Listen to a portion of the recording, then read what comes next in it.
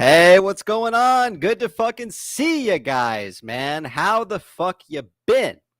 It's good to see you, man. Welcome to the show tonight. Now, we are back on our original microphone tonight. Yes, I know it's sad. We will not have the fucking soundboard tonight. Unfortunately, last time, man, when we were running the soundboard, there was a lot of lag.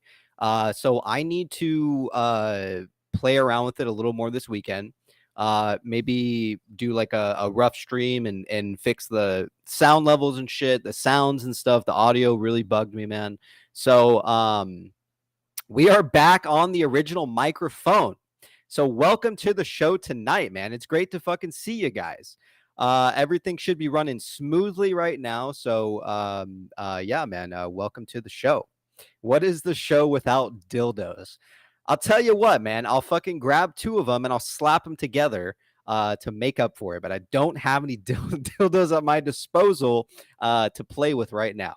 Welcome to the show, man. It's good to fucking see you guys. Keep in mind, man, I am not a financial expert, nor is this any financial help, man. Nobody here is a professional, including myself or any guests that come onto the show. We all just like getting together, man, having a good fucking time, talking about the stock. You're not going to find any kind of financial advice here.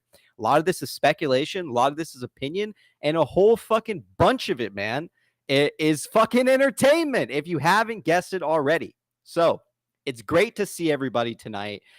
Keep in mind, if any guests come onto the show, any TA or anything like that, keep in mind this is primarily speculation and, again, opinion. So nobody here is a professional. So welcome to the show.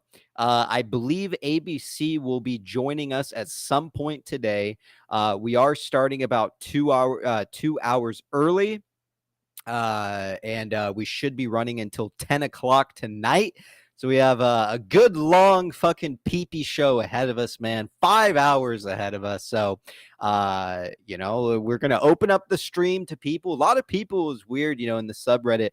They're like, how do I get on the show? And, you've never invited me to the show and stuff like that. And it's like, man, we post fucking links throughout the fucking whole show, man. So, keep that in mind. Anyone, okay, is allowed to come onto the show. All right. Links are provided. People can come in. Love to hear your opinions. Doesn't matter if you're new to the market. Doesn't matter if you've been in the market for 15, 20 fucking years. We'd love to hear your opinion. We want to know, again, you're all our investors, man. If you purchase and you buy Bed Bath & Beyond, you're all investors, man. And I think every single person deserves a voice. I think every single person should be able to communicate that. And it doesn't matter how crazy you may think some of the stuff that you read or even your theories are over the top. I mean, we bring everybody in here, man. So keep that in mind. All right. So let's get into the show, man. Some interesting stuff that I was reading, man. For instance, with Hudson Bay Capital, I've been seeing some posts about the 4.5%. We have some dockets that we're going to pull up today that we can go through as well. A good amount of DD, so keep that in mind. We're going to start with a little bit of DD, and then we'll kind of work our way into if people want to come on the show and things like that. I did reach out to Badger, ABC, and a few others, which I think will be joining us. So before we get into the show, all right, Wall Street Journal, man, all right, Wall Street Journal is not on your side, okay? I don't know how many fucking people need to hear it, man. Wall Street Journal is not here for your interests, okay? It is very important that every single person understands that, and especially regulars who come onto this show. All right. I knew in advance that Pete was doing a Wall Street Journal interview. I was fully aware of it. It's actually, he's a good dude because he called me and left me a voicemail one day, and he was like, "Hey, man, Wall Street Journal wants to do an interview. I think I'm going to do it. Yada yada." And it was better for me to for Pete, to let me know instead of me just seeing his name in a Wall Street Journal article. So I like Pete, man. I like Kaz. I like you copy. I like the guests who come onto the show, man. There's a reason they're allowed to come on the show, and they have airtime as long as they do, because I like them, But here's the deal, man. All right. Wall Street Journal is not here for your best interest. So moving forward, all right, if anyone who is a regular who comes onto the show decides that they do want to do an interview with Wall Street Journal, please feel free to do so. But PP will not be entertaining it any further. All right. Wall Street Journal is detrimental, man, and very bad towards retail. All right. And I really don't think that anyone should be taking the time to tell them anything, man. Okay. They have a lot of fucking people, on their fucking, for instance, that are, that pay them money to say a bunch of bullshit, right? Kaz gave an interview. None of it was even on there, right? Pete gave an interview and like one sentence was on there. So you guys need to realize, man, stop doing the fucking interviews with Wall Street Journal. All right. Don't fucking do them. All right. Let's get into the fucking show, man. We got some great stuff to go over, man. If anybody tuned in last night, we were playing a little bit of fucking Dead Island 2, just killing some time, man. PP really fucking sucks at that game. And it's pretty hard, man. I'm not going to lie. So if anybody tuned in, we were just sitting around. People were asking me, why'd you private the stream? Well, it's because we were just gaming a little bit. And honestly, it would have been fucking weird to have gaming videos on the PP show. But, people like getting together and talking. So let's go ahead and jump into some DD, man. And let's get into it. All right. So this post I saw was very fucking important. This is basically going to go over dates. All right. Upcoming dates.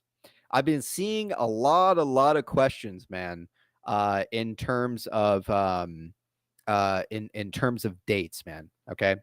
There is a lot of stuff on here that people need to understand what to expect moving forward. Okay. Things like the stalking horse, things like deadlines for those kinds of bids and things like that. So keep that in mind. Okay.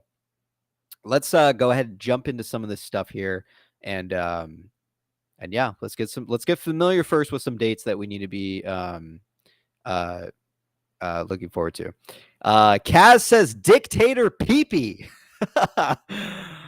I mean, look, man, if you want to view it that way, let me tell you something, Kaz. When the fuck has Wall Street Journal ever been good to you? Ever. Okay. First of all, that Alexander, whatever, Gladstone or whatever the fuck his name is, okay, did an interview with you, and then he blocked your fucking number shortly afterwards. So, yeah. I mean, you come on the PP show, man, and I don't block your fucking number, right? You're here. You're free to say anything you want on this show, but, these fucking news outlets, man, are going to twist your fucking words, and they're only going to nitpick bad fucking shit that you have to say. So we'll also jump into that Wall Street interview as well for some people who didn't see it today, or some people that were locked out of it. It is paid.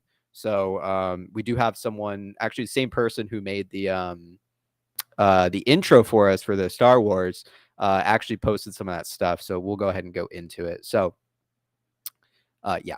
All right. Let's get enough about Wall Street Journal, man. They're shit. They're not here for your interest. I mean, what more do you want me to say?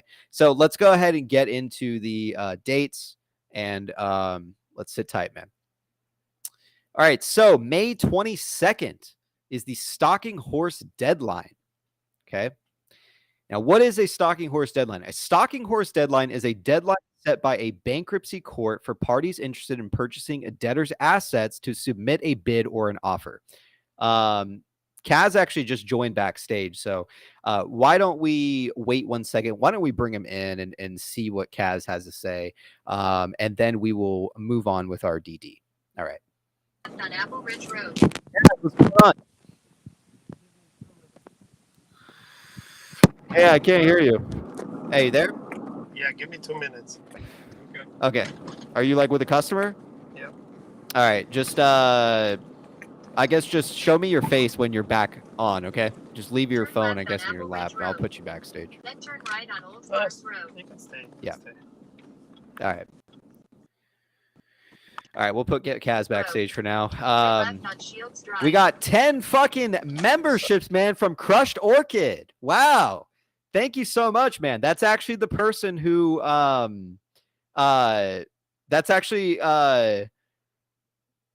sorry, give me 1 second. That's actually the person who did the Star Wars intro for us, man. Very interesting stuff. Thank you so much for the support. It also looks like Pete the pilot is also backstage. Interesting, man.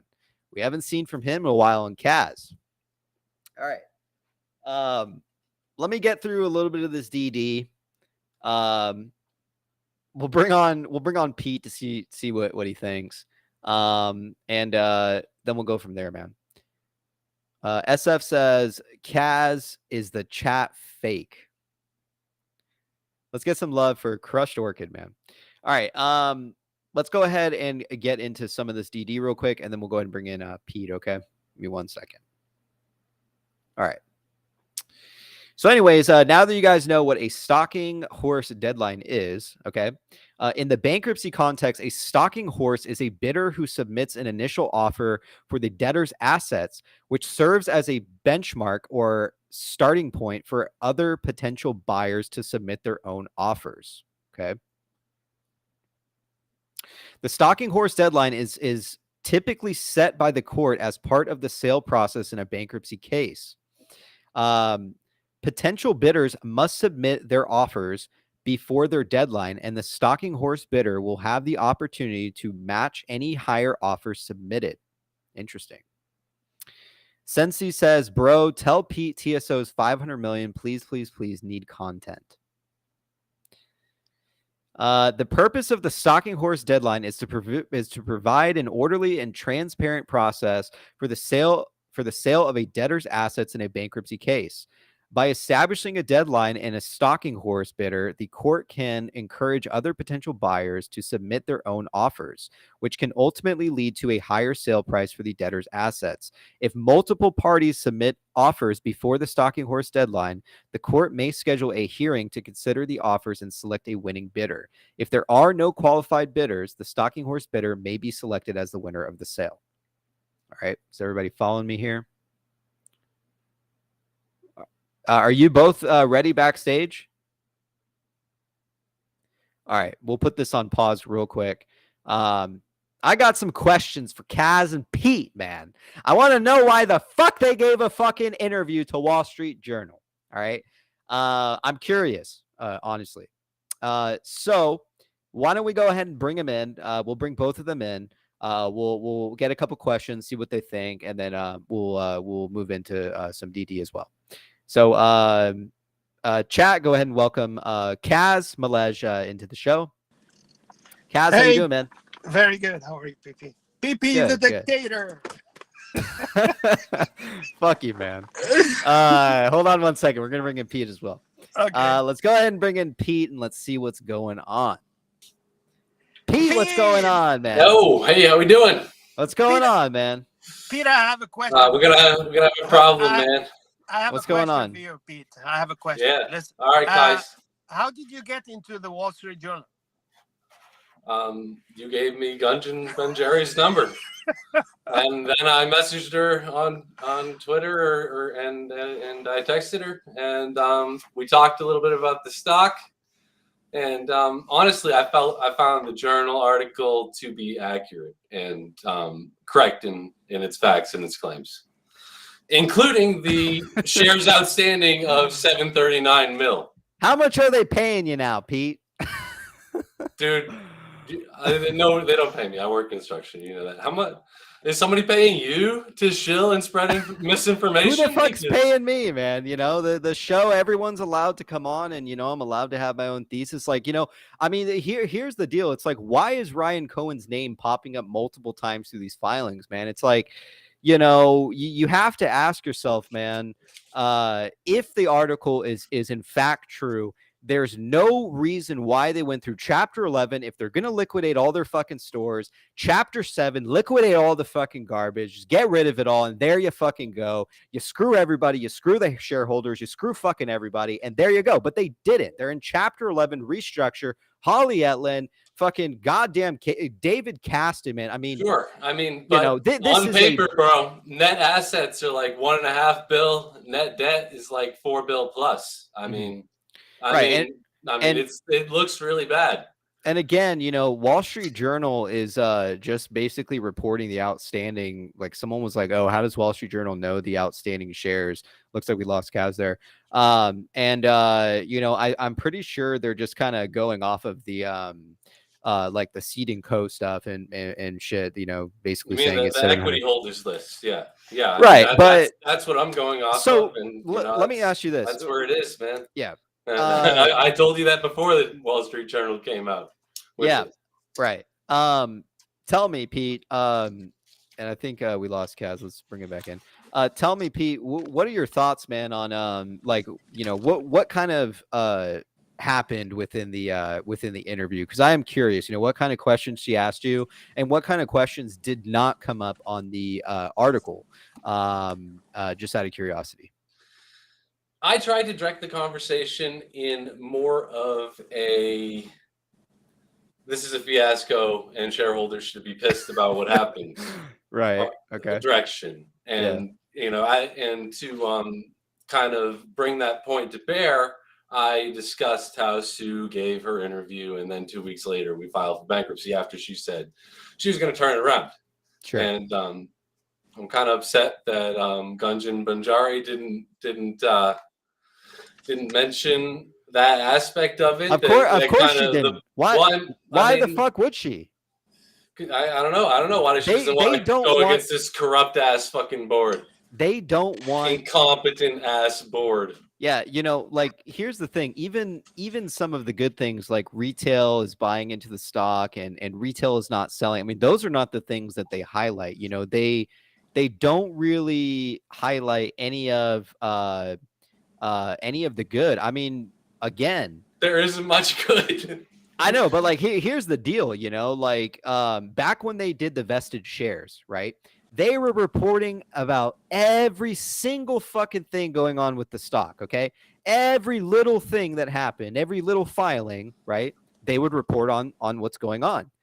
And it's very odd because I remember it. And if those of you who have been around when they were vesting the shares, right? When they took the shares and gave them back to some of the board people, there was not one single fucking article about it. Okay. Not fucking one. So it's like they have the tendency to just want to report on what they believe, right? Or they call it facts, right? But it's like they're not really doing any form of of help, in their articles, in my opinion, man. It's very one-sided a lot of the times. Yeah. Real quick, let me go ahead and read off this tip here. PP, I have a question. Hang on one second. So we got a $5 tip from EB. Who's paying PP? I am paying PP. Just $5, but I am spending the rest of my money on BBBYQ. Good luck all. So there's your answer, Pete. The community, I guess, man. I am. I know I am. Yeah. Pete's on a membership plan at the PP Show. Appreciate your support. I guess this is the only place I'm allowed to get my news now. So. All right, Kaz, let's hear it, man. I have a question. Sure. I'm gonna give you two options, and you tell me which one is better, right? So, all right. Right now, I think I'm done with Wall Street Journal, so I'm not gonna risk to be banned from PP Show because they hate me right now. So who? Wall Street Journal? Of course. I mean, there's no way for them right now to speak to me anymore, right? Because I played them. I mean, I played them for the first time, and this time I played them again. Yesterday, right. after I put public the interview that I had with her, she kept calling me. I sent you a screenshot, and you saw it, right? Yeah, I've seen it. Okay, so basically, for me at that time, we have two options. Either I'm gonna have them searching for people that they are bearish on the stock and they're gonna keep, they're gonna put bullshit stories about Bed Bath and Beyond, or I'm gonna have to refer Pete, and then I referred Michael. These two, I mean, basically the article, it's we hijacked the article. Today is not, I mean, the article that they had was not theirs. I mean, Pete is ours. My Jared Michael, he's one of my followers. He was one of the first people that they followed me when I started doing videos. And so basically, even when they were about to publish the article, I was very confident that they are not going to do something stupid. And I was. That really wasn't horrible. I mean, she quoted me at the end of it, even saying, "It's a meme stock. Anything can happen." It's like my catchphrase on here. Yeah. Right. So, Right. You know, I mean, it's like almost a hopeful ending to it. My issue with it is that the Wall Street Journal is trying to do this, okay, so that they can try to get, I guess, retail more comfortable in giving interviews. You know, this is how it starts, and then you're blasted everywhere as like, you know, these fucking people who either pump stocks or are just in, to like pump the stock up, and like, that's my issue with Wall Street Journal is, although the article wasn't as bad as it could have been, right? This is typically how it starts. It starts off this kind of mellow, yeah, it's not too bad. And then it kind of gets worse when more and more people talk to the Wall Street Journal. And the thing is that we don't know which hedge funds may be involved with the Wall Street Journal, who in general may be involved with Wall Street Journal on the short side, right? So it's like, all I'm saying is people need to be smarter with what they say, and I'm not saying Pete or Cat. Well, Kaz kind of, because Kaz, you tend to spill the beans, man, to these Wall Street people.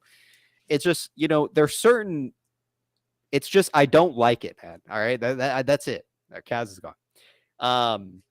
I mean, I guess we're going to have to part ways, dude, because I read the journal all the time. I read Bloomberg all the time. I'm not talking about and reading. I think they generally report the facts, and I think this article is factual, and I think pretty much all of the things that I've read in the journal about Bed Bath have been pretty much factual. So them pushing bankruptcy even before bankruptcy was really a thing was correct. Well, was okay to do. They're saying they were on the edge of bankruptcy, and we were, and now we are. So yes, that was factual. Yeah, I don't know, man. It's just, like, to me, I just I don't support some of the things they do, because I can't personally. It's like, I don't want to support a media outlet that attempts to fuck over shareholders. And again, I have to ask you, Pete, when has Wall Street Journal ever helped you? Like, why didn't they inform you ahead of time IEP was going to drop $20, right? Why didn't they? If they're truly here to protect your money and to say, oh, this company's going bankrupt, and to push bankruptcy for 8 months, something's not right. There's clearly an agenda to seller box the company. And it's just, I guess at times I find it hard to believe that, how anyone can really agree with that.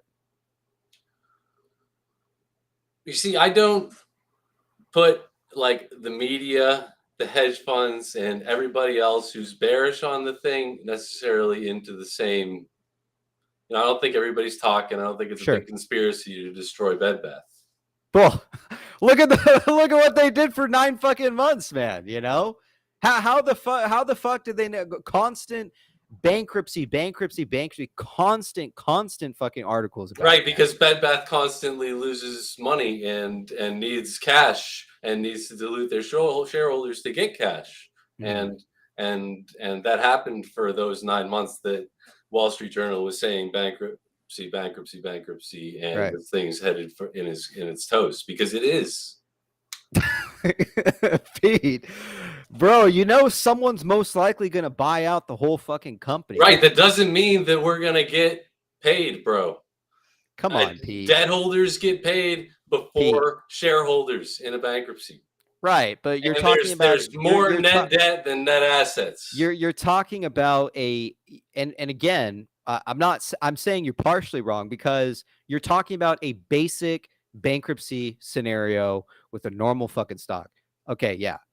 We have Ryan Cohen involved in this fucking stock. We have multiple we have a lot of connections, in my opinion, to prove that this was a bear trap, especially with heading, was the plan originally go to OTC? I really don't know, but the facts are there. In PitchBook, it says 2 buyers came in January to do something with the company. Creditors wouldn't allow it, right?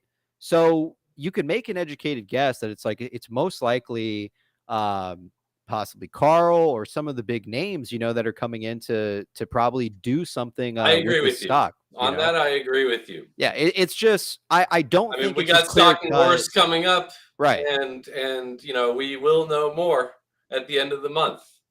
Yeah. However, at this time, we don't. All we know is 740 mil TSO, fucking, and Chapter 11, and all just bad shit, bro. I mean, I read these bankruptcy docket every day, and I have seen nothing bullish, even though Cohen's name is mentioned. It's mentioned alongside, Sycamore Partners and all these other people. Right. I mean, who knows how it's going to end up? But If even if he gets baby in Chapter 11, even if baby gets, if he buys it out, that as an asset, we still might not get paid because there's so much debt. Yeah. Someone here said, please, PP, we have many other better voices of reason than Pete, who said he was still going to talk to Wall Street Journal. Plenty of other good faith investors who will show us the bear side. I don't know. I really try really hard to do good DD and stick to the facts. Right. And I feel kind of vilified now that the Journal came out with the 740 mil TSO after you guys kind of downvoted me to 0 when I made a post about that. Well, you can't really say Wall Street Journal is an accurate representation of the TSO. They're just going off of better than Edwin fucking Barnes. They're just going off of the filings, the company filings, the basic, but the S1 was pulled, and there's a big question of whether or not those shares were issued. I mean, no, I think my DD post makes it clear. And I've made citations that kind of showed how the outstanding has changed over the last several equity offerings, and I'm pretty sure on that, bro. Yeah. And we can't even agree on that here on the ThePPShow. So it's the TSO. Let the company fucking give us a final fucking say of what the TSO is, and I'll accept it. If it's 700 fucking whatever million, fine. If it's 500, they published the equity holders list. They did. I understand, I understand what you're saying, but the biggest question is why the voting shares is 400 million and the outstanding is 700, right? And I get it. We had what was that? Rocket Randall come on, and he's like, look, this is the reason it is. It's because of the voting dates and this and that, but here's the deal. Brokers, places, they're reporting 500 fucking million outstanding, it's confusing, man, I don't know. I'm not really I just think that the company should be more direct on what actually the TSO is. And, we don't have to get into the TSO. No, who cares? It doesn't matter if it's 400, 500, or 700. The stock is shorted to oblivion. There's a ton of fucking holders, and there's most likely a buyout on the horizon. So real quick, let me read these out. We got a $5 from EB to Pete, live from Wall Street Journal. To Pete, live from Wall Street Journal, the company has said it expects shareholders will be wiped out.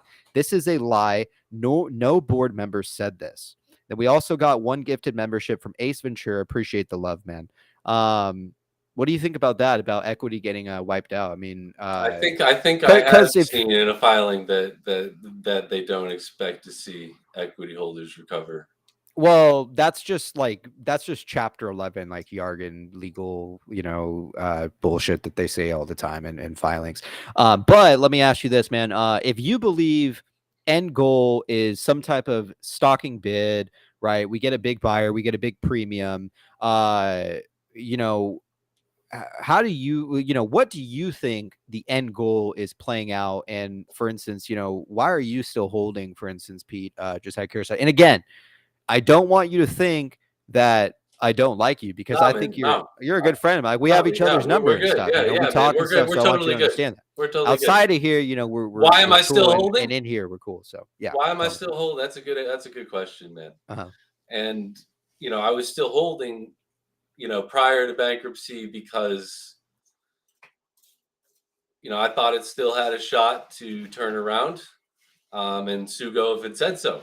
Mm-hmm. And everybody here was telling me that, we got a shot. And, in some respects, I think we still do, because weird stuff does happen in OTC. You look at Revlon, you look at Hertz, weird shit can and does happen in OTC.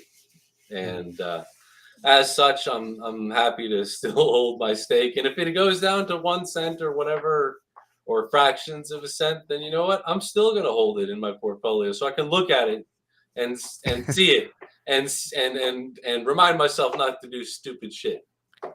We had a $2 tip from Emotional. Pete, why did you contact her for an interview? I guess you just kind of wanted to tell because her I know a thing or two. I know a thing or two, and I thought I could help. That's why. Pete wants to be on the Netflix movie. Pete, so you do think there's a buyout that we're heading towards? You're like 50-50 on it, right? I think that end of the month. I mean, wasn't some kind of hearing date changed from like? Yeah, it was from the 16th to the 31st. That would indicate that we have a couple of bidders. Okay, that's what I assume too. Me. But that still doesn't necessarily mean we're gonna, equity holders are gonna not get wiped out. Right, but I know even that if it gets bought. Right, but I know to some degree you do believe in like the tinfoil and stuff. So it's of course I do. Yeah, so it's like we got Bill Pulte. Yeah, exactly. Kidding me, bro? Of course I do. It's like the likelihood of what can happen, right? I respect you for being realistic. Like, look, you have it's a 50-50, could go either way. I get it. And there's a lot of people who are like you out in the chat. There's some people who don't even chat in the stream, who just listen and may share the same opinion as you, right? They're also scared at the same time. But if we look at the fucking tinfoil and we look at what's going on with the stock, we look at the last 9 months. I mean, to me, it kind of tells me that, we've been right this whole time. Again, what's going on? ABC's logging in shortly. So to me, it kind of tells me that we've been right to some degree over the last like 8 to 9 months, right? I really don't see why Pulte would start over at Beyond Uranus, okay, work his way to the ThePPShow subreddit, and then, people ask, well, what's up with the cryptic stuff? He's like, oh, I'm just engaging. Well, why is he even engaging if he has no position or no interest in this stock? I mean, you're right. Is he trolling us? I don't think so. I mean, I don't think so either. Like, why would he? Why would he waste his time? Right, because this is a guy whose net worth is like 100+ fucking million. Okay, right. This isn't some fucking troll. Now, was he trolling the GME meltdowners? Yeah, he was. That's fucking trolling. He wasn't coming in, talking shit to us. They understand, and most likely, I don't know if he watches the show or other people who, some people from the board may even watch the show for all I know. I don't know, but to me, it kind of tells me that him making that leap or that putting his foot kind of into our subreddit is kind of solidifying a lot of the things that we've been talking about the last couple months. So I certainly hope so. Yeah, that's just kind of how I feel. Hazel wants to know, Pete, where do you think this is ending up for retail? And then real quick before you answer that, I think we got a $2 tip. Emotional damage with the $2 tip. If you knew a thing or two, they would contact you. All right. Well, I know more than you. All right. So answer Hazel's question. Pete, where do you think this is ending up for retail? That I won't speculate on. Okay. I am, but I mean, the net debt, net assets suggest that we're going to be fucking wiped out. Pete, man, if someone pays a goddamn premium, okay, No and one's gonna forgives the get debt. fucking Yes, I back. understand. I Yes. mean, honestly, you want my fucking tinfoil? I think Icon comes in and scoops the fucking shit up with a bond takeover. Okay. All right. Now, I mean, right now, that's all I got. Here's the good thing too, right? Is in chapter 11, you know, someone pointed out that there are certain stores that we know are closing. It's like 400 plus stores that have already, you know, started to close and whatever. But some people tend to forget that in this retail space, they rent a lot of this space, right? Some of these leases are like 9 fucking years or more. Okay, they're pretty big. All right. Yeah. So, excuse me, heading through fucking chapter 11 allows them to get rid of a lot of those fucking leases as well, you know? So it's like, I think that what they're doing or kind of, you know, what exactly they're doing is probably great for the company, man, you know? And again, it's hard to see, right? Well, it's hard to if they're understand. liquidating their inventory and closing their stores, I mean, there isn't going to be a God damn it, Pete. You're just too realistic, man. All right. I know, right? You need to have no. I like your opinion, you know. I don't like if Wall Street Journal will penetrate this show and use some of the people to like push a message that's like, you know, that's the thing that I'm worried about. Okay. That's where I'm coming from with it. But well, I mean, if we don't stick to the facts, we're just pumping this fucking shit. No one's pumping shit. We're just getting together talking about the fucking stock, man. You know, Yeah, some people will have, you know, certain opinions about it. Cleaning house pee for new buyer. Yeah. See, and it makes sense, you know. So you think that Icon's going to be the one to jump in and do this? I know, it's very suspicious, all the shit that's going on with IEP. By the way, you need to buy by Friday if you want the dividends. Oh, is that it? I increased my position, by the way. Cool. We're rocking 200 shares now. Wow. So it's not a small amount of money, guys. for those of you who talk about my fucking hamburger.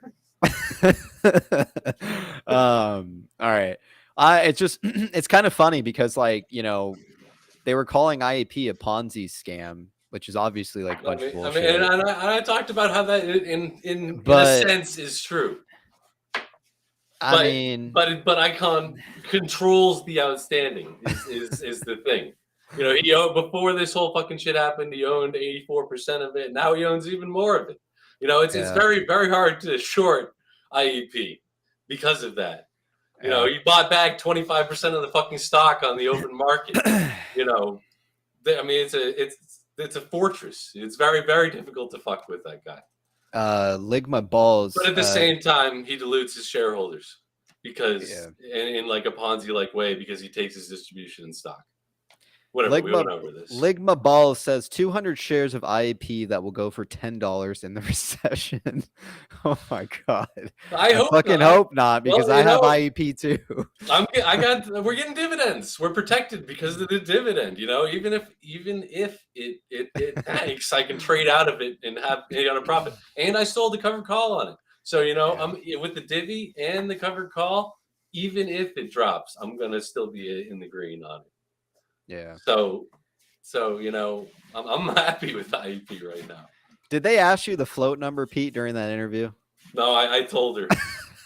Did you tell her? Did you tell her it was a fucking fiasco and you screamed at her? Yeah. Told her it was 780. Yeah, I told her how pissed off I was at the board for their lack of transparency. Yeah. And how upsetting this whole thing is. Once again, man, I think y'all should be a lot more mad about let people feel how they want, right? I mean, look, if I don't ever, you know, ever want someone to think a certain way, but it's like, you know, everyone should feel how they want. If they want to feel like the board did that, that's great. If not, whatever. If you're 50-50, cool. You know, I think everybody at the end of the day can formulate their own opinion about the board and stuff like that. You want to go over some of this date stuff with me, Pete? Sure. We got. Right. I don't have it up, but I think what you were looking at is definitely accurate, and you know, it's exciting because, you know, end of the month we're gonna know Stalking Horse. All right, so let's hear it for the chat. Are you bullish, man, or are you bearish? Let the chat know. Let's hear it. Well, I'm still holding my position, so I guess that means I'm bullish. All right. You know, I haven't sold for the $200 or whatever it's fucking worth now. Right. Down 90% on it, but that's okay. You know, so I guess I must be bullish if I'm not selling. Yeah. Emotional damage with the $2. Pete, please go away. EB with the $2. Pete, stay. So I like having you around, man. So let's go ahead and jump into some of the stocking bid stuff because I know you'll have an opinion about it. All right. So where Very was I? exciting. Yeah, man. You know, because if we head through a buyout, I mean, this is going to be, you know, the only thing. And again, you know, I'm not saying anything, but I'm just saying if we head through a buyout, man, and it is a big fucking premium, the only thing you're going to be wishing is that you had, you would have bought more at 10 cents, Yeah. at 15 Right. cents, 17 cents. Which again is or, you know, some of those thoughts are, well, I mean, it could have gone even lower. It could have lost even more money. So, I mean, you know, it's the what if, you know, coulda, shoulda, woulda. AC John in all caps. All you guys who gone in at 5 cents, fuck you. Yeah, they sure are lucky, man. All right. Yeah, I mean, I almost wish I had bought in at 5 cents. Yeah. So I could have sold it. But you know, that's what it's about: buying low, selling high. Yeah. You know, so hopefully we get some news. Right. Sleepy says, for real, PP, you got to stand by your policy. Yeah, man. If you guys go and read the post, it states any further interviews conducted with the Wall Street Journal will not slide. And also, you know, this one, it's like I was already aware of what's going on. You know, it wouldn't be fair to be like, Kaz, Pete, you're fucking banned from the show. You know, I'll assess, you know, how it goes forward. But for the most part, you know, again, the biggest fucking problem that I have is people who are guests like Pete, who are known on the show, right? And then, you know, Wall Street Journal slowly pulls him, you know, and writes his fucking articles, man. And that's like my main issue is like, because I like Pete, man. I don't want anyone to be seen in like a bad light. And again, you know, I'd never talk shit to the WNBA about you. That's not. Yeah, I wouldn't. That doesn't even go through my head at all. That's not even something I think about. I'm just more coming across from like what they did to Kaz. They used him for a Wall Street Journal. They took him and they fucking tossed him like a used fucking condom, bro. All right, that is literally what happened. And they blocked his number and all this shit. So it's like, I just don't like the dirtiness of like, you know, Wall Street Journal and like some of the shit they do. So, anyways, again, if you guys read the post or you have any issues with Pete or Kaz, the post says any future Wall Street Journal interviews. So, all right, let's go ahead and jump in to some of this stalking bid stuff, okay? Because some people don't like this. Michael David in the chat says we like Pete. I do too, man. You know. So the stalking horse bidder is like basically they find somebody who makes any bid, a low bid, you know, and they're the stalking horse. And then basically anybody else who comes along and bids after that, the stalking horse gets a chance to beat their bid. So what understanding of the bidding process here. So what it says here is the purpose of the stalking horse deadline is to provide an orderly and transparent process for the sale of the debtor's assets in a bankruptcy case. By establishing a deadline and a stalking horse bidder, the court can encourage other potential bidders to submit their own offers, which can ultimately lead to a higher sale price for the debtor's assets. Okay, that's a key word. Lead to a higher sale price of the debtor's assets. If multiple parties submit offers before the deadline, the court... Oh, we already read this. My bad. If there's no other qualified bidders... Read it again, though. I think it's important. Multiple parties... All right. If multiple parties submit offers before the stalking horse deadline, the court may schedule a hearing to consider the offers and select a winning bidder. If there are no other qualified bidders, the stalking horse bidder may be selected as the winner of the sale. Okay. Now, my question to the chat and to everybody who's paying attention to this is, they changed the court date, the hearing, to the end of the month, correct? Right. Yeah. Would that be indicative of the court scheduling a hearing to consider the offers and maybe select a winning bidder? It could very well be possible, man. But you know, the stalking. Well, I guess when was the bidding open? Because if it says the stalking horse deadline is the 22nd, I mean, it could be possible that they already got, all their bids in there, but I swear I need to see what date it opened up for like actual stocking bids. If anybody in the chat knows, let us know, but I'm pretty sure that that could be it because they pushed it like 2 weeks out, right? There's really no reason to push this out unless something was actually going on, in my opinion, right? That's kind of how I view it. So, yeah. It almost seems like we're gonna get news here at the end of the month with this hearing. Yeah. You know. So May 28th. So keep that in mind. The deadline for that stocking horse that we just went over was May 22nd, which is next Monday. Let's go over the May 28th bid deadline in connection with the sale of all or substantially all the debtor's assets. Okay.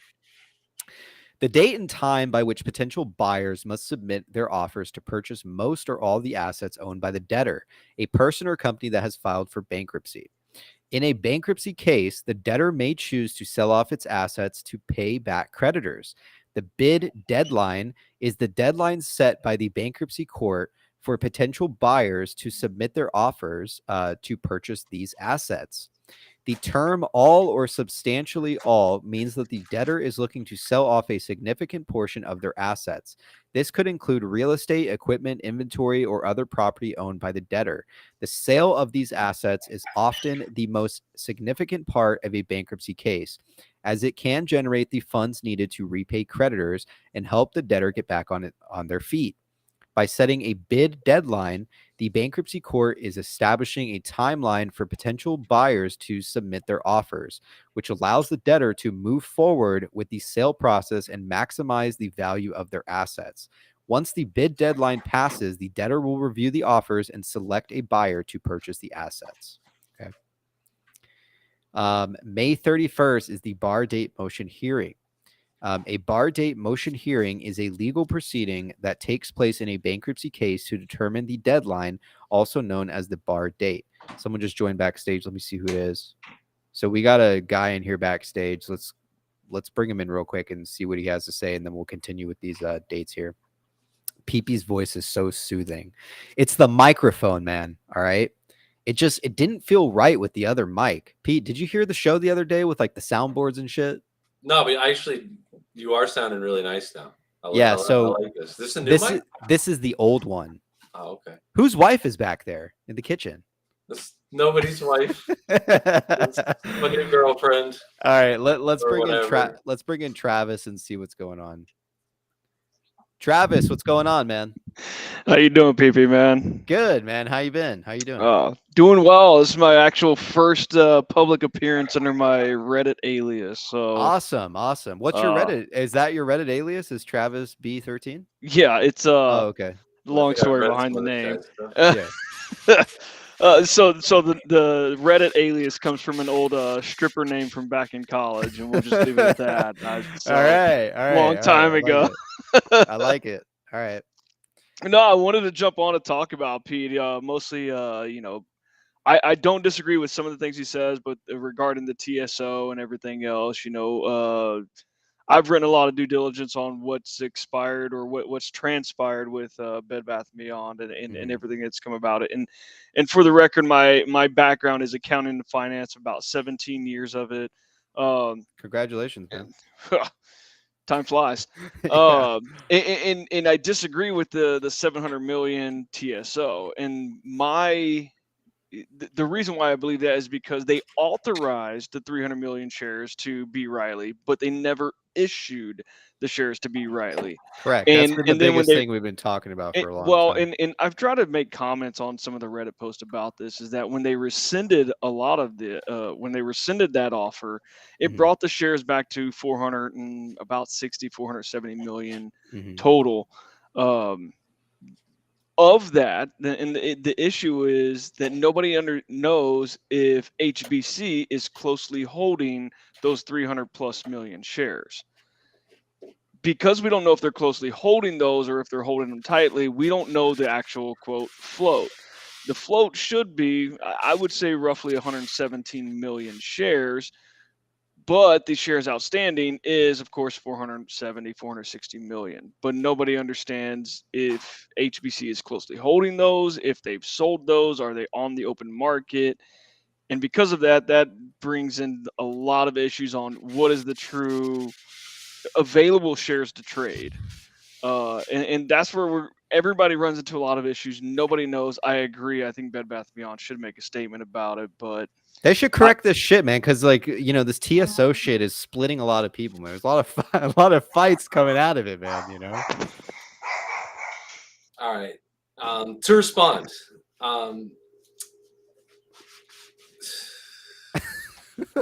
so we've got on 4.5 a 14A showing 428 mil. That's the one prior to the vote.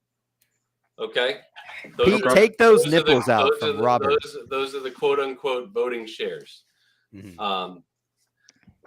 After that, on 411, we had an S1 showing 558 million outstanding. This is prior to bankruptcy or anything.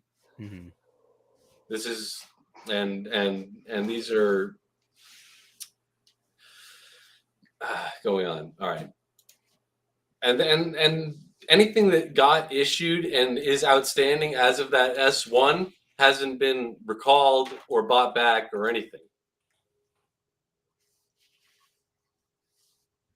They canceled the equity offering, but they didn't cancel any shares that were issued under it.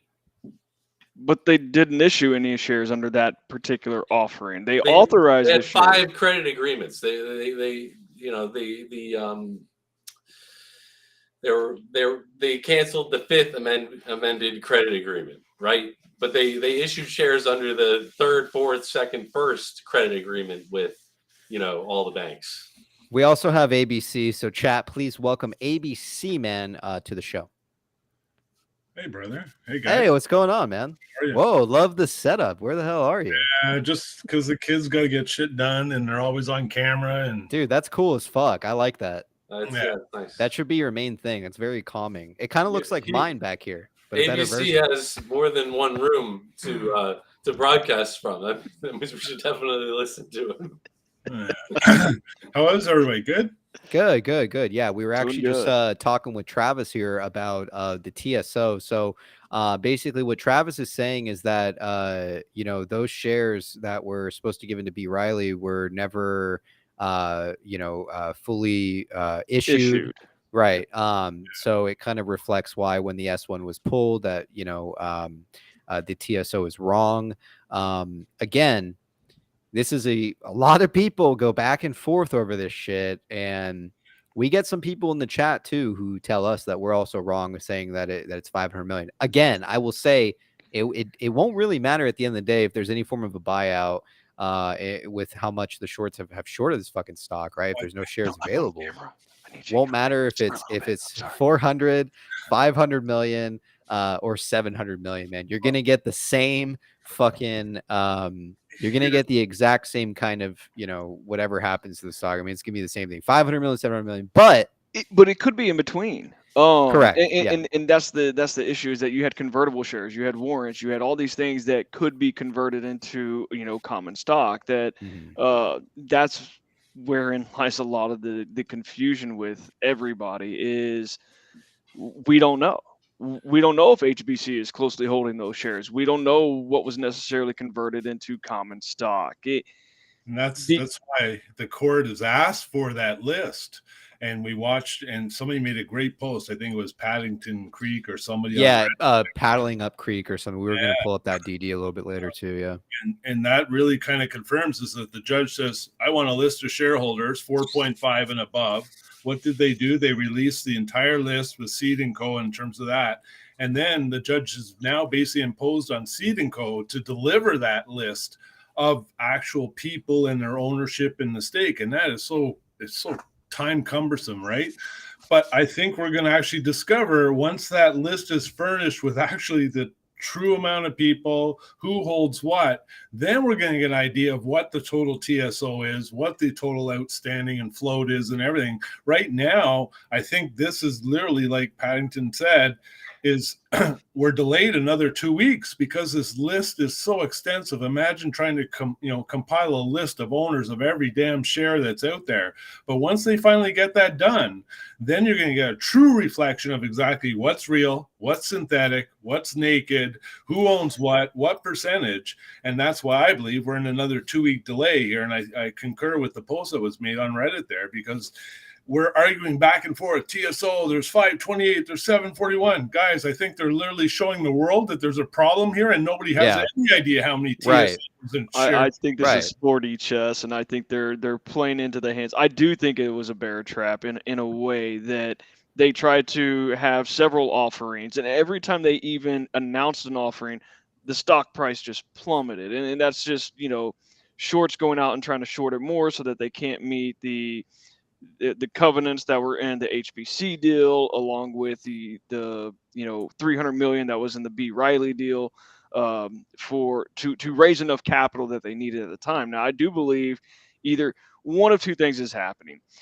Either they knew exactly how this was going to play out and they played into the hands and they played it perfectly, or they tried to the best of their ability and they failed. And it was unfortunate to them, but it was also outside their control that they couldn't raise the capital needed to keep funding the business, to keep it out of Chapter 11 bankruptcy.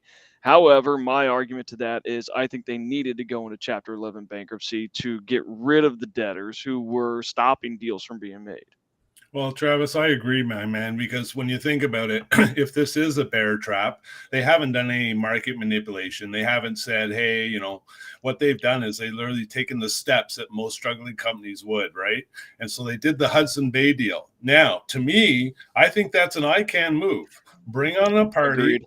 To raise funds, but create that death spiral syndrome that both the media and the market and the street level guys are going to go, oh shit, death spiral, let's short it, which he hasn't, he didn't intentionally do it. He just brought on a company, but he leveraged the past of that company's brand name, and they kept them under an NDA for over a month. We had no idea that was Hudson. We had speculation because of the media, but we didn't know whether it was because it was, Kirkland Ellis's Hudson lady that worked and did part of the deal, or whether it was the media was right. And then not till a month later did we find out. But that's after the shorts did what they did, as they leveraged that proposition of a death spiral, so to speak. And I think they literally walked the shorts down a path, and the path was deemed by the shorts because they looked at this and went, shit, Hudson Bay, oh, death spiral, let's short it.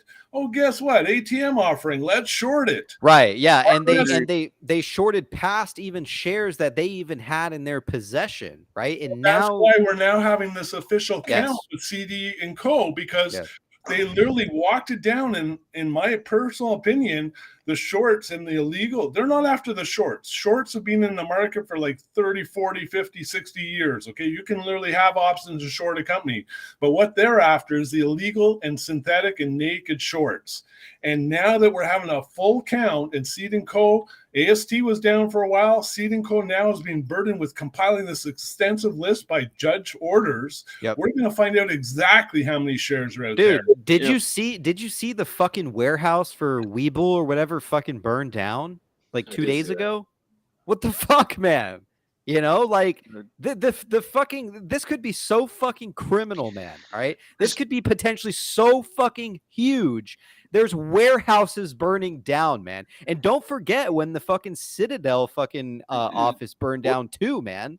Wasn't there an entire warehouse that burned down with fidelity documents? It may have not been fidelity. That was Weeble. Okay, but that was months ago. No, right? No. There was a post that I had read where I think what you're referring to is the Citadel office that burned down like in February, right? Is that what you're? There was a warehouse post. Garbage or something that caught fire or something. Yeah, that was in Citadel. Yeah. It was TD Ameritrade. My bad. That's it. TD Ameritrade's warehouse burned down. So it's like, how fucking deep, how big it criminally is actually this going on. Not just Bed Bath & Beyond, GameStop, other fucking meme stocks, right? How fucking bad is it? It's probably really fucking bad. Real quick, I just want to say this. We have a gift from Ace Ventura, man. Appreciate the love, man. And whoever got that gifted membership, be sure to thank Ace Ventura. And now you have access to the PP Show emojis, man. Enjoy them. Go ahead, Travis. I just wanted to touch base a little bit more on the short interest because I've been following the short interest, and actually I'm usually the one that makes the post about it on the BBBY subreddit whenever it gets posted, and that it was 103 million shares short about 3 weeks ago when it last came out. I believe that was as of the middle of April. 103 million shares. Now, again, we didn't know the float. Was the float still 117 million shares because that was all that was really issued and the rest were closely held by HBC? We don't know that answer, but still 103 million of possibly 117 million shares, that were part of the float. After we went OTC, non-FINRA members no longer have to disclose their short positions. And the short interest came out, it was now 70 million. Did they close 33 million short shares? No, but it's the short hedge funds that no longer have to report that, no longer disclose that those 33 million shares or more. But my question, and this one keeps bothering me, is that leaves broker dealers. Why are broker dealers short 70 million shares of Bed Bath & Beyond? That's absurd. I mean, you're talking people who not only take people's trades, but do them on the open market, but they're shorting the stock as well. I have yet to get an answer for this. I've been doing as much research as I can, but to me, though, that 70 million from broker dealers themselves, FINRA members, is absolutely preposterous to me. That's the farce of this entire situation. You've got literally the companies like Citadel that are hedge funds, yet they're also market makers, just like JPM is a bank, a hedge fund, and a market maker. And so this whole collusion and the ability to manipulate the shares back and forth and trade and use offsetting parties to create price walls. And it's absolutely, and that's where I believe that Bed Bath & Beyond is really the first company that has, from beginning to end, captured this transaction and this manipulation, and that's why we're seeing the delays and the court involved. And the only way they could free themselves from the debtors, which is JPM, ironically, was to file for Chapter 11. I believe that was always their ace up the sleeve, and I believe right on that Sunday when they declared it, they signed the bankruptcy Chapter 11 on a Saturday, the 23rd. I believe that they knew, because of the April 26th warning that Sue had given us, that if we don't raise enough money, that JPM was going to come in and put some more pressure on, simply because as they reduce their store count, you're literally, your secured debt will be affected too, because now you don't have all that inventory in these stores creating profit. So that's gave JPM the right to come in and say, hey, you got 150 less stores, so therefore you owe us more money because our secured debt with you is out of whack now. And that's where I believe the ace came out. And under this umbrella, guys, I think from day one, it's all about collecting evidence, getting the courts involved, and you're seeing it. FINRA's being taken to court, the DTC suing other regulators. It's a complete farce out there, and you're literally going to see very, very soon that entire list, and we're going to get the exact count of exactly what is legal shares out there and what are non-legal. Yeah. And be up to FINRA to self-report. It won't be up to any other regulation. It'll be a pure and physical count, and then we're going to take it from there.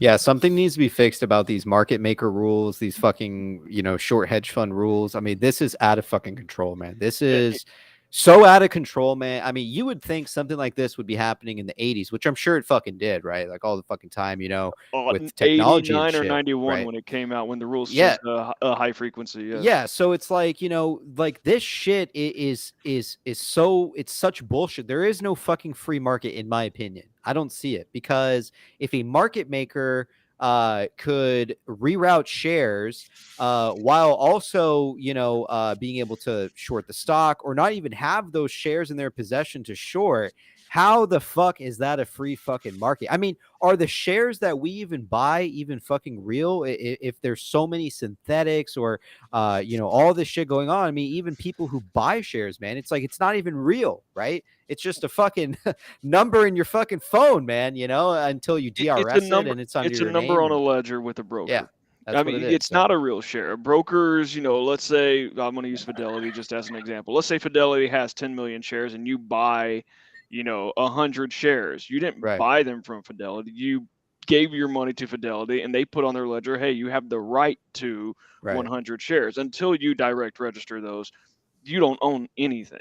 Yeah. And does Fidelity actually go out in the market and buy them?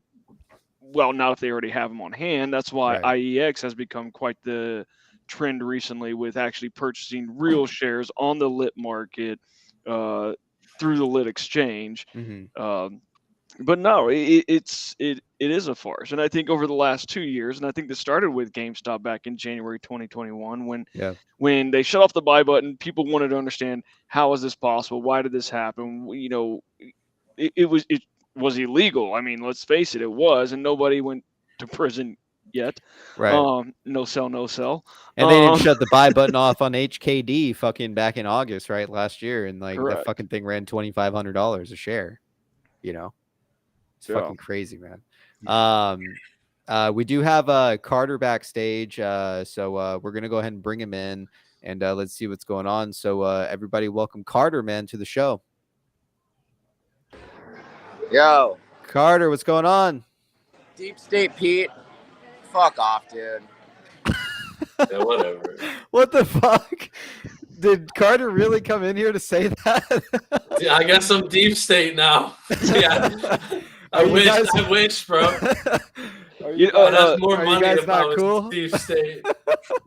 Oh, that was fucking funny. I thought he was gonna hang out for a while. Shit. All right. Well, you heard it from Carter, man. I don't mean to cut anybody off. I know I've been kind of like chiming in with the knowledge and information that I have, but I'm curious on after providing some of this information, I'm curious on what kind of Pete thinks about some of this. Let's hear it, Pete. Well, I'll be right back. I'm gonna grab something to drink. I think that my DD on the TSO that got downvoted to 0 on the Reddit is pretty ironclad. And if you read it and look at those filings, I think it pretty well explains how we got to where we are with respect to how many are outstanding and how far the dilution kind of came, which is why I'm so pissed off about the whole thing, honestly. What do you mean? What pissed off about which part? Well, the whole telling us they're going to turn it around and then diluting us 7-1 and then telling us that we're bankrupt. Sorry, guys. Yeah, the whole fucking thing. Yeah, it was a rug pull. I mean, we had a vote for shareholders that was supposed to be May 9th or May 7th. I could be mixed up here. And it's like, whoops, that's not happening anymore. I mean, I was kind of bullish on the reverse split. Get some of the shrink down that total outstanding number so that less fuckery can take place. But then we got the Chapter 11 and it wasn't going to happen. Which is like also it's just there's been a lack of transparency because obviously these bankruptcy filings were being prepared the entire time. Right, but why did two buyers, right, approach the company and they were ready to fucking move? It was over 30 at one point. It dwindled down to about 15, and 2 were serious buyers, from my understanding, at least from the court case. I listened into the hearing, and that's what it appeared to sound like to me, is that there were 2 serious interested parties. They weren't named during the hearing, but it seemed like they were going through the efforts to try to do what they could do as a company. And I do believe that they were making all the efforts they could. And at the same time, David Kasten was doing all the bankruptcy, paperwork just in case, because I believe that JP Morgan was the holdup with the covenants and everything else. 100%.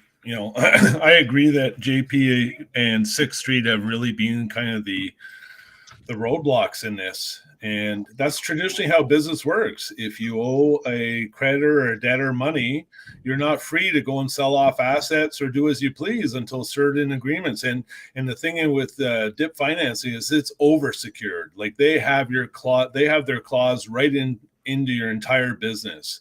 And the only way to escape that is to go under court protection under Chapter 11.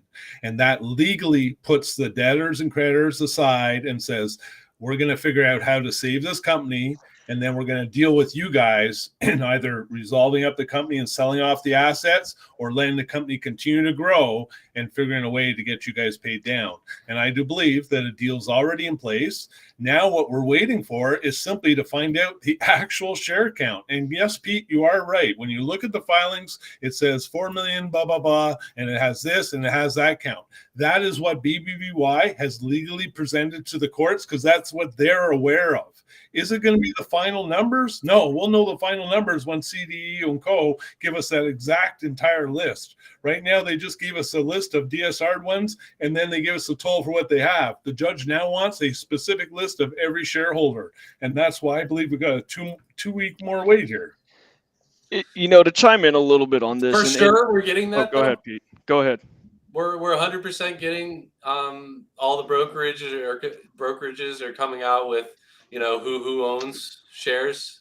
Like, we're getting a complete list of equity holders that's even more detailed than one we already got. That's for sure.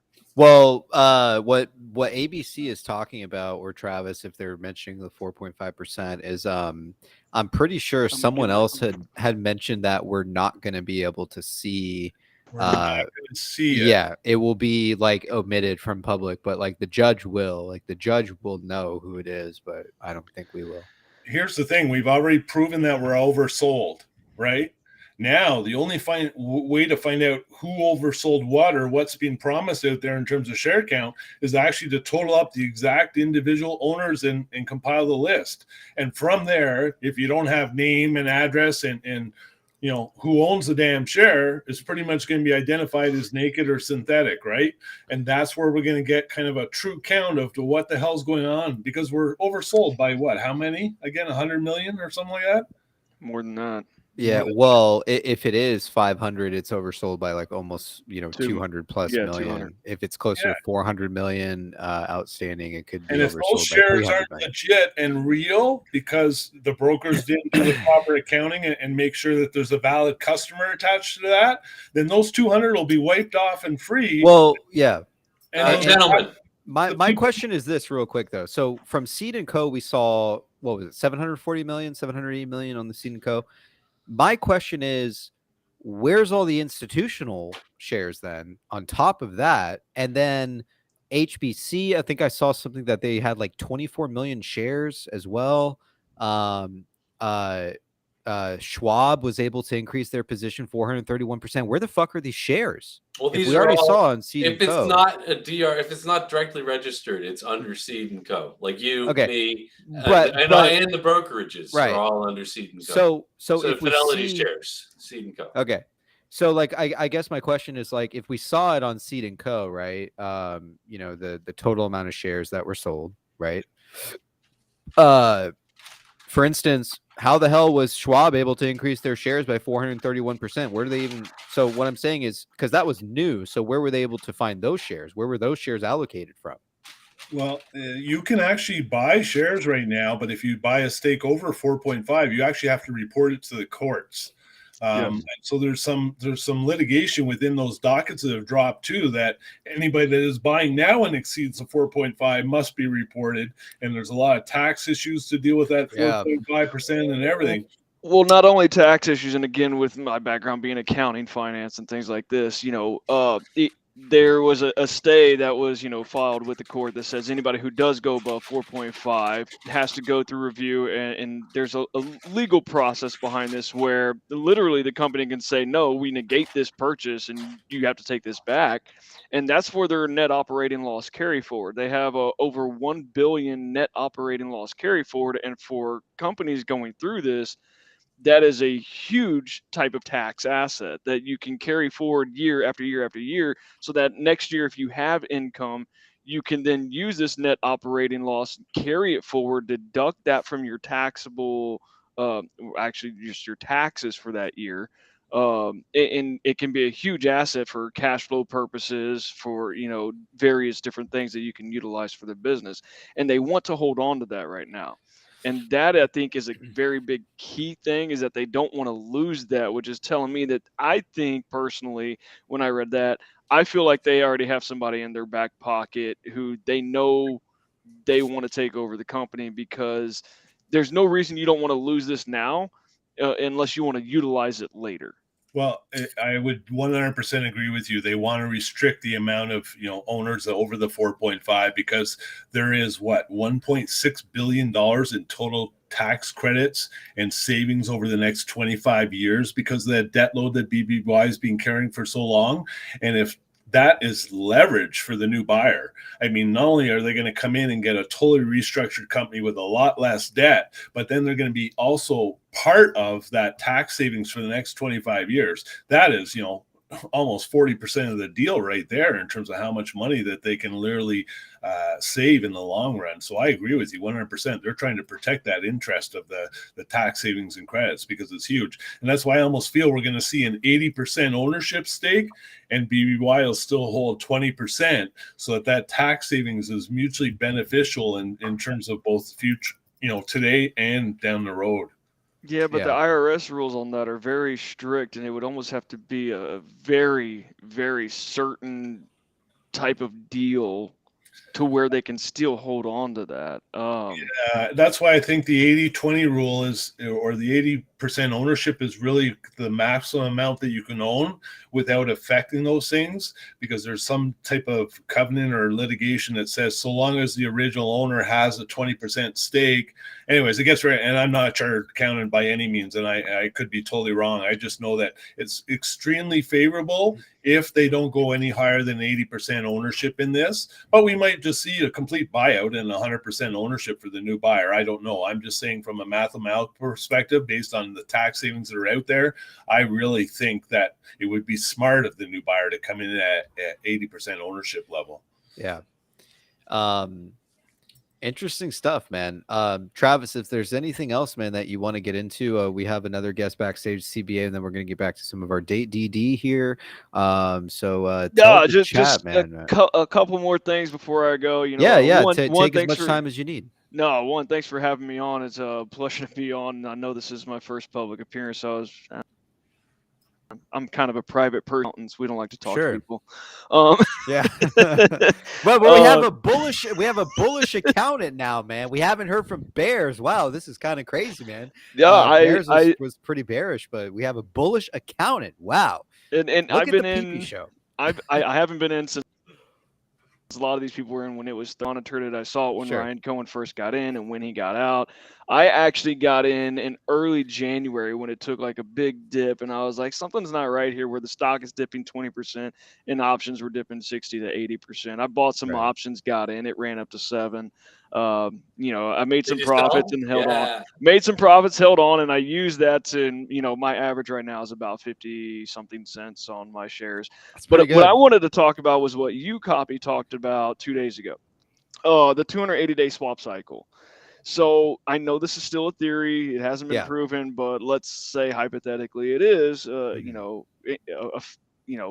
thing where we have a 280-day swap cycle. I'm not showing that the swap cycle is going to come due May 31st. I'm showing that it actually begins May 24th, which is next Wednesday. Oh, yeah. Do you do some TA? Do you track the TA, or what have you? I was looking at the first peak from before the August peak. I forget when that was. I apologize. It may have been, way back when. But 280 days from the peak to the beginning of the run-up is the 280-day swap theory. It's not actually 280 days. From peak to peak, it's, I believe, 285, 286.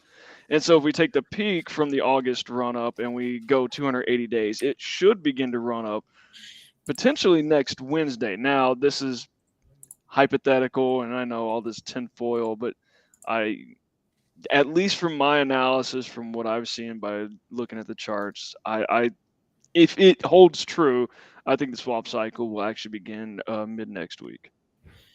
I like it. I like it because you know what? I have this feeling too that, based on the 9-month cycles that you're talking about back in the derivative land where they have 3, 6, 9, and 12-month contracts, this 9-month theory if that could be another possible reason for the delay, because again, if we kind of get that organic squeeze, say next week sometime, and you saw it a bit today, guys. I don't know if you looked at it.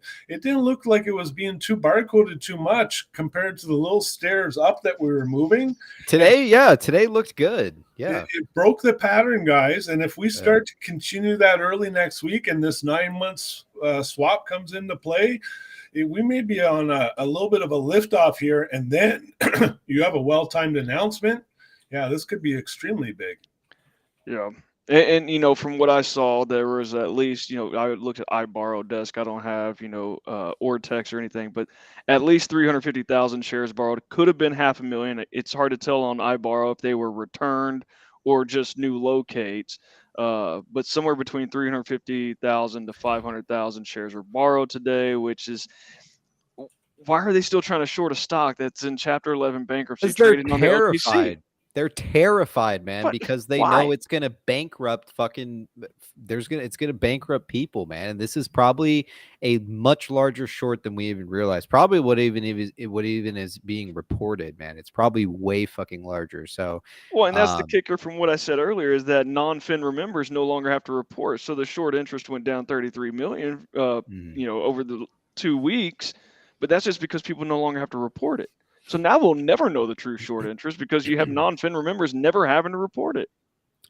Yeah, this is crazy, man. And it's like, you know, I hope that, you know, some of these things that are going on is going to change. I mean, that's the biggest thing. You know, they can go to court and this can happen, this and that, but the real thing is whether or not change is going to come out of it, you know.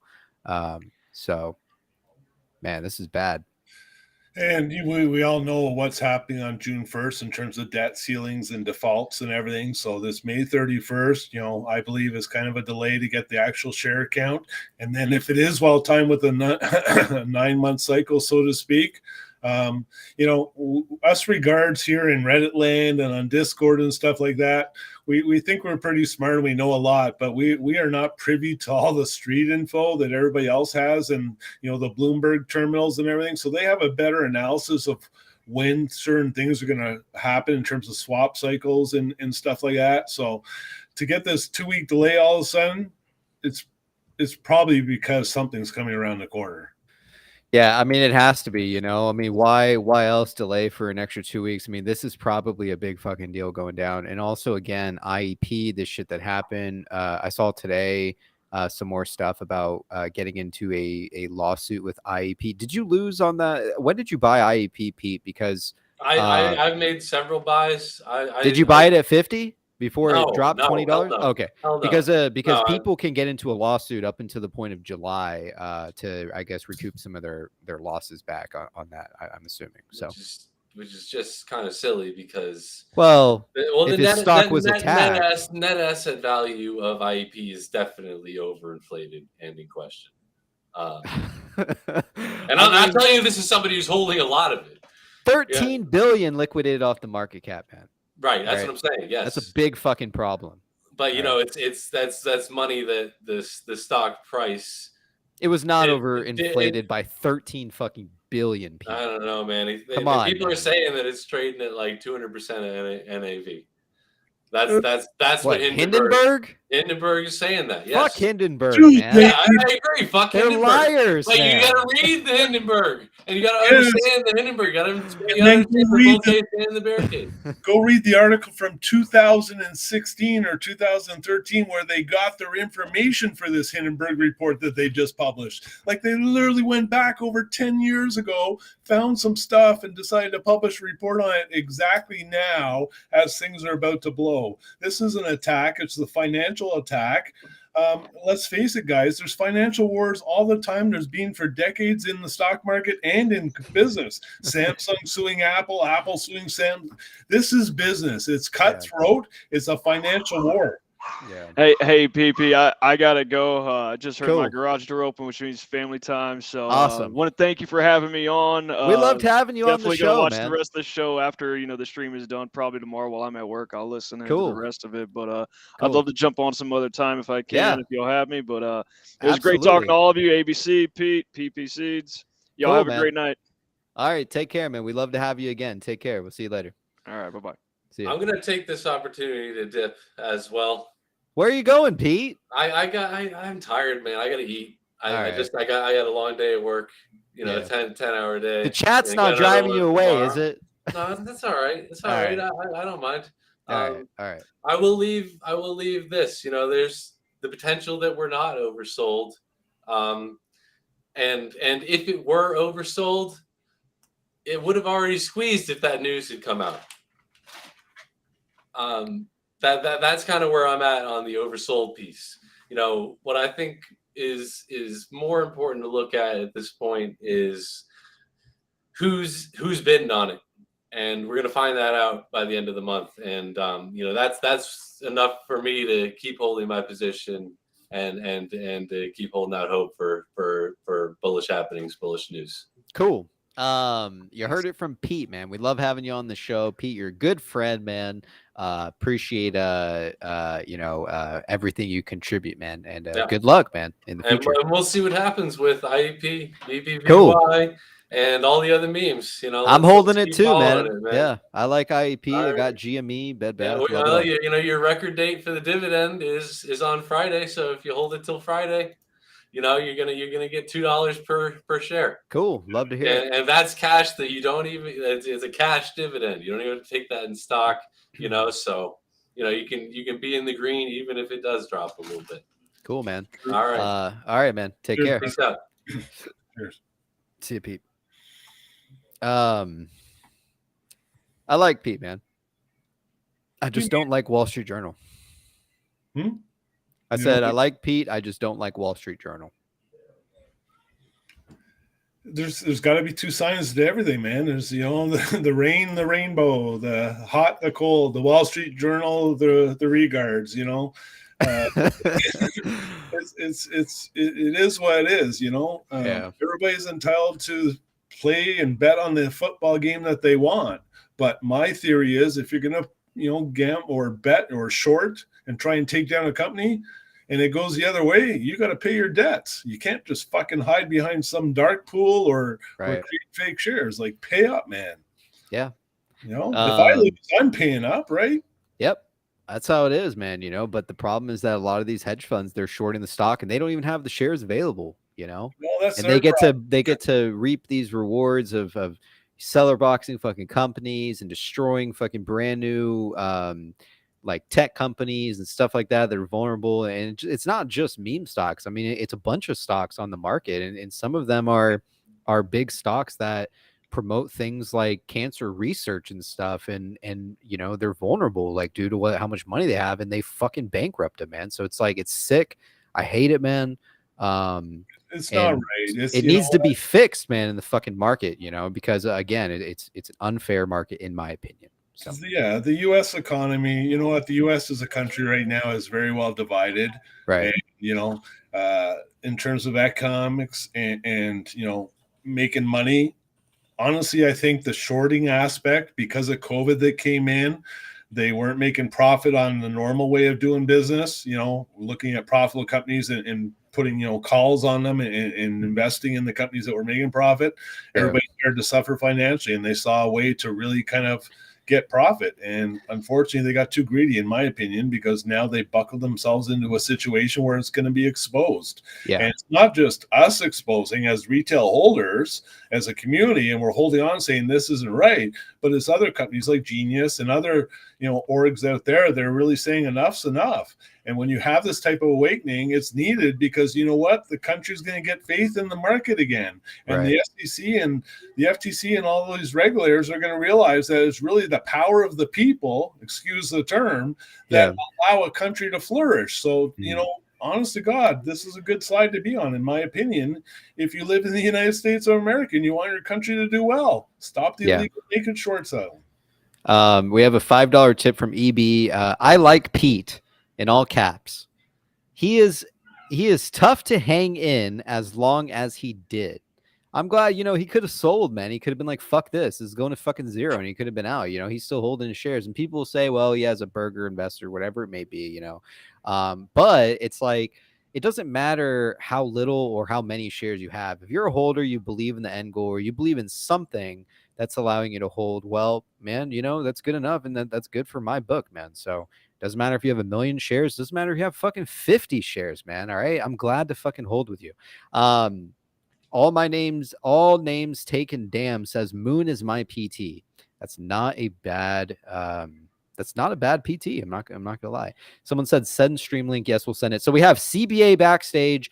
We're gonna go ahead and provide a link for the people in the chat. Again, if you'd like to come on the show and you have some questions for either me or ABC, or you just want to discuss some things about the stock, we'd love to fucking bring you in, man. Again, it doesn't matter how many fucking shares you hold. It doesn't matter how fucking smart or how if you may think you're dumb, whatever, if that's how you want to, view yourself, it doesn't matter what kind of, frequency of thinking you're at, man. If you want to come on and you want to share your opinion, we'd love to hear it. So the chat is provided, or I'm sorry, the link is in the chat, so feel free to use it. Let's go ahead and bring in CBA and let's see what's going on. CBA, what's going on? How you fucking doing, PP? How you doing, ABC? Man. Very good, man. Just to talk about the icon point, because I actually listened to the investor relations call. It's the first time I listened to something like that, so I didn't really get everything. But I think the problem was that one of his tenants defaulted on like a $250 million like apartment complex or something like that. And obviously that's on their books. That's what their investors are invested in. And I think the short sellers found that out. I don't think that's anything bad on ICANN's part. I think that's just the biggest symptom of, I think you're going to start seeing a lot more like housing defaults and something similar to 2008. But the main reason I wanted to come on here wasn't because of that, because I think there's a distinction between tinfoil and fact. So for example, we know as a fact, Adam Aaron isn't interested in buying Bed Bath & Beyond, but we know through tinfoil that Ryan Cohen is. And I only just found this out. I don't know if you guys have ever heard of the letter he sent to the SEC before he bought GameStop. Have you read it? Tell me a little bit about it. Okay, this is just one line from it. So this is Ryan Cohen Ventures, which is him. He's the only person, as far as I'm aware. As evidence, stockholders have seen the value of their equity decline by nearly 68%, and over the past 3 years, and decline by nearly 85% over the past 5 years. GameStop is one of the most shorted stocks in the entire market, which speaks volumes about investors' lack of confidence in the current leadership team's approach. And that was in November 16th, 2020. And GameStop was trading about $2 then. So here we have Ryan Cohen, tinfoil. Okay, it's tinfoil, but we think he's going to be interested in the company. We think he's interested because we've seen it on the fucking court documents. His name's there. If we even isolate the big short squeeze to 500, he's taken GameStop from $2 to it's about $22 now. If you go to Wall Street and you tell anyone you can 10x their money, they're going to hire you. And that's what he's done for a lot of investors. Let's just forget about the short squeeze. And let's forget about GameStop. His own words, he's interested in companies that are highly shorted. He's an interested party on the documents. I think for most people, this is either confirmed or it's not. And, we can talk about that outstanding shares, but I mean, just reading this now, like I only just discovered this now. That's why I'm always like shocked about it. It just confirms it for me. So I think by the end of the month, we'll definitely know what's going on. So I think we don't need to get angry. We don't need to, rage on Pete or whatever the fuck was going on before, but just wait. We know that Ryan Cohen's interested. We know he likes shorted companies. We know, he's liking the fucking memes about it on Twitter. Pulte's in the Reddit, So I'm hyped, but I recognize that in these 2 weeks, you just have to chill out and just, trust the DD. Yeah. I think the DD was done back in 2021 when GameStop happened. And GameStop didn't happen because of Warren Kitty. He came onto it because he saw what Ryan Cohen wanted to do. So, I mean, I just recommend everyone to literally type in Ryan Cohen letter to the SEC. It's the first thing that comes up there. This is 2020, and this is what he wanted to do with GameStop.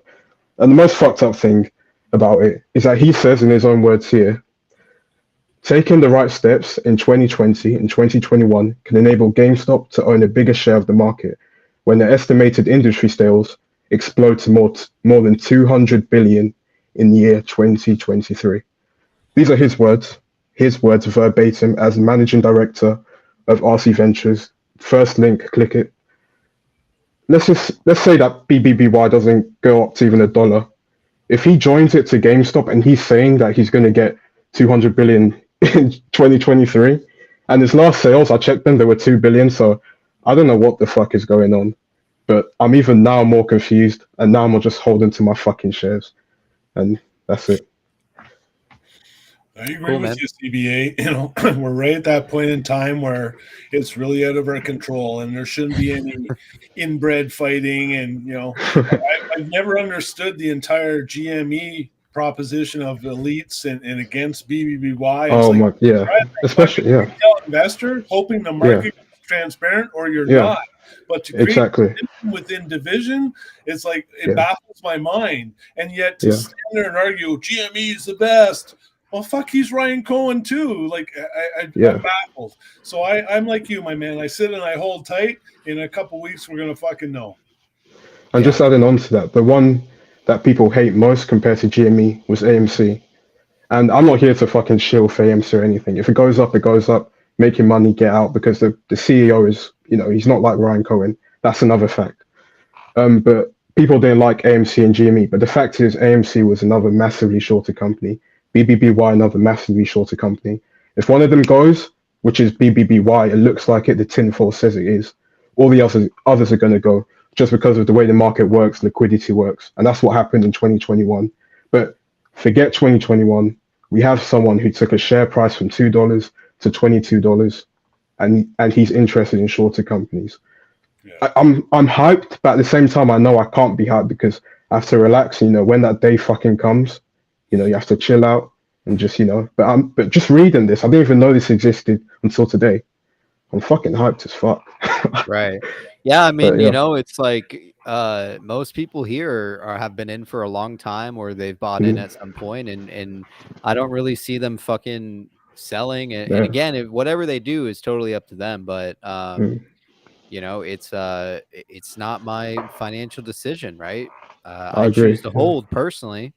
You know, whatever ABC does or whatever you do, it doesn't affect me. So, but I think what you're seeing right now is a lot of people, man, that are collectively just believing in something going down, you know, and you can feel it in the subs.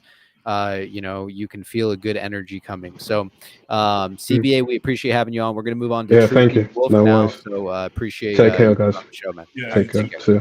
See ya. Oops. Sorry about that, ABC. We had a membership from Ace Ventura, man. Appreciate the love. Remember, if you were gifted a membership, be sure to give your thanks, man, and enjoy the new PP emojis. All right, so we're going to go ahead and bring in Truthy Wolf, and then we'll get back into some of those dates that we were looking at, and we'll go from there, man. We'll bring some more people in, and we'll keep going. Give me 2 minutes, Pete. I'll let Sure. you bring on the guest. Sure. Okay. Chat, welcome Truthy Wolf, man, and let's see what's going on. Yo, hello, can you hear me? Hey, what's going on? Yo, what is up? What Hope up, you're doing man? good. I'm happy to be on here for the first time. Wow, And cool. the reason I'm here today is I'm going to disprove all Chapter 7 rumors saying that Bed Bath & Beyond is over, saying that they're going to liquidate, it's done for the shareholders. I'm here to disprove that today with a summary that I wrote. Wow. And some people on the Reddit may have seen it. Some people on the Twitter may have seen it. But let's go. Let's get in further into it. And I hope this guy came prepared, man. I hope that this finally, once people hear this, they finally understand that Bed Bath & Beyond is restructuring, and that is their desire and focus. And yeah, let me start reading. Some people are saying in the chat this is Ben. I don't think this is Ben. No, this is not Ben. I know what my brother sounds like, man. That's not him. All right. This is not Ben. All right. All right. So let's hear it, man. This is a docket number 350 summary. I've known that some people have read over docket 350, and they mainly just go to the point that Ryan Cohen's name is an interested party. I was the one who I believe, first pointed it out to you and made the Reddit post that his name is showing up on this new docket and Cool. it doesn't have a date attached. So basically, if you look into the rest of that document, that is what I'm going to be getting into today. All And right, Chad, here's listen my the fuck summary. up, man. Here's The my guy summary. fucking came prepared, man. All right, let's fucking hear it. Why did someone say 100% Ben? It's not him, man. All Right. right, let's hear All it, right. man. So Bed Bath & Beyond is going to hold a hearing on 6/13/2023 to hire Alex Partners to provide turnaround services. So here's the beginning. Holly Etlin, a partner and managing director of Alex Partners and authorized representative of APS, is currently acting as a CRO and CFO for the debtors. Ms. Etlin has more than 30 years of experience in providing turnaround services for companies in the retail industry and has been frequently appointed to interim officer roles such as CEO, CFO, and Chief Restructuring Officer. She's admitted to the American College of Bankruptcy and the International Insolvency Institute and is a certified turnaround professional. Ms. Etlin has been employed by Alex Partners since 2007 and has personally led notable publicly disclosed restructuring assignments that include Tailored Brands, BCBG Max Azure Group, the Bonton Stores, Pier 1 Imports, Borders Group, the Gymboree Corporation, Winn-Dixie, New Century Financial Corporation, and more. And basically, if the application is approved, the individuals working on this matter, the APS personnel, all with substantial expertise in the areas discussed above, will continue to provide necessary services to the debtors under an order approving this application. The APS personnel will work closely with the debtors' management and professionals throughout the reorganization process. By virtue of the expertise of its restructuring personnel and the significant work that APS has performed for the debtors prior to the petition date, APS is well qualified to provide services and to represent the debtors' interests in this Chapter 11 case. Prior to the petition date, the debtors and the APS entered into the engagement letter, which is also mentioned in docket 350, which governs the relationship between them, and the terms and conditions of the engagement letter were negotiated between the debtors and the APS and reflect the parties' mutual agreement as to the substantial efforts that will be required under this engagement. And then let me go over to page 2. Page 2 of my summary. Generally, the CRO, CFO, and APS shall perform activities and services to assist the debtors throughout the Chapter 11 case, working collaboratively with the senior management team, the board of directors, and other of the debtors' professionals. Ms. Etlin and the APS personnel will assist the debtors in evaluating and implementing strategic and tactical options through the restructuring process. In addition to the ordinary course duties of a CRO and CFO, Ms. Etlin and the APS personnel may provide the following services. Everything that I'm about to say is written in docket 350. This is not something that I am making up. If this is approved, APS personnel will be able to prepare budgets and 13-week cash forecasts and evaluate variances thereto as required by the debtors' lenders. Communicate with and meet information needs of the debtors' various constituencies, including potential exit lenders, strengthen the debtors' core competencies in finance organization, particularly cash management, planning, general accounting, and financial reporting information management. Develop the debtor's revised business plan and such other related forecasts as may be required by the debtor's lenders in connection with negotiations or by the debtors for other corporate purposes. They're going to develop a short-term operating plan designed to minimize cash requirements while maintaining the efficiency of operations, sustaining vendor relationships, and minimizing the impact on the debtor's customer base. They're going to design, negotiate, and implement a restructuring strategy. Yes, you heard that right. A restructuring strategy. Let me go ahead and read that again if you guys do not understand. They're Say going it to again for the fucking people in the design chat. and negotiate and implement a restructuring strategy designed to maximize enterprise value. Let me say that part again. Designed to maximize enterprise value, taking into account the unique interests and key constituencies. They're going to prepare and file a bankruptcy petition, coordinating and providing administrative support for the proceeding and developing the debtor's plan of reorganization or other appropriate case resolution if necessary. And that is going to bring me to the final part of this. In connection with the Chapter 11 case, they're going to prepare a disclosure statement and plan of reorganization, a plan of reorganization, a liquidation analysis, statements of financial affairs, and schedules of assets and liabilities, a potential preference analysis, a claims analysis, and monthly operating reports and other regular reporting required by the court. They're going to manage the working group professionals who are assisting the debtors in the reorganization process or who are working for the debtors, various stakeholders to improve coordination of their effort and individual work product to be consistent with the debtors' overall restructuring goals. Real quick, we have a $2 tip here from Mo Money. Ben, you are gonna pee your pants in excitement. Sorry, I go love ahead, it. man. I love it. All right, they're going to create and communicate materials for diligence purposes and manage the flow of information to potential acquirers in connection with the potential sale of the debtor's assets. They're going to have direct reporting of all FP&A, procurement, and treasury personnel, and they're going to establish and operate weekly operational 13-week cash flow forecasting process and deliver weekly forecast reports to management in an agreed form, and lead negotiations with the debtors, vendors, and suppliers about ensuring products continue to be shipped to the debtors and services continue. Now, in conclusion, I gotta say this is a major win for Bed Bath & Beyond because it means that the company has the necessary expertise in place to begin the restructuring process, and Holly Etlin has a proven track record of success, and they are well positioned to lead Bed Bath & Beyond through this Chapter 11 Win case. Dixie was a really big one that she did, which shareholders ended up making like a shitload of money from. I mean, you're talking from like 25 cents a share to $9. That's pretty damn good. Yes, sir. She's a Gretzky or a Crosby or a Babe Ruth, whatever term you want to use. She's an all-star. Love it.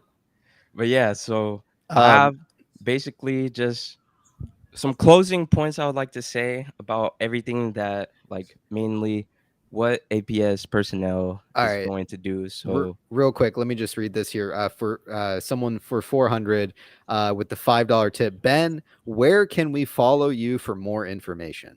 I'm not Ben, first of all. My name is Zion. So there you go. It's not Ben, okay, guys. My Instagram is Truthful Kitty. So you're Truthful Kitty. Yeah. Oh, okay. I was wondering who that was. So that's you. Okay. Yeah. All right, cool. So as far as preparing budgets and 13-week cash forecasts, this shows that Bed Bath & Beyond is still trying to plan for the future and manage its finances. If the company were planning to liquidate, it would not be necessary to do this. Communicating with creditors and potential investors shows that Bed Bath & Beyond is still trying to work with its creditors and find a way to repay its debts. And you guys will get in a second. If the company were planning to liquidate, it would not be necessary to do this. Number 3, strengthening core competencies in finance and operations.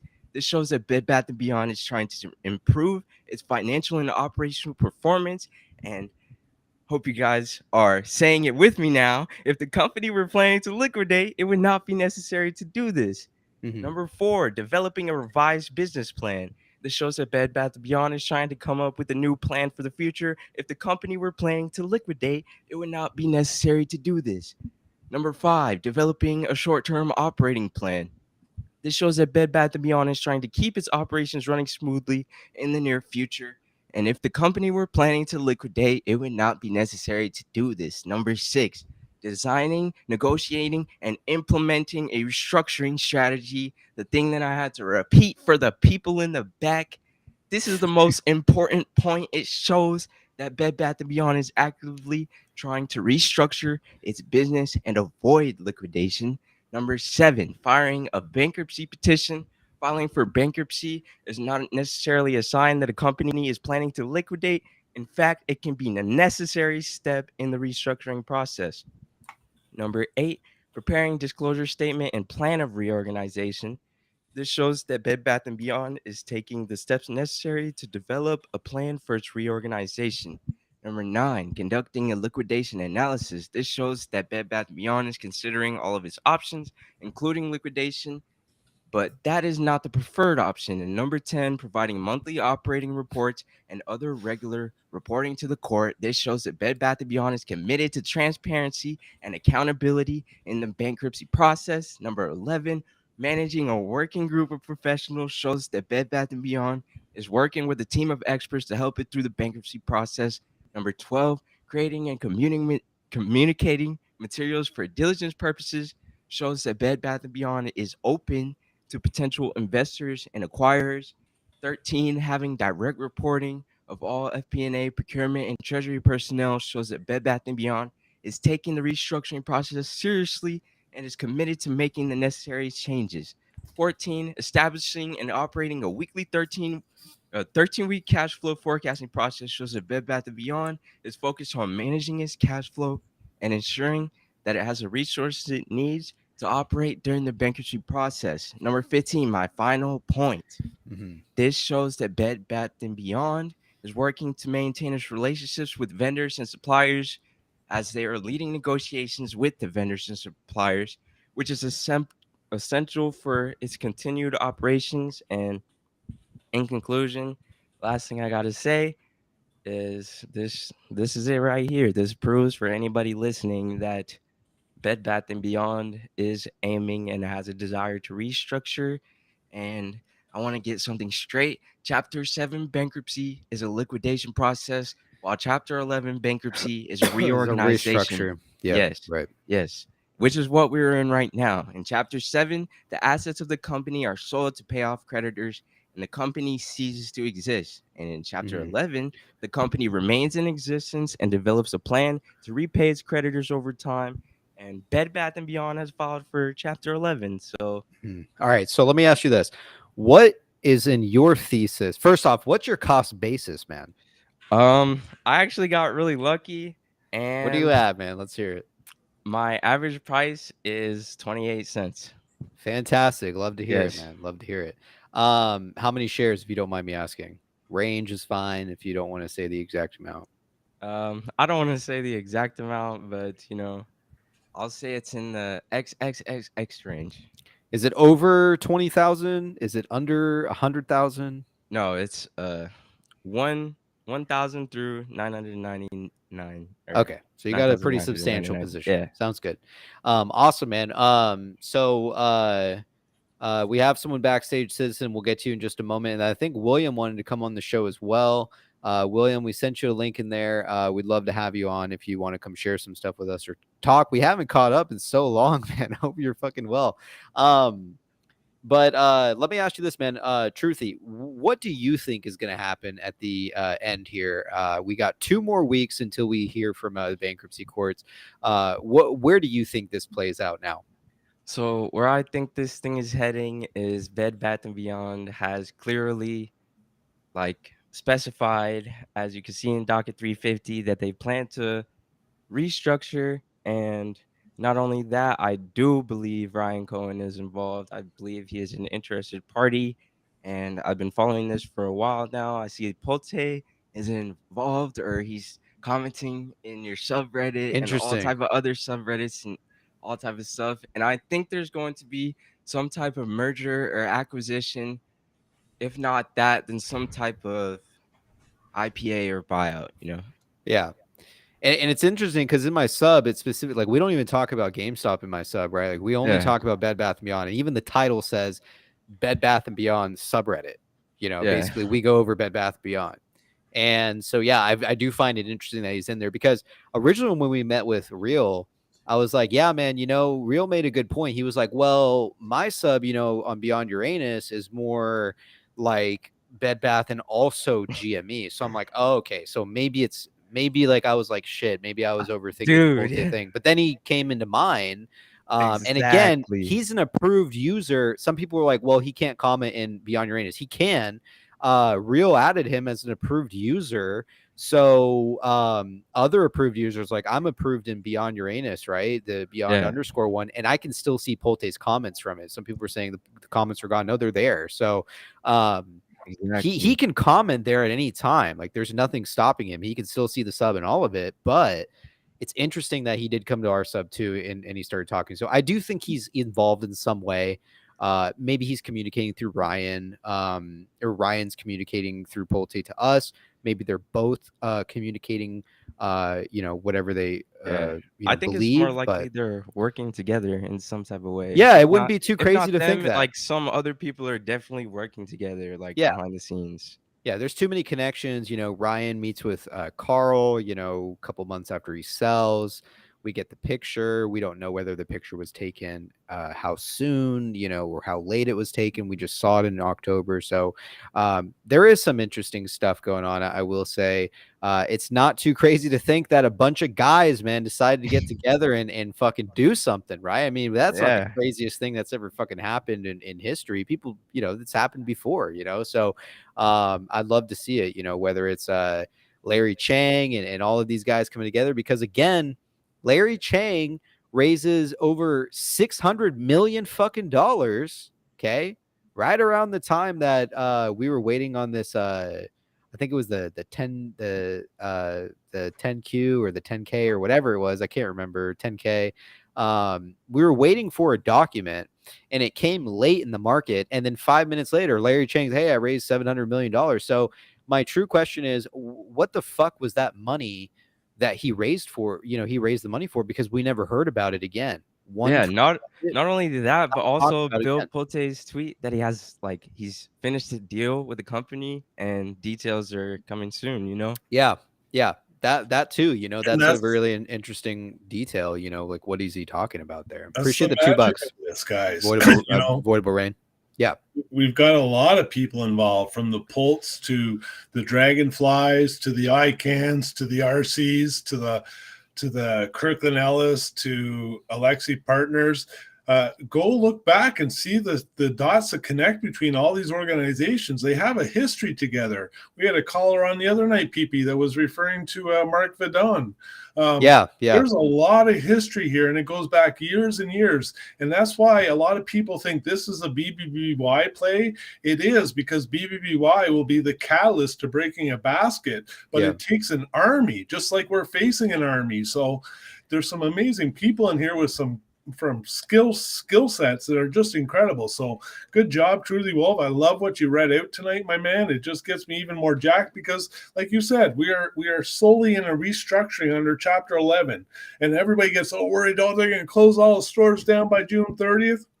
They're not doing any of that. They're restructuring and they're redefining and they're wiping out debt. Yeah, let me say this. So I actually went to Bye Bye Baby for my nephew.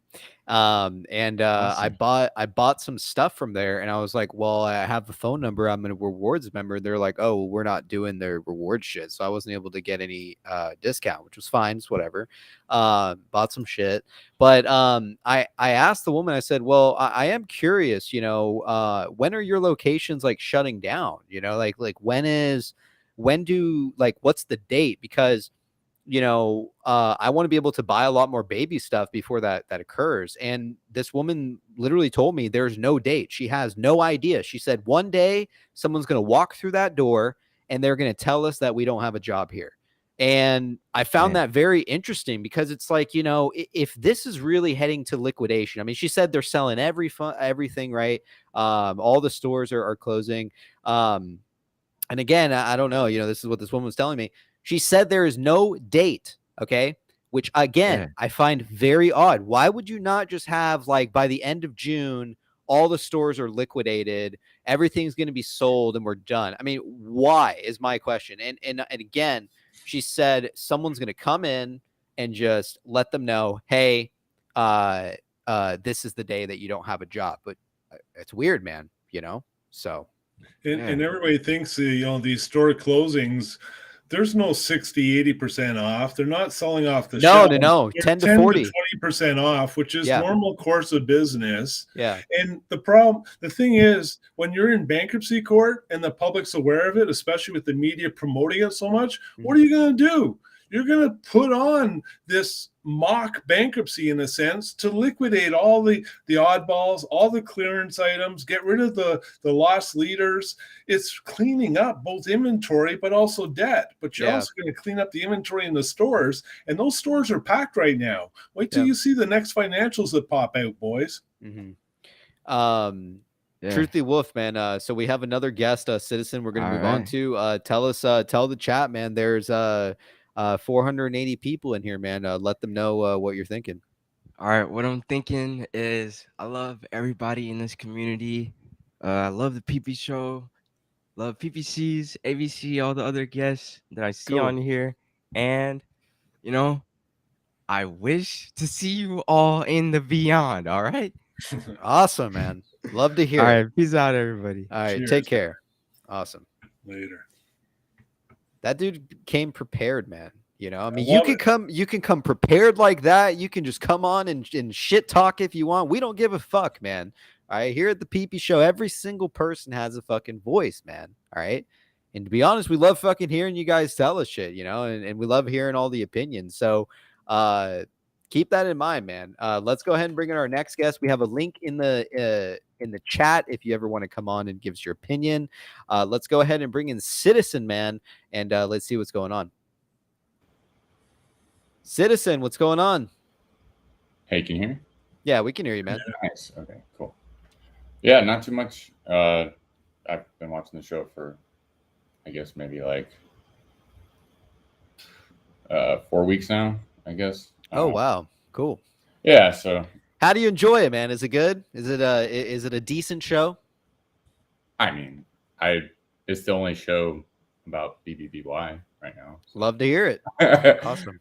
You know, at the end of the day, like if I pick up something here that I didn't think about, then you know, like, anyways, I'm an old G-America head, so it's just fun to see you guys pick up on all the clues that we've been talking about in the Protocol Gemini VIP Discord and stuff like that. So what's your cost basis, man? I got it down to like 51 cents. Beautiful. Love to fucking hear it, man. Love hearing it. If you don't mind me asking, what's the range, man, that you're holding these shares? How many shares are we looking at? Over 20,000. I mean, it's a pretty good investment, dude. I mean, I picked up a bunch. I made a bunch in August. It's like on the way to Dollywood. And turned to my wife and said, "Look, Dollywood's paid for." My call, you know. And so, anyways, I got the Teddy books. So I just wanted to spread some juice to you guys. I've been in like the NFT space with nft.gamestop.com. You know, it's like a assistant to the creators. I'm a web dev by trade, so yeah, they just came out with metagates today, and you know, it got me thinking about the ability to. I don't know if you guys saw anything from maybe Daniel W. or if anyone follows Protocol Gemini at all.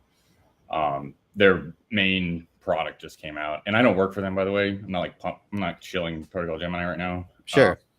But like, somebody reached out in the Discord to Shrike and said, like, you know, what is your association with Bed Bath & Beyond? And I think the truth is that a lot of these guys that are early adapters in the NFT space, they already know that they're going to follow RC. So, yeah. So like, I was just thinking about like, how much betting can we put in our NFT meta space with Voyager AR? You know, like people shopping for baby strollers, and they just slap on their Oculus, and then they can figure out how to fucking break it down and put it in their minivan or whatever. So, but yeah, anyways, that's like the tinfoil metaverse kind of play that some of the G-America boys are trying to roll through. But yeah, so I mean, like, what do you think Protocol Gemini's influence in the stock is, or if there is any at all? Well, Shrike has like a direct line to RC. Mhm. So, like, And explain that to maybe some people who in the chat who may not understand that. the guy who owns Protocol Gemini is like working with Kagi, who's like buds with RC. So like they're all very close Mhm. to RC. So, you know, when he puts in his, I was in their Discord the day they made that tweet that got you guys all bonerific, Bed Bath and Beyond, like rocket emoji. And that's just Strike, you know, like Strike is smart marketer, you know, and the main thing is like, hey, they're working with the best decentralized exchange that can replace Visa, MasterCard on Loopring. So, yeah, I mean, like, Protocol Gemini's role is to assist in hopefully an AR XR experience for shoppers, because they have a partnership with Voyager AR, and they've got like, in maybe 5 years, everyone will have like a really good set of XR AR where they can, you know, in the room, like overlay all the different stuff that they might want to buy. So let me ask you this. What do you think the end goal is for this stock? I mean, how do you think this thing fucking plays out 2 weeks from now, from where we're at? Are you a big believer that Ryan Cohen is the one involved? Are you a big believer that there's maybe multiple people involved besides Ryan Cohen? What are your thoughts? Ryan's already got the bye-bye baby. Is that what you think? 100%. Deal's done in January. Mm-hmm. What to do with Bed Bath & Beyond, I think, is the Newell, IEP, Carl Icahn bear trap, so we can all watch these motherfuckers burn. Mm-hmm. Not like their buildings. I want to watch like their estates go to auction. Why do you think Ken Griffin moved to Florida? They have like an estate rule.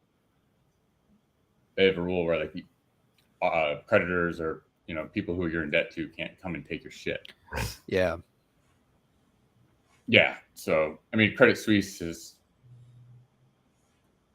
GME. The whole basket is like 2-year bullet swapped, you know.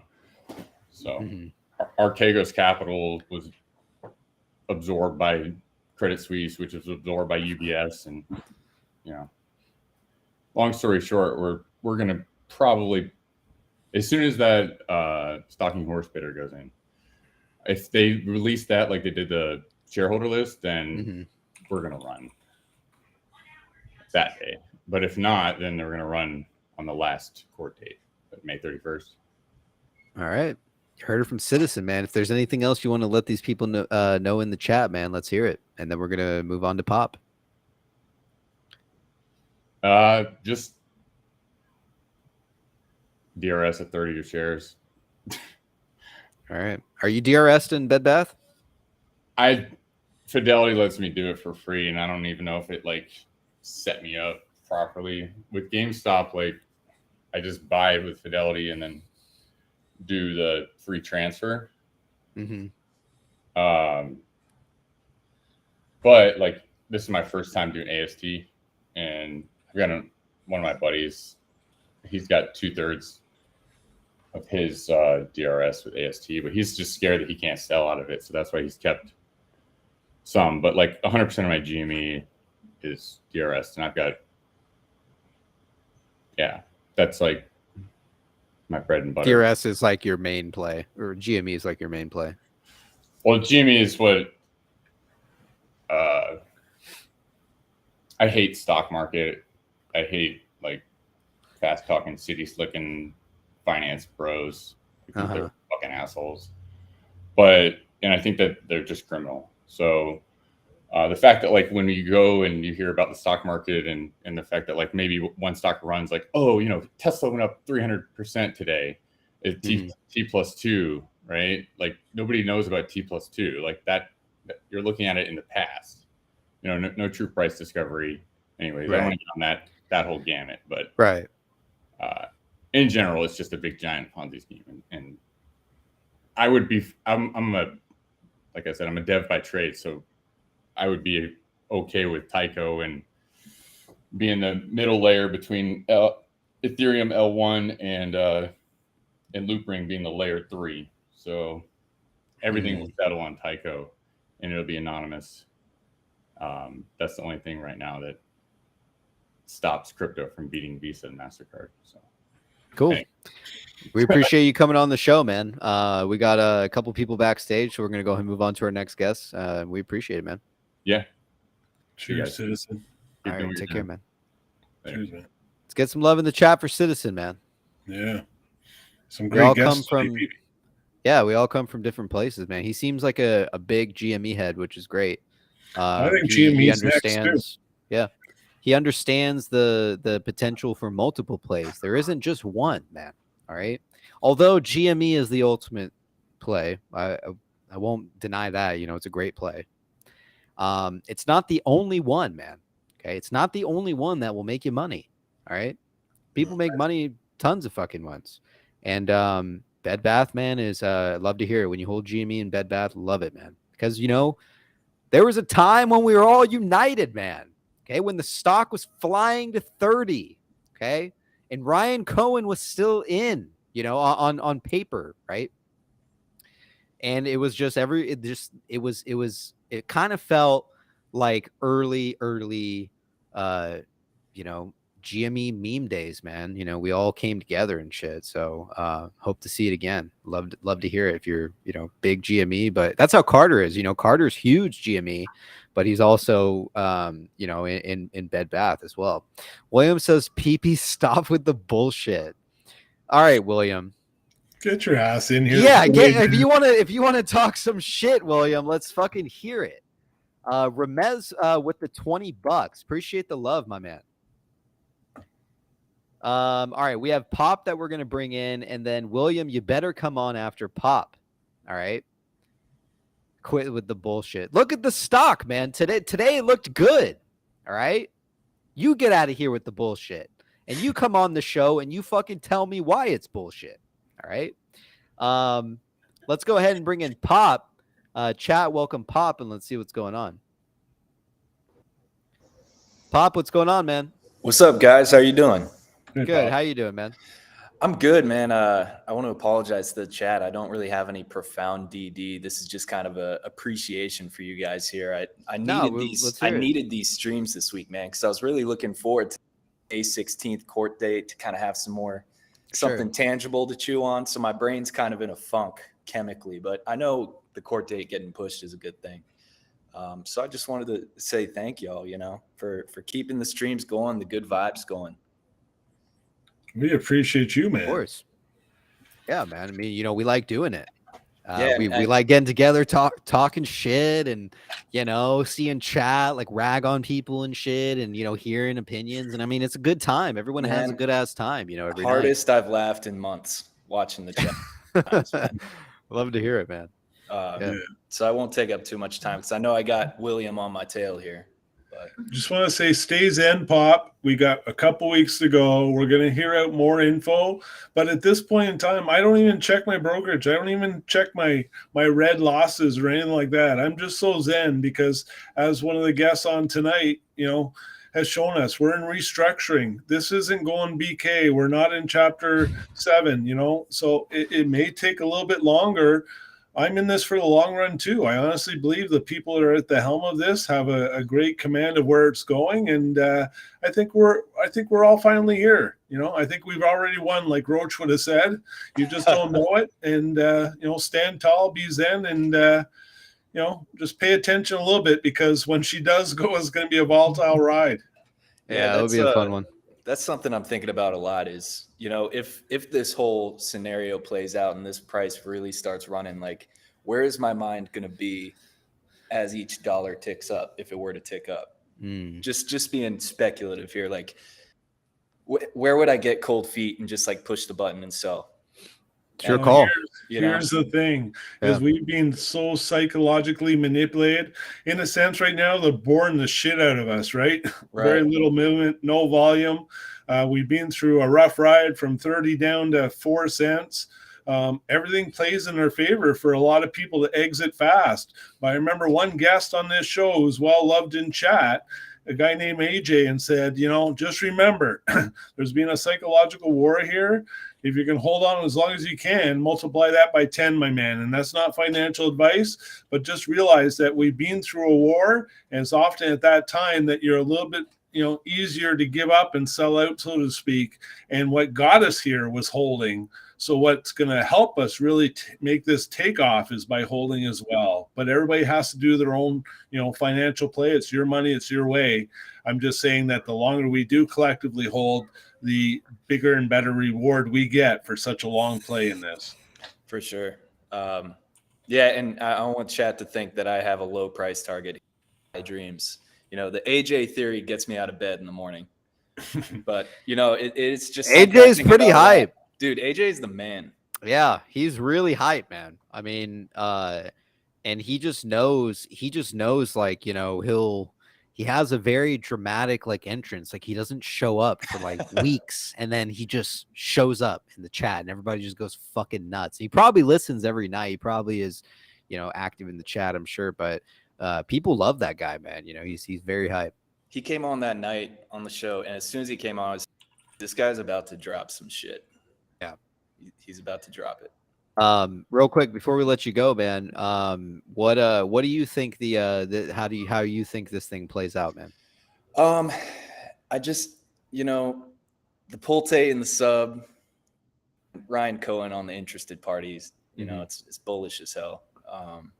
I think a couple guests ago, the merger and acquisition is probably the most likely route, but even a private buyout at, valuation $9 a share, I think at some point, even if that scenario happened, I'd be cool with that.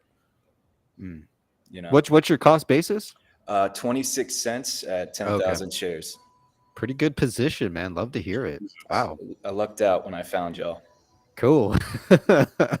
Awesome, man. We'll love to hear it. We're gonna go and move on to our next guest, Sun Devil. So anything else that you want to say to the chat or anyone, let's hear it. Hey, appreciate y'all. Still holding. Gonna keep holding. Awesome. You heard it from fucking Pop, man. He's still holding. Take care, man. See you guys. All right, Cheers, see you. Pop. A lot of cool people tonight, ABC. Yeah. There's some good vibes in the air, and some great guests, and everybody, like you said, comes from a different play or a different cost basis or a different thesis. It's pretty cool to see. Yeah. So you got an awesome community here, PP. Pat yourself on the back and just know that this is pretty awesome, man. Yeah. Give some likes in the friggin' chat. Appreciate the love. SF says, Godard, happy birthday. It's tomorrow here. Godard, happy birthday. Is it his birthday tomorrow? Happy birthday, buddy. All right. Let's go ahead and bring in Sun Devil and see what's going on. Sun Devil, what's going on, man? How you doing, PP? Good, great, man, great. How are you doing? Excellent. How you doing, ABC? I'm excellent, Sun Devil. How are you, man? Pretty good. Still recovering from Friday after dark. Oh yeah. Oh yeah. I had a few libations in me, boys. It was a good ass night, wasn't it? Yeah, and then I parlayed that into Sunday night at the Red Hot Chili Peppers, so I kept the party going all weekend. Oh shit, man, that's wild. I hope that was a good show. It was great. Good. Glad to hear it. Tell us your thoughts, man. What's going on, man? What are you thinking?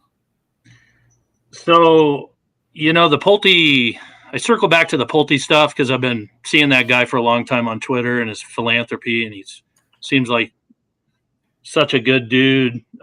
It'd be shocking to me that if he was directly involved, maybe sympathetic, but I think these short hedge funds are, the top legal people they have would be all over them if that was the case.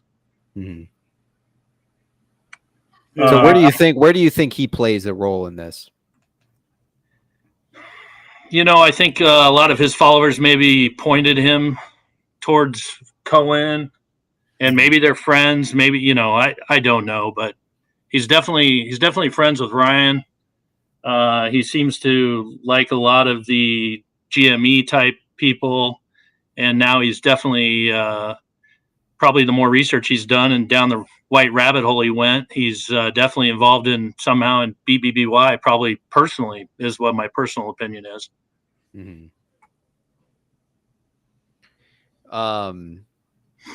So did you buy any more Sun Devil? I might have caused a little bump today. I haven't. You're the guy with the 1.5 milli shares, right? Yeah. Friday it was 1,505. Yesterday I posted 1,175. Uh-huh. Today I added another quarter, so we took her to 2.0. Holy fuck, man! How can you not at these prices? We're gonna need a position to do so, obviously. I like the play. I like the company. Wow. Attaboy. You're almost gonna hit that 4.5% threshold, man. I was listening to Trey earlier and got me kind of scared. I wondered if they're not hiring the 87,000 tax IRS agents with guns to come after the squeeze holders. That'd be fucking crazy. And I don't know what 4.5% based on what TSO, so I could just play ignorant. Right. Man, that's fucking crazy. 2 million fucking shares. Wow. How long have you been in this play for? Since last summer. Wow, it's a long time. Yeah. Yep. I kind of followed RC into it. I liked the company growing up. I think, ultimately for me, reading the RC Ventures letter to the board about the value and the brand, and then, having the bad actor, the seller box plays that Wall Street probably does, and Tritton being a bad apple, you can't say, oh, they were just a horrible, shitty company. Well, I think they've carved the cancer out. They're on the path to restructure. Chapter 11 protects them. And, I'm looking forward to the future. I see it playing out, several ways. Obviously, maybe a cash buyout, it goes private. It's one method. Maybe a leverage, some sort of merger, carve out, stock swap. But I don't think the shareholders are going to get left high and dry. So I'm putting my money behind it. I'm all in. Yeah. Yeah, man. Yeah, fuck. With those amount of shares, absolutely all in, man. I mean, wow. Your cost basis, is it under $1? It's down to 77 cents. That's fantastic, man. Love to fucking hear it. Wow. That's incredible. I originally got in the $4 to $5 range. I rode I think August, hitting the 20s on that last cycle. Yeah, it hit a top of 28. Yeah, almost, I believe. I sold some at 25, bought some more GME at the time. And then as it rode down, it kind of drew my attention again. I wasn't so focused on it earlier than the letter and then everything I had researched on it. I just kind of got my focus, and that kind of became my main play since the end of the year. Right. So, Sun Devil, how's it feel knowing that every penny it goes up, you make $20,000? That's what he said last time to us, I think, too, ABC, right? Yeah, at the time, I think it was 15 grand. Yeah. Today, and crazy. By the end of the day, I'll post a screenshot here in the next couple hours or something. It'll, I had a little daily gain today on it. Obviously, I got in around the 17.5 range, and I think she closed a little over 18. But I'll start looking at that when it gets above my cost average. Yeah. You want to share your kind of exit strategy or how you're going to play this out? Are you going to be a long-term holder? Great question. I've got a couple of those messages on my post, and the short story is I don't think anybody can predict the true price. Right. If the short positions have to be unwound, then obviously it could be very explosive. And everybody's like, well, how high could it go? I don't know. But I like to err on the side of conservative, and I think that long term, to your point, there's value in this company. So as long as I don't need to tap that liquidity, especially for a loss, I will ride it out as long as I can. So. Yeah, I think this company, after restructuring, I think they're going to come out with a beautiful balance sheet when this is all said and done. And I think we're going to stay in OTC for a bit too, until these baskets start breaking and we see what we need to see in terms of transparency. Why not? I mean, there's some companies that have stayed under OTC for a long period of time. Really, all it takes is this announcement, some good news, and then obviously fear of missing out. And the longer we hold, my man, the more value the company has as a market cap, right? And it'll just get bigger and better. I foresee this company in about 3 years being a top 5 on the planet. I love it. You're going to be a bear, be a grizzly. Yeah. Yeah, exactly, man. If there's anything you want to let the chat know, man, let's hear it. No, I love the community you've created, and I love being a part of it. Cool. You got to have a thick skin when you enter, and it gets a little ruthless. It's fun. And I just love the community you have going, man. Appreciate it. Man. Appreciate you. Love to hear it, man. Yeah, we got some good people, some smart people, and it's some good people all around. So love to be a part of it too, man. That was Sun Devil, man. Thank you for coming on the show, man. We loved having you. Appreciate it. Thanks, guys. All right, take care, man. See ya. Bye. 2 million fucking shares, ABC. Yeah, that makes Mrs. ABC and I look like little minnows, man. That's fucking crazy, man. Yeah. Holy shit. But good for him. Whether it's 1 share or 2 million, it doesn't matter. You're in That's it. True. You believe in the company. So it's not bragging rights, but ultimately, for this guy here, he believes in it so much that he's literally put 2 million shares on the table. Yeah. And if he hits a home run, good for him, because the high risk, high reward, right? Yep. It's impressive, man.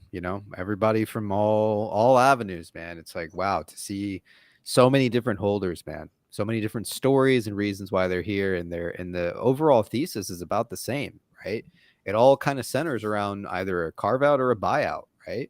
Those are the same things a lot of us believe too. So everyone's thesis kind of ends up in the same spot, that this is obviously heading towards some form of a carve out or a buyout. Our other guest earlier said that, through PitchBook, the baby deal is done. Ryan already owns baby. I'd love to see what's going on, ABC. It's coming soon, brother. God, man, I've been in it since August, man. Yeah. Okay. Long time. The stock was like 4 something when I got in, and I never knew the fuck I was getting into, man. This has been one wild fucking ride, man. From, like you said, from 30 to 4 cents. Holy shit, man. Yeah. I'm just ready to see what happens, man. I believe in fucking RC and some of the other people who are fucking involved. Potentially involved. Look at Mrs. ABC and I think we got in around January 3rd. Mm-hmm. And like I said, I didn't even know what a meme stock was. I didn't even really. And then didn't it squeeze up to like $7 January 6th, 13th? Yeah. Well, immediately, Mrs. ABC's up like $100-something thousand. That's like, so fucking crazy. What is going on here? Yeah. And then we decided to hold, Right. We just have taken this ride down, but you know what? We're still holding. I'll even hold. I'm going to keep a large stake in this company because I believe in RC, man. I believe in the team. And that's what I plan to do at the end of the day. Like, I'm going to end up taking profits at some point, but I'm for sure going to hold it long term as well. How can you not if they're going to, if the people are involved, right? I mean, that's a no brainer for me. So, all right. We're going to go ahead and bring in Elevated, and then Kaz is after. So Kaz, just sit tight backstage there. Elevated's coming on next. Someone's salty. I'm here because of you, PP. You should never invest on anybody's advice, man. I am not a financial advisor. You should seek financial help, man, because you're not going to find it here. But I'm glad you love the show, and I'm glad the show propelled you into maybe look more into the stock, and you made your own financial decision. Love to hear it. Yeah. All right, let's go ahead and bring in Elevated, and let's see what's going on. Elevated, what's going on? What's going on? Can you hear me? Yeah, I can hear you. All right, finally made it on. Hey, I've been following you, PP, for a while, since back in the tinfoil cock hat days. And, yeah. Elevated, man. Seen how you you around. guys doing today? Good, man. Good. Awesome. Just hanging out, talking a little bit about the stock. We're gonna go through some dockets and a little bit of DD a little bit later. But yeah, man, overall pretty good, I'd say. Right on. Yeah, I don't have much to put in. Besides, I'm just super hype, ready for this. I've been in the play for a while, and yeah, I'm ready to see this thing take off. Yeah, me too, man. I've been in it for a long time, just like you, and I think the tinfoil honestly is somewhat true, man. That's my own opinion. I just feel like this entire play has never made sense. It never really made sense from the start. Sell your shares, don't buy the stock. And this is the first time I've ever seen any media outlet or multiple media outlets report don't buy the stock because it's going bankrupt. I find it hard to believe, man. I find it really weird. And at the same time, institutional, holding and institutional increasing positions, it's very bizarre. The stock has really never made sense to me. So I just kind of feel like, we're finally coming to the end. We're finally going to fucking see what happens to the stock, who was behind the NDAs and who actually is interested in the company. Yeah, exactly. That's pretty much what's kept me here since August. All the lows when I've contemplated what I'm actually doing in this play, losing money every day. Yeah. Looking at all the things that have been addressed through DD or documentation, and just kind of taking a look at it, and why would all these things be in existence if there wasn't a bigger play at the end of this? And yeah, I'm ready for the next 2 weeks. If it's longer than that, I'm good with that as well, if it has to be. So I as well am in this play for the long run. I DRS 25,000 shares. And the rest of my stake is hopefully for this huge squeeze. Mm-hmm. What's your cost basis? I'm 94,000 shares at 22 cents. Shit. How wow. 22 cents. Jesus. That's pretty good, man. From November, I had a $17 average. Wow. So you just dropped that motherfucker down. Yeah. Holy cow. So Monday dropped it quite a ways. I purchased Monday, but I've been just slowly acquiring over the time. I was playing calls for a few months, got my ass kicked on those. Should have sold when I didn't in February, and learned some lessons. So anyways, well, I don't want to take up too much time, but I just want to swing in and say hi to you guys finally. ABC, it's good to finally talk to you. Enjoy your guys' comments, whether it's in the subs or the Discord or wherever it is. We've got a really good thing going, so I'm glad you guys are doing this. Awesome. Loved having you on the show. Appreciate you, brother. Appreciate it, guys. All so right, hold strong. Remember what AJ said. 10x. Yep. 10x from AJ, man. Yeah. All right, cool. Guys. Cheers, 10x. brother. All right, see you. All right, Kaz is not backstage, so maybe we can move into some DD. Kaz, your final call. I'm going to post the link in the chat, and then we're going to cut off the guests for maybe like an hour, maybe 30 minutes, and we're going to get in some DD. So we need to read some stuff. Alarm says, hey, PPABC in the chat. What's going on? Jesus Christ. Did someone just fall down some stairs, ABC? My dog's Holy zooms shit. right now. Oh, okay. Yeah, she's sound like someone like tumbling downstairs. Man. Okay, let me go handle her. I'll be back, brother. All Pull right. some DD or something. Yeah, I'm gonna bring in Kaz right now. He actually is here, and then we're gonna move into DD. All right. Chat, welcome Kaz, man. Kaz, what's going on? Can't hear you, man. You're muted.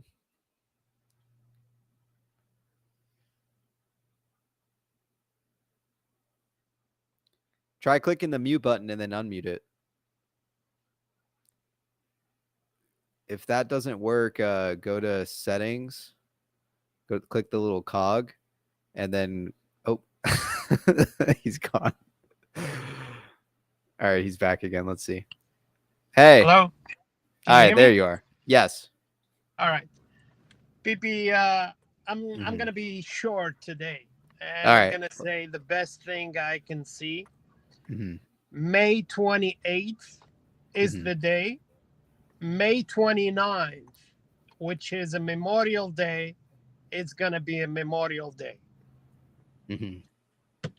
May 28th. Remember? Why do you think that? I've been saying that every time. It's the interview. It's the gravestone. It was tweeted on May 28th, and Ryan has a plan. Let me. One of your guests said that Bye Bye Baby was sold before. I don't think there might be a deal on pitch books. It says that it was possibly like a deal was done, but yeah, pitch book. I'm not too sure. Yeah, it cannot happen because you have a federal court right now. I mean, you don't joke with those. I mean, but is there a deal that might happen? For sure, because as we all know, before they filed for the Chapter 11, you had what's her name? Wu, the director of Bye Bye Baby. Patty Wu. Patty Wu. She did a tour of all Bye Bye Baby stores. Yeah. I saw that. She did. And she I'm did a sure, tour, yeah. I'm sure during those visits, I'm sure she was telling everybody, I mean, the store managers, what's gonna happen. I mean, there is, and they are very discreet about what's going on, and it's, I think it's legit. That Patty Wu, she's great. I mean, she's always smiling, different than the other guys, you know my point of view of other directors or CEO or executives. I'm at the same point of view as Ryan Cohen. Remember, Ryan, he said, I mean, he was tweeting about the executives and what they've been doing, and I'm not change my mind about some executives, but once again, I want you to remember, guys, May 28th is the day. I'm giving dates now. May 28th is a day. May 29th, which is a Monday, is gonna be the Memorial Day. What is gonna be? It's a lot of hedge funds that they're gonna be filing for Chapter 7. Okay. Chapter 7 is a liquidation. So, and guys, the code for their bank accounts, it is called BBBYQ. We have the code. We're gonna get access to their. Let me ask you this. Every other date has failed thus far that we've discussed or have seen, not just you, Kaz, other people. What makes this date different? It's I mean, if you go back to the interview that Ryan had, it's I mean, when I listen, I mean, by the time when you go and watch it, you are closer to the end point, then you understand what every word he was saying meant. What I mean, you guys agree that the guy is cryptic, and you understand what he meant by every single word, and it's happening. I see it. So I mean, I'm so disappointed of my broker, and they didn't allow me to buy. Now I have the funds transferred to the new broker, and they are on hold until the 22nd because it's a new account. So so I'm not able to buy more shares. I'm planning to get at least 12,000 extra, and you know, the stock price is going up. But am I happy it's going up? It's okay. I am happy. It's 18 cents. By Friday it's going to be probably above 20 cents, but by May 28th is the end. It's the last day. I mean, it's the last day of sale of cheap stocks of of Bed Bath and Beyond. Sorry, guys. So, all right, cool. So we're looking at some possible price movement. We'll see what happens. What do you think the end goal is, Kaz, with the stock and where we're headed, man? I mean, I see. I mean, this is how I look at the image. Ryan Cohen did not incorporate. I mean, the guy is not incorporating companies for fun, right? Teddy Holdings LLC. And why it's called Holdings LLC? It's an umbrella. All right.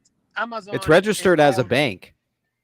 It doesn't matter. You can register it as a grocery store. You can register it as a grocery store, but okay, why it's similar to the umbrella of Amazon? Amazon is called Amazon Holdings LLC. So he registered that company, Teddy Holdings LLC, not to joke. The guy is not collecting, you know, he's not making like a collection of companies. He incorporated this company for a reason, and that company is private for now. You said it's a bank, and he learned a lesson, and in the interview he said a lesson in Chewy. He learned a lesson that incorporating a company and then doing an IPO is tough. Doing an IPO is very hard. It's a lot of regulations, and so how he can get it into the public market through an IPO, he's not doing it that way. Through a SPAC, it's not happening. I mean, the SEC made it like very hard because of some fraud of Chinese companies into the SPAC. The only thing left is a reverse merger. So what he's going to do is he's going to get Teddy Holdings LLC into the public market through a reverse merger with Bed Bath and Beyond. That is going to have, you know, that is going to get us into the public market once, and you're going to see Ryan Cohen as a CEO of that company, the new entity. Usually when a reverse merger happens, the stock is going to be trading at the OTC, I mean, BBBY, which is, so right now we are at the OTC. So they did one step ahead of what is coming, which falls in the same plan. So what you're going to see is, for a certain time, once you're going to see Ryan Cohen as a CEO, the reverse merger happened, the stock is gonna go up. Short sellers, they're gonna try to cover their position, and you're gonna have a squeeze.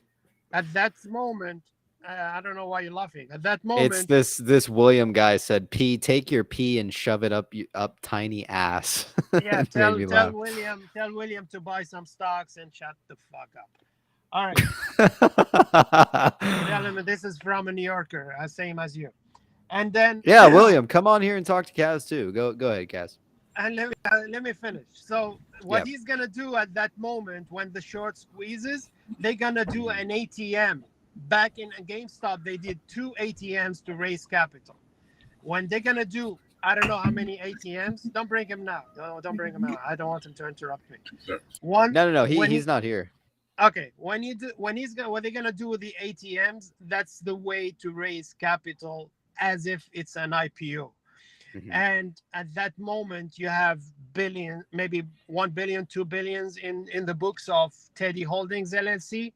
And at that moment, they need the executives. They need remember in the interview, he asked him, he said, I was looking at the hiring in GameStop. You hired almost like 400 people. Look at if you go on to today, if you go on to LinkedIn and search on GameStop, they are hiring when every other company they are laying off employees. But you have over there a CEO of who has who has been an executive in Amazon for 18 years. You have people from Chewy, you have people from Amazon. All those are in GameStop, not for fun. And GameStop it's so basically after they raised the capital through the ATM for Teddy Holdings LLC, I see a merger of equals between Teddy Holdings LLC and GameStop, and that's the new entity that it's gonna be is gonna get birth, is gonna have birth, which is Teddy Holdings, a company that is gonna compete against Amazon.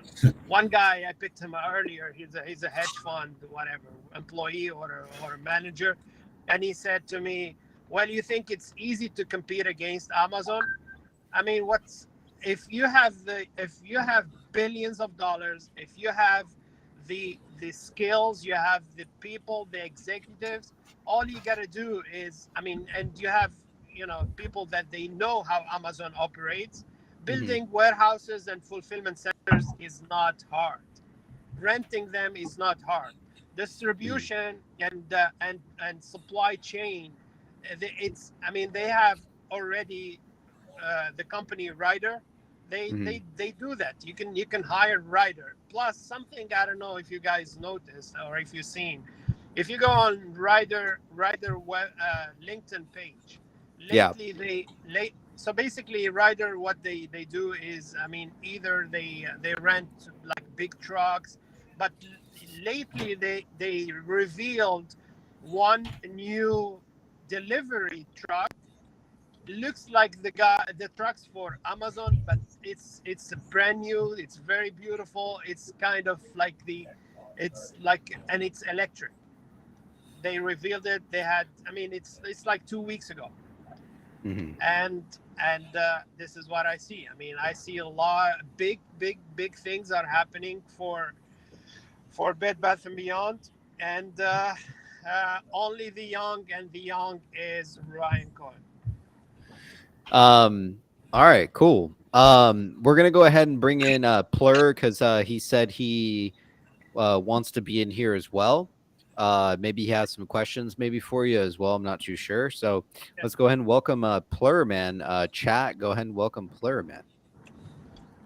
Plur, what's going on? Damn, that's a nice looking suit, man. Yeah, Bed Bath Beyond's it's been good to me, like it's been good to you guys. So I decided to wear the blue suit today. Wow. Oh boy. Plur looks fancy. He has one of those like handkerchief things in the shirt pocket. Cool. Oh yeah. Love to see it, man. Yeah, I just as a long time, fan of the Legend King guys here, man. I know it's probably already discussed over and over again earlier. I was just at work, but all I ask, man, is from this point on, please don't fall for the honeypot, dude. That Wall Street Journal reporter, her reaching out to you and Pete and whoever else, and you guys spilling out your guts for an hour and a half. She just wants to use people for her article, Yeah, man, it's just like CIA/government style. It's like, hey, let's get these guys here. Now she has a free DD. Because I watched your YouTube video, and I know you talked about Teddy LLC, and I know we talk about everything here regardless, but it's just you know a lot, and you're just giving it to them for free, man. Yeah. So I think you're better than that, man. That's it. And I want to jump in there, Kays, because I love your passion. I love you, my man, what you've done for this stock from day one. And you've been ruthless in your attack, and you've been ruthless in your DD. And, I commend you for that. But at this point in time, I also want to say, brother, my man, I'm appreciating you because you've toned it down a lot, and there's no need to go to WSJ and stuff like that. You're now part of this brand, man, and we're about to take off. And, You've got a large following, brother, and it's a well-deserved following. I'm just saying, always remember the brand in the back of the mind, and remember that, you know, we're representing RC and his mission, and the only way we can help out his team of Army is to hold and you know, represent that brand real well, because the media and the FUD, they will take any angle they can to make us look like regards and fools and blame it on us. Yeah, I agree 100%, ABC. I agree, I mean, with everything you guys said. But also remember that all I did, I gave them a smiley face, and then I stabbed them at the back. And this is how I see the fake mainstream media from day one. I never gave them a chance to play me. And once again, I hate the fake mainstream media from Yahoo Finance, from CNBC, from Wall Street Journal. I smiled into their faces, but once again, my plan was always to stab them at the back, and this is what I've been doing. This is what I did with Alexander Goldstone, and this is what I did yesterday with that whatever Gunjung. even her name is fucking stupid. And then that's it. I mean, I don't think I'm gonna be called again by them, because they've been stabbed twice, and they know who they are dealing with, the Legend King of Bed Bath & Beyond. That's it. Yeah. Well, they kind of used you, you know, because they first it was with that Alexander guy. You gave him, you know, an interview and whatever, and then he blocked your number, tossed you to the side. You didn't know you were blocked till you used a different phone to contact him, you know, and then made up all this shit. And then now this woman who contacted you also writes an article, and then she asks for your help. She says specifically, don't tell anyone that I'm looking for Bed Bath investors. She most likely would have had an even harder job if you didn't send her you know, people to interview. But she essentially used you. You know, Wall Street, oh, we lost Kaz. Wall Street Journal, I think he's back in here. What I was saying, Kaz, is let me explain to you what you know, happened. they used you, and then they get these investors, and then they didn't even contact you or use anything you said. You know what I mean? It's just, no. Let me. Do you understand the problem? All right. Let me explain to you what happened, because I see what happened. If you look at today's article, she started. She prepared it, and then if you look at the article at the bottom, it was done by collaboration by her and the other guy, Alexander Goldstone. So basically, after she did the article, he looked and he found that I was part of the people that she interviewed, and then he said, "No, this guy I had issues with him in the past, and he stabbed me in the back." So basically, he requested from her not to include me into the articles. But what I did is I looked at it, and Pete was there, and he did great job. The other guy, Michael, led Jared Michael. He was, I mean, actually, Jared Michael. When I gave him the number to get in touch with her, I told him she's gonna ask you that and that and that and that, and tell her you are a very big shareholder. How many? And actually, that's what he told her. He said, I own more than 200,000 shares, and that's why. He's not a kid. He's like 23 years old. He's very smart, and he's sharp.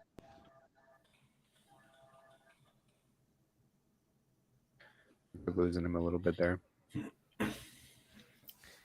Kaz, you still there? It sucks because Kaz probably can't hear me right now. But I was gonna say, like, yes, Pete did an amazing job, but what hat was Pete wearing during that interview? And it wasn't Pete the pilot.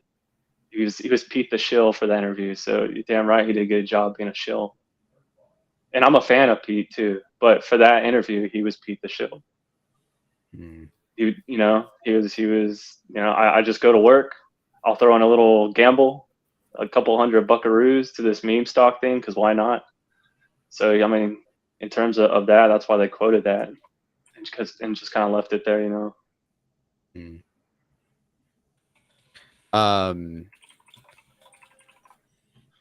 So, but although, yeah, I was gonna say, even though I hope Tyus calls back or what have you, but talking about Pete or the interview wasn't my original intention of calling anyway. So yeah. Well, let's hear it, man. Well, now that we have you here, Kaz, if you want to try to rejoin, man, I'm not sure your phone froze or something.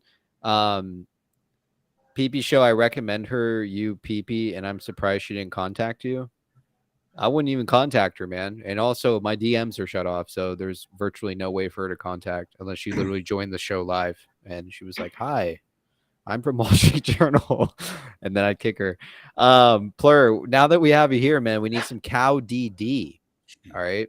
yeah, Kaz Shorty is the back. cow. Okay, right. What's up, Kaz? Let's let Kaz finish his thought process. And Kaz, you there, man? We can't hear you, man. Corey Ryko says, DDPP. I know we need to get to it. We have so much DD to cover that. Kaz, we can't hear you, man. We can't hear you. Try to rejoin, maybe. All right. Plur, go ahead and let us know. Oh, he's back. Kaz. Can you hear me? Yes. Can you hear me? All right. Finish your thought. Then we're going to go to Plur, and then we're going to get to DD tonight. All right. So, I mean, let's finish it. Once again, it's a buy and hold and hold. And as you Not you financial guys advice. See, the volume is getting like dry, and it's almost, we are almost at the finish point. Cool. You heard it from Kaz, man. We appreciate having you on the show. Hope you have a good night, man. And we hope to see what happens in 2 weeks, man.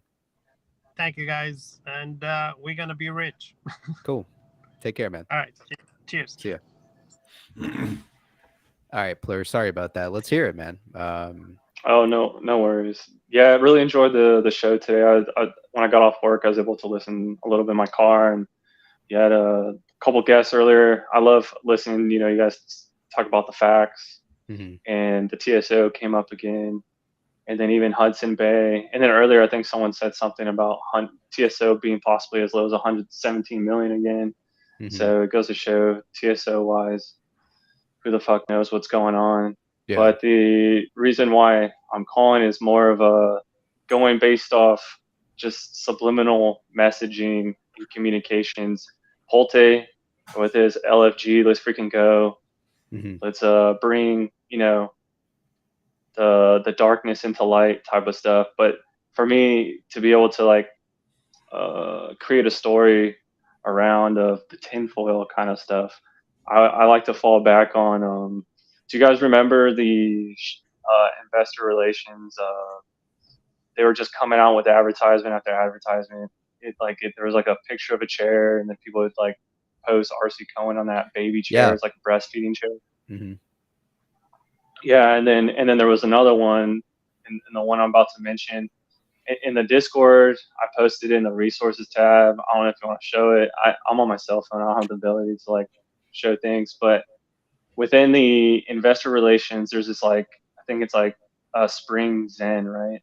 Be Zen with what's going on. And in that picture, there's a lot of things in that picture. It's like a picture of a closet. Within the closet, they got like shoes, clothing, books. But if you notice in that picture, on the top right is a yin yang purse. Oh yeah, I remember. It's kind of interesting. Yeah, so it is interesting, this yin yang purse, because you know with every piece of light there'll be darkness, and with every piece of darkness there'll be light. And right now we're in a time of darkness, wondering what the hell's going on. Right. And we're waiting for the light to come in, so it's relevant right now more than ever because of what Polte posted. And on top of it, something that's interesting and just scientifically factual right now, in North America anyways, we're and based on my job, believe it or not, moon illumination is actually really important, but I won't go into my job except for that. But right now we're in a waning crescent moon. And the interesting part about that is it's only like a 1 to 4% illumination at night right now. Right now it's with the moon, it's darkness. It's like 96% shadow for like 4% light. And that's called the waning crescent moon. But something that's interesting with that court date change from, April 16th to May 31st is we're going to go into I can't pronounce it very well, but I believe it's called a waxing gibbous, which is like the first day of the full moon cycle, which is just a few days.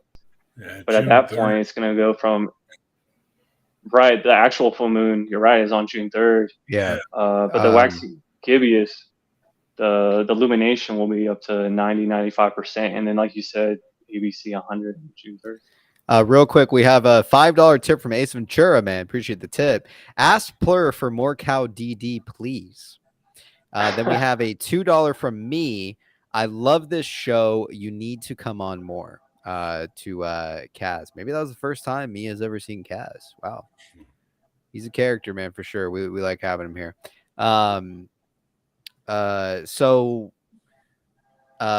Plur, what do we believe is taking place currently with this stock? So because we're in the waning crescent moon, we're in darkness, and then I think just like a woman giving birth, there's these birthing pangs, and we're near the end. We're at pretty much at the end game.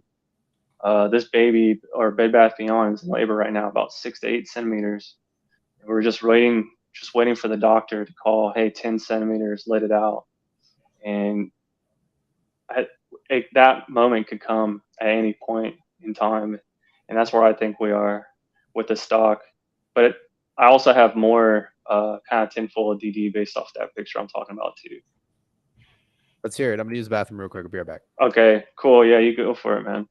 Okay, so ABC and Chad, I don't know, working in your life, everybody, no matter, how you're promoted or what, or if you work in the government, you work at Wendy's, work at Bed Bath Beyond, everybody has a boss somewhere. And anytime I've worked in my life, which I do now, it's very important to me when I have a boss or some sort of leadership that I respect. I love it when they recommend books to me. Like, for example, not my boss, but Carter or Cardi, who comes on all the time. He'll quote Sun Tzu in terms of just aggressive type leadership. The book Starship Troopers has been recommended to me in the past. And then I've had, high-end leaders recommend, I think it's called Atomic Habits and things like that. And it's about organizing your life and building efficiencies in everything you do. And the reason why I'm even talking about books and leadership is because in the springtime Getting Zen advertisement, in the bottom right-hand corner of that picture is a bunch of books. And there's other advertisements that they had in the past, and I can't read what the book titles are, but this is like the one investor relations advertising that I was able to actually look at the book titles. So just to talk about the book titles that were in that, and in terms of subliminal messaging, I'm assuming that blow my mind here, brother. I love this type of tinfoil because it's kind of like, the ICANN interview, with the map or the 147 on the clock. So please, man, tell me the tales. I'm a big reader. Atomic Habits, all these type of books. I'm right there with you. So please enlighten me, man. You're getting my tits jacked.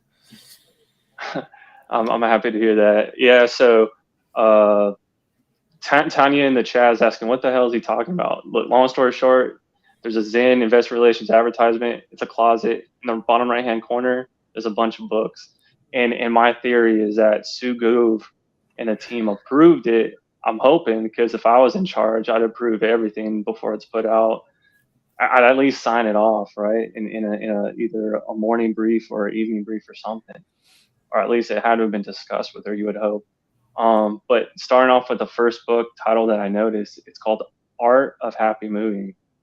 And I looked up the book. I kind of got the cliff notes on everything. But the cool thing about Art of Happy Moving, it's about very specific things. It's about how to stage a home for a buyer. It's about it, yeah. And then it's specifically another chapter is about how to choose your next neighborhood that you're going to.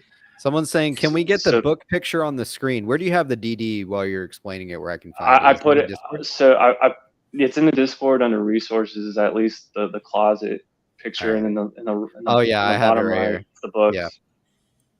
Yeah.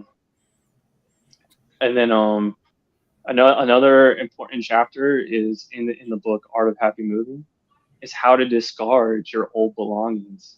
And I feel that Holly Antlin's currently doing that right now for Bed Bath & Beyond.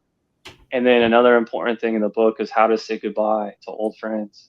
And a lot of people within the company has come, and a lot has gone. And then whoever's tight with a family will probably move forward. And then it's also about when you do get a new home, how does one decorate that new home? And then if the company is acquired, it's going to be important how they rebrand that company. Yeah, so that picture right there in the bottom right-hand corner are the books that I'm talking about right now. And the first one I'm going over is Art of that, PP? Because I'm like Plur. I've checked all the other postings, and they never make the books legible in terms of titles or anything. And so if this is the first time they've done that, that's pretty strong for me. How do you zoom in? I use Snippet. So I went to like my search, the bottom bar. I typed in Snippet, and then I cropped it, and then it popped out. 3 dots, PP. Got it. Thanks, man. Oh yeah. I promise I'm not a. I promise I'm not a boomer. Okay. I promise, man. All right. All right. These are the books that you're. So I believe that book on the very left is Art of Happy Moving, but I'm not entirely sure.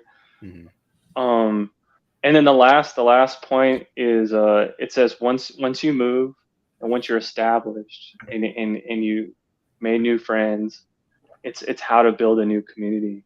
So this book is really important because it kind of reminds me what Ben Rosenwig was talking about in terms of when he was still a board member. Is he wanted to. His number one goal, his mission there was to prepare, for a buyout of some kind. And that's essentially why he was there. And he's done it before with a company called Synalloy, which was a 2020 podcast I listened to not too long ago. So there you go. That's all I had based off my notes from Art of Happy Moving. But I just think it's real interesting that, Bed Bath & Beyond has that book specifically that are about chapters about these topics. And then the next book I'll go into, you see it there. It's like kind of like the bluish purple looking one. It has a bird in the front. I know folks love the animals. I don't have Shorty the Cow DD, but this one's called The Blue Jays Dance. And the reason why Blue Jays Dance is interesting because it's about love and making love. But not only that, is it's about a woman who gets pregnant sometime during the winter, and then she goes through the whole process of the pregnancy and the experience that comes with it. This book, from what I read in the Cliff Notes, it's all about her individual experience going through a pregnancy.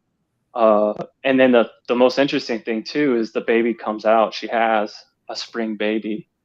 So she gets pregnant in the winter. Some of our darkest times for me holding this stock was the winter time. And then you fall into the spring and it's the time to rejoice because she has a spring baby. And it just so happens we're in spring right now, at least up until June, I believe. And then after she has the baby in the spring, as it's about like the first year of having a child, and it goes again and again about how important those memories are between a mother and the bond with that child that first year. And something for everyone in the chat, if you guys have kids or anything like that, that I got even from the Cliff Notes is, if you miss out on that first year, I guess the baby and yourself as a mother misses out on one of the most important experiences of their lives. And even as a father too, being there for the mother or the child or both, if you miss that time, which is such an important time for everyone in the family, that you can never get that time back. And the reason why I found that interesting and important is because R.C. Cohen, the way that he pushes things, or the type of experience he wants to make with Chewie, and everything he touches, it's all about the experience and memory and loyalty and heart that goes into it. So I thought them having the Blue Jays dance was quite interesting, is because of what it was essentially about. A mom gets pregnant in the winter, has a spring baby, and then it's all about the experience, even at the before and after the child is born. And what's the middle, my man? What's the middle book? Okay, so the middle book is called The Tipping Point. Oh, and The Tipping Point. It's a very famous book, yeah. And the thing that's so cool. Go ahead. I've been saying that throughout the streams. Everyone, we're at a tipping point. You guys remember that, I'm sure. That's kind of something that I always say almost every stream. Is that seriously the middle book? Mm-hmm. Wow. I'm Jack, brother. Yeah. The PP Book Club. Love it. And I love you guys too. And I love what PP says on the last stream after I told the cow story, because he's like, with this stock, you really don't run out of things to talk about. Because with HLBZ and all that, it's like after the Italian CEO, you realize he's an asshole. What else are you going to talk about? You know what I mean? Yeah, exactly. There's so much tinfoil. Like, it's crazy, man. Jesus Christ. Yeah. What's the last book? I was going to talk about The Tipping Point for like a second, okay. or right, if you're trying to move. No, yeah. Okay, let's get through the PP collection. Yeah. Let's hear it. Sweet. So The Tipping Point is a magic moment when an idea, trend, or social behavior crosses a threshold and spreads like wildfire. So as you remember, there was a real quiet, dark time within holding this stock. And then just recently, all the tweets and everything is pretty much going out. Pulte's being super interesting. Even in the Discords, we're getting people more bullish than they ever have before. And then just the news with the banks right now, it's just a change in sentiment and change in the environment. And it looks like things are changing for the better, just like the yin yang type of concept. And then and then with the tipping point, it says, just as a single person can start a flu or epidemic, so too a small targeted push can cause a trend or a popularity of a brand or even a rebranding. And that's from The Tipping Point. That is one of the best books out there. I encourage anybody to read it. And the guy that wrote it is a massive storyteller. And dude, thank you for sharing that with me, because that just makes me even more zen. I might have to buy more now, brother. I'm buying more. I just need my money to clear, my man. It's hard to buy a penny stock in OTC. There's all these real timing gates now, but that's all right. And then just share with you guys the last book title that I was able to actually get, and it's another famous book that a lot of us read in high school, or maybe for fun or in college, but it's called The Time Traveler's Wife. I think there's a movie about it too, but I didn't watch the movie, but I read the cliff notes on the book. And long story short, the book's pretty much about, two people that are in love. Mm-hmm. But the weird circumstances is the husband, he time travels forward in time and back in time, but they can't control it. So different times in even her life, like I think he met her when she was 6, and then a little later, after that, but he was a time traveler and they fell in love. And then they end up having, having the best moments in their life just later on. It was kind of sad ending, whatever. Right. But the point of the time traveler's wife, or at least what I'm getting, the symbolism of it with Bed Bath Beyond in that closet on the screen there, is essentially that R.C. Cohen is the husband. He loves Baby, and he could interact with Baby at a one arm's distance until he could finally marry or essentially acquire that baby, and they could have a relationship. So maybe it's symbolizing, Baby just wasn't ready yet, was a little too young and not ready for their marriage per se, as per the book Symbolism. But now it may be a time where he's back, time traveled into the right time period for the soulmates to become one, essentially. So I thought Time Traveler's Wife was good symbolism, just basically R.C. Cohen one arm's distance until he's actually allowed to acquire what he wants. And Willem Moffat, you're full of bullshit, bro. Oh, what's he saying? He's just calling bullshit. All right, you know what, there's gonna be a lot of people that are gonna look at the tinfoil and go, nah, it's just coincidence, it's this. A lot of people operate from a very logical side of mind, and then there's a lot of people that understand that life is actually deeper than just black and white type on a document. And you know what, ultimately when this thing does go, hopefully they find new evidence and change their beliefs. But if not, I mean, you bring a horse to water, you can't force them to drink. And, a lot of us will be in this play for a while here that we look at the tinfoil, and yes, some of it's crazy, but some of it, I'll tell you, I've been in retail for almost 35 years, and through marketing agencies and everything, every single advertisement, every single posting goes through a review process. They don't let anything out until they've approved it. So for those books to be on there, and there's millions of books in the world, right? For those 3 specific ones there, and for you to take the time and read, the Cole's notes on each, I think it's pretty damn deep, and I applaud you. Yeah, that's some good shit. That's a good attention to detail, sharp attention to detail. Most people look at this, read the fucking thing, and just move on, but it's like you're looking into like, well, what's on the shelf, and like, you're trying to, make these connections of why these books have relevance to fucking to the fucking stock, and why it's there in these press releases and stuff. So I think it's good, man, that you're looking into the details of it. Yeah, and I just want to share, to folks like William Moffat and like ABC said, there's going to be critics, what have you, but just remember, as I talk about things like this, I look at it like a supplement. Like, am I going to bet the barn because of these books? No, but a lot of what we discuss here on this show and to each other, and then even for me, when I think long and hard, should I buy, should I sell, should I just hold on to my money, or what have you?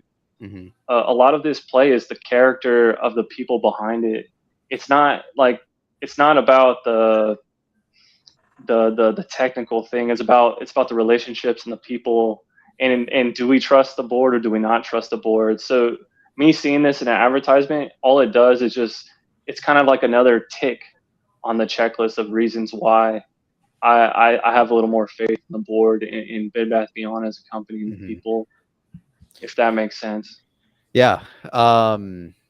So I guess let's wrap up and let's move on to some DD, because we need to hit like 30-40 minutes of DD and then bring Q copy on for some TA.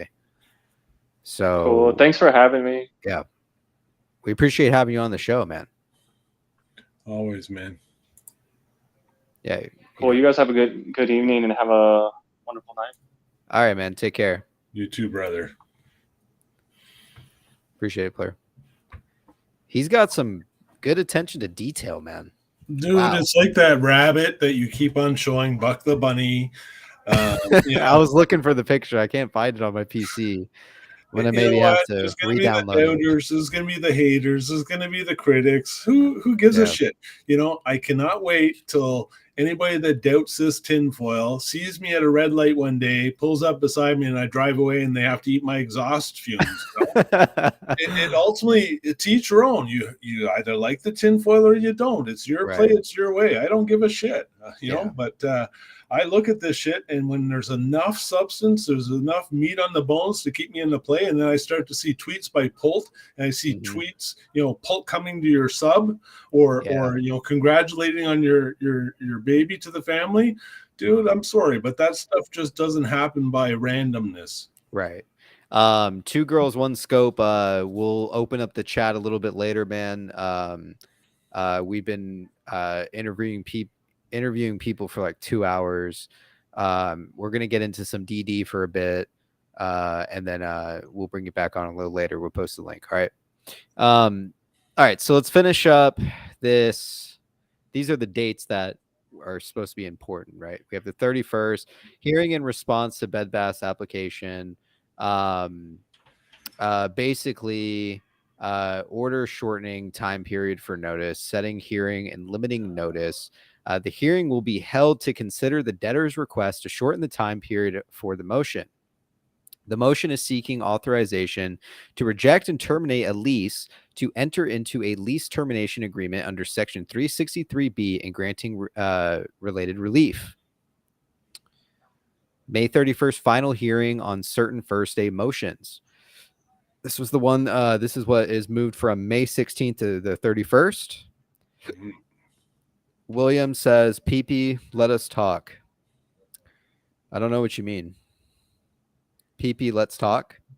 Oh, you want to come on? Yeah, I don't think that's the real William. William's too much of a gentleman and you know, is respectful. This William tonight's being a little bit off the fucking wall. Oh, that's him. You think? Yeah, that's how he acts, man. Yeah, that's is he drinking William. Well, come drink he's probably fucking pissed off, man. You know, sometimes you get William on a bad day. Come on in, William. It's all right. You know, come on. I made a fresh pitcher of fucking Kool-Aid for you, brother. Yeah. Sorry. You know, William, we haven't heard from a long time. So let's just hear him real quick. And then any other guests we'll have to bring you on a little later. William, come on. I sent you the link. Join up. Let's hear it. We'll go ahead and keep reading this DD until William gets here. Chat, convince him to come on, man.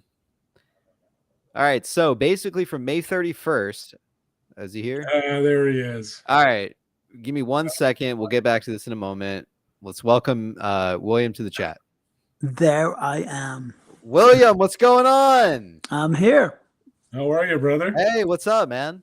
Hey, listen, you guys doing your thing, and there's a lot of discourse going on. There's a lot of Sure, tell us about it. Why? What's going on? So I'm not drinking the Kool-Aid anymore. I'm sure. I'm 100% out of the stock. You're out of the stock? Completely. No shit. Why are you fucking still watching? Because I love the show. Wow, that means a lot, William. Wow, holy shit. The show's so good, you don't even have to be invested to enjoy it. Love it. Well, you know, you might have had to have an investment position prior.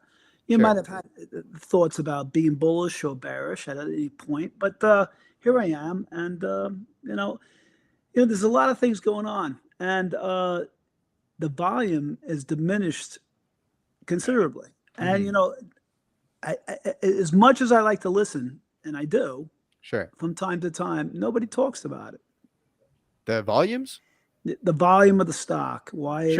Yeah, you have some. Well, I mean, how long were you playing the stock for? Out of curiosity, like what was when did you first actually start playing? It was January, wasn't it? Well, listen, I got in late, and there's a lot of things. If your people that have been listening to the show and listening to me, I was very bullish up until time where they changed the offering from February 6th. You know, so it is what it is at this point. I think they're in their death throes. It doesn't mean the stock won't go higher.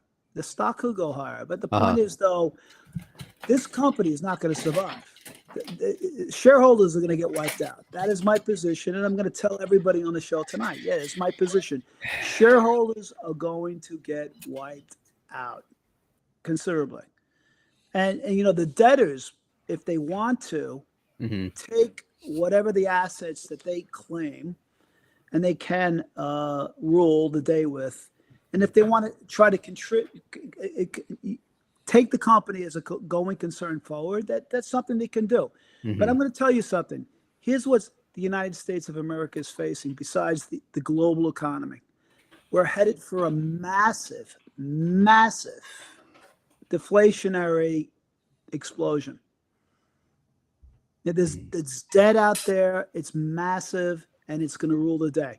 And it's going to likely eclipse, I believe it's going to eclipse 2008. 2008 was 2007 was a credit crisis. And you know something? What's coming is going to eclipse that. So if you try to look at companies right now and you're like, okay, I'm going to invest and, stuff and try to buy up, assets on the cheap and stuff like that, and then try to rule the day, you're not going to get a return on equity because, these companies are going to barely be able to survive going forward. And what happens if it's a buyout where there's a premium paid and shareholders do actually benefit off of that? How would you feel? Would you get back into the play? I mean, are you just sitting it out, or how would you feel about that? Listen, there's always a hypothesis as you propose to effectuate something that might hypothetically happen. It's not going to happen because the point is though, even based off what? No, because based on the debtors. If I was, I'm not the sharpest shill in the room, but if I was going to, listen, if I was to assume that I can take this debt and rule the day and wipe out the equity and try to return on assets, I know what's coming.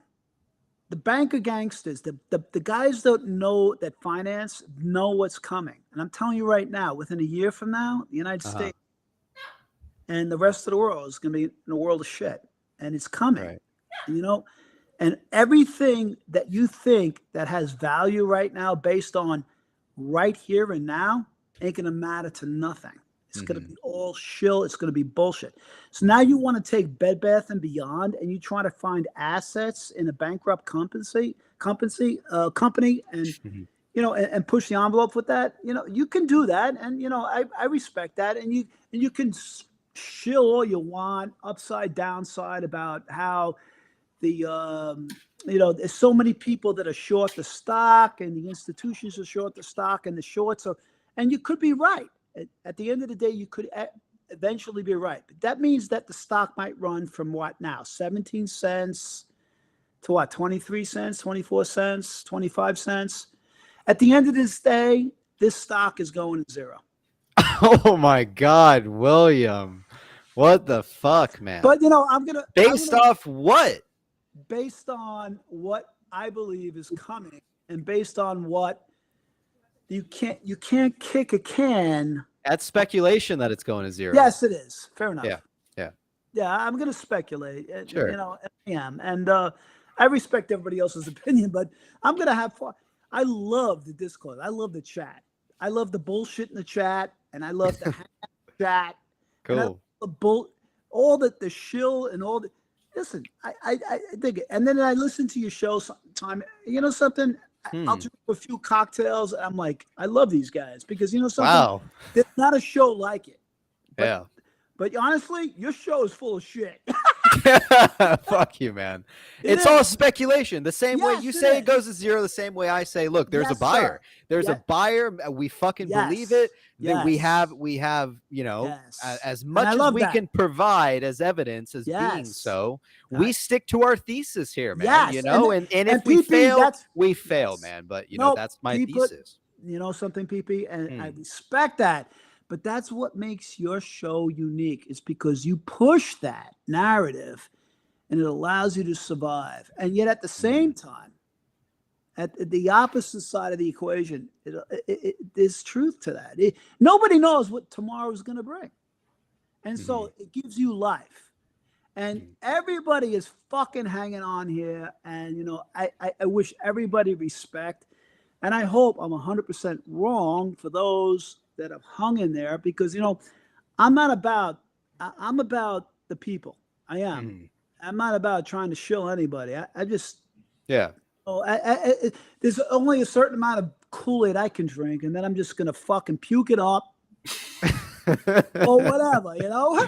But you know, I'm real, and I try to say it the way I feel it. And you know, flush 'em, Mo says Mo Lava, flush 'em, hey Mo, whatever. I don't give a shit. Flush 'em. I like William, you but know, I mean, I don't agree with your thesis of what you believe. fair enough, you know. But I'll hang with any. If you want to talk financial analysis on any company, any given day, you want to talk financial analysis of debt, the United States' debt and the world debt, I'll go down that wormhole for you. And you guys think there's a Goldilocks economy coming? Well, let me wake the fuck up.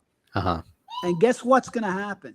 Your fucking stock market is going to crash. Yeah, but I'm going to jump in, William. I totally agree with you. Let me tell you, I'm right up that road with you on this. The market is going to all hell.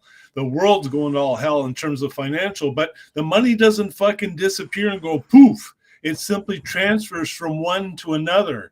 And so there's something called a great financial reset, and it happens every 60 to 70 years in human history. And if you go back all the way through time, we're in another financial reset. And that's why this is going to be a transfer of wealth again. It doesn't just disappear, it changes hands. All right. Well, listen, ABC, listen, you know, sir, you know, I have a lot of love for you, but there is no accountability, sir, for what you try to put forth as a thesis. All right. And honestly, you know, when you have debt derivative financial instruments in play and the Fed is running the show, at the end of the day, there's no accountability. There's never been accountability. That's why the bank of gangsters, the Fed, continues to bail out banks. They're gonna say, oh, the banks are not, they're okay, they're liquid, and all of a sudden, a whole bunch of shit banks go underwater, and there's no accountability. Nobody goes to jail. It just doesn't happen. Listen, guy, I've been down this road for fucking 35 fucking years. It's all bullshit. And yet, ABC, I love you. I love your thesis. Likewise, brother. I would hang with you on any stock and talk numbers and fundamentals, because I think you're a fucking brilliant guy. Yeah, I'm not brilliant. He's a down to earth, straight up. I do believe your thesis on BBBY is wrong. That's my and you know, and respectfully, sir, I'm okay with that. I am. Likewise. And, I truly hope that I am wrong and that everybody else is winning here. And you know, if I'm wrong and you all are, I hope you run it up 1,000 times your money. Seriously, and you deserve it, because to drink the Kool-Aid down here as low as you are right now, and with the volume being as low as it are, and the volume. If you take the volume today and you multiply it by the share price, it just, you know, it just gets kind of ridiculous. But you know, everybody has an opinion, and and I respect that. I really do. But you have to look at the grander, the macro environment of where we're headed. Hold on, Kaz. William's talking, man. Listen, and then you can chime in. Sorry, the macro environment is going to rule the day. You might give yourself 6 months, 8 months. So look, the shorts might run the stock a little bit higher. You might get a 25% premium from where we're trading at right now, 17 cents. It might even spike much higher than that. It doesn't mean it's going to fucking go back to $10. Stock's going to go lower, because honestly, at the end of the day, Amazon is the 800-pound gorilla in the room. They're killing everybody because they changed the matrix of the game. What happened to the $10 gaps, William? It doesn't mean, you know something? That's a big thing. And I am wrong. My thesis at this point would prove me wrong based on what I said prior. And I wear that on my soul. And I'm sorry to say that, because I don't understand the gaps and why they shouldn't fill. But I think Wall Street banker gangsters and the shill masters are actually figured out TA better than everybody else. They're going to play the TA based on that. And, you know, that makes me wrong. Okay, so whatever. And William Moffitt's a fucking idiot. Fine. I'll wear that on my sleeve.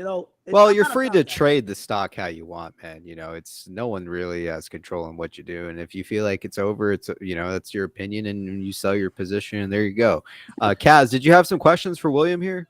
Yes. William, how are you, my friend? Good, Kaz. Quick question. Do you have kids? I do. So you are a father, right? Yes, sir. All right. Happy Father's Day tomorrow.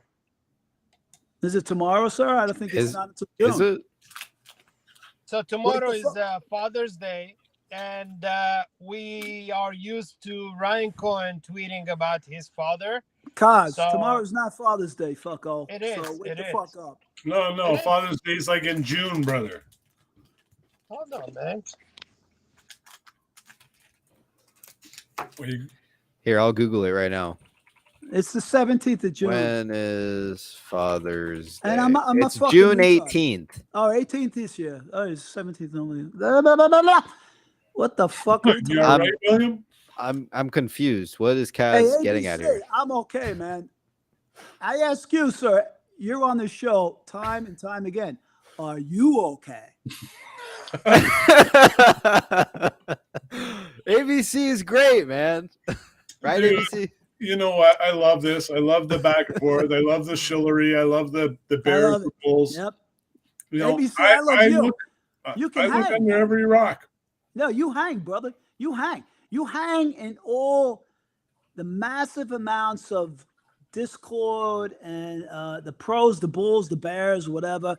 And PP is moderating the whole shit. Mm-hmm. And it's a gigantic shill show. But given that we let everybody's opinions on. But PP, understandably so, it is a shill show. But you know something, respectfully so, it's the only shill show that you have for one individual stock. And in that, we're just going over data half the time. PP, in that you can run this to extremes. Nobody runs a show on one individual stock. Take this. If this doesn't survive and it doesn't rule the day, try to find something that might have some staying power, or maybe like 5 stocks. I'm telling you, man. I think you're not in the play, brother, and now you're telling people to move on to another stock. No, it's not over yet. Once it's over, and we'll see what happens. Enough. We'll see where the show goes. I love you, man. I love you. Listen, guys. I'm gonna bow out because I'm yakking too much. So listen. No, we like having you here. I love all you guys. I hope you fucking hit it 10,000%. Love to hear it. Appreciate God bless. All right, William. Take care. All right, you heard it from William, man. It's always a pleasure having on. He's a good guy. Yeah, he's cool. Yeah. I'm surprised he's still watching the show, even though he's sold. But you know what? If no position, but he loves the show. Yeah, and this thing does moon, he'll be the first guy to say I was wrong. Like, you know what I mean? He calls it as it is. So Kaz is back. Let me let him in, and real quick, I'm gonna grab some more water. I'll be right back. ABC, you take over for a moment. Yeah. Hey, Kaz, you missed your question. Yeah, my bad. I thought it's tomorrow, so it's June 18th. Yeah, you're right, guys. I was wrong, and somebody. So what were you gonna ask William? Because you're kind of making a point about Father's Day, and he had kids. No, I thought because Ryan, he used to he used to tweet about his father in every Father's Day. Last year he tweeted a picture of his father and he said, I miss you. And then the year before he tweeted, big man never dies or something like that. So I thought it's tomorrow, and I thought if it was tomorrow, he's going to tweet something about his father. Yeah. No, I definitely agree. He will on Father's Day for sure. Definitely 100%. So it's June 18th, right? Yeah. Yeah. But Mr. ABC, what do you think about the May 28th date? Actually, earlier when I was talking about it, it's May 29th is the Memorial Day. And I said a couple of days, and I said it's we're gonna have something on May 28th, and Memorial Day falls into Monday, which is May 29th. So we might get an announcement or something new, some news, big news on May 28th. It could be, Kays. I'm still thinking that, there's a lot to do with ending a lot of the leases, restructuring a lot of the debt. I do believe there will be an auction for a lot of the assets that the buyer doesn't want. And so ultimately, I think we still have a process to go through. I'm amazed at how fast tracking they are doing this, because usually this type of bankruptcy, when you restructure, can take up to a year long. And they literally, within about a month and a half of being able to do what most organizations will do in 6 months to a year under bankruptcy. So they're fast tracking for a reason. May 31st, and then we have the debt ceiling drama with the US on June 1st. We obviously have a full moon, as Plur was saying.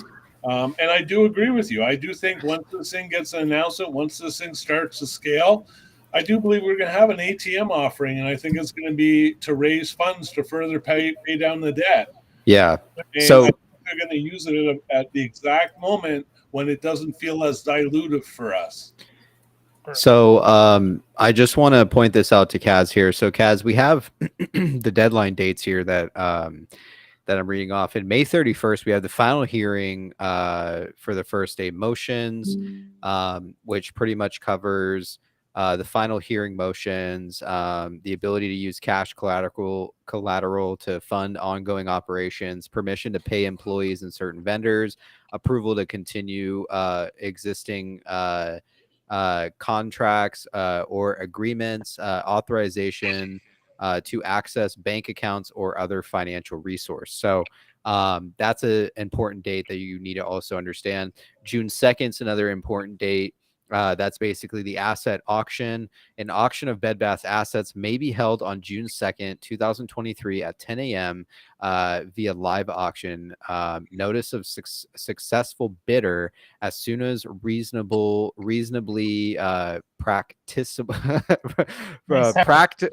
Practicable. After the conclusion of the auction. All right. Yeah, just don't mind my fucking. And one of those file drops, PP, didn't they actually refer to baby, a specific asset? Yes, as if it was already sold. Yeah, so that was also very interesting. That was something that we had on our sub that we covered on Monday. June 5th, we have the sale objection deadline. A sale objection deadline is a date and time set by the bankruptcy court by which objections to the proposed sale of a debtor's assets must be filed. In a bankruptcy case, a debtor may choose to sell off some or all of their assets to generate funds to pay off creditors.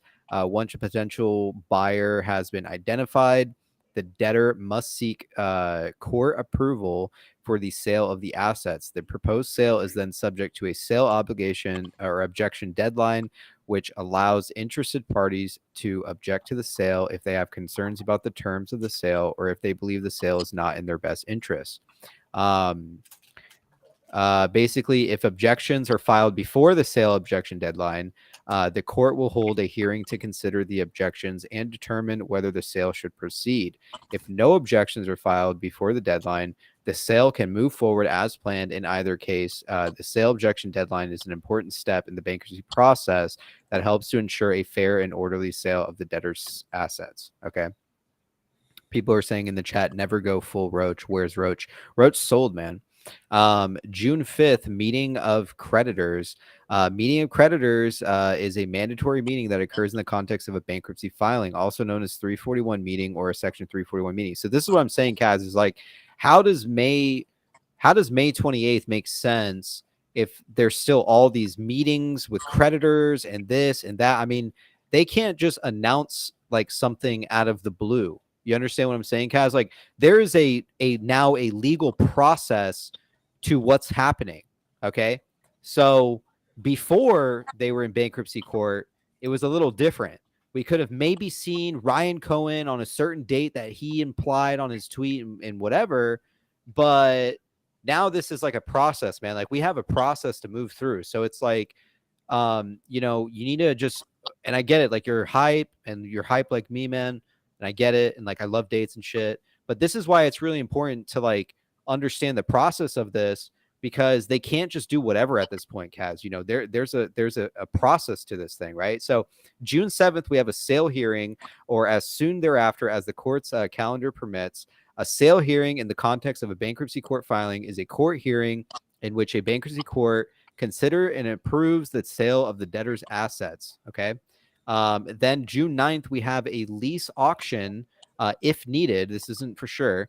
But the date and time which the lease auction with respect to the lease sale process, if one is needed, will be held at the offices of Kirkland & Ellis LLP, which is a name that we're familiar with, right? We've seen this name before for a long time. June 13th, omnibus hearing. Okay.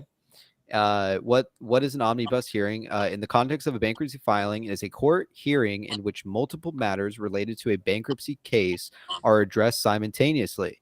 These hearings are typically held to address routine matters or to streamline the court process in a bankruptcy case. Okay.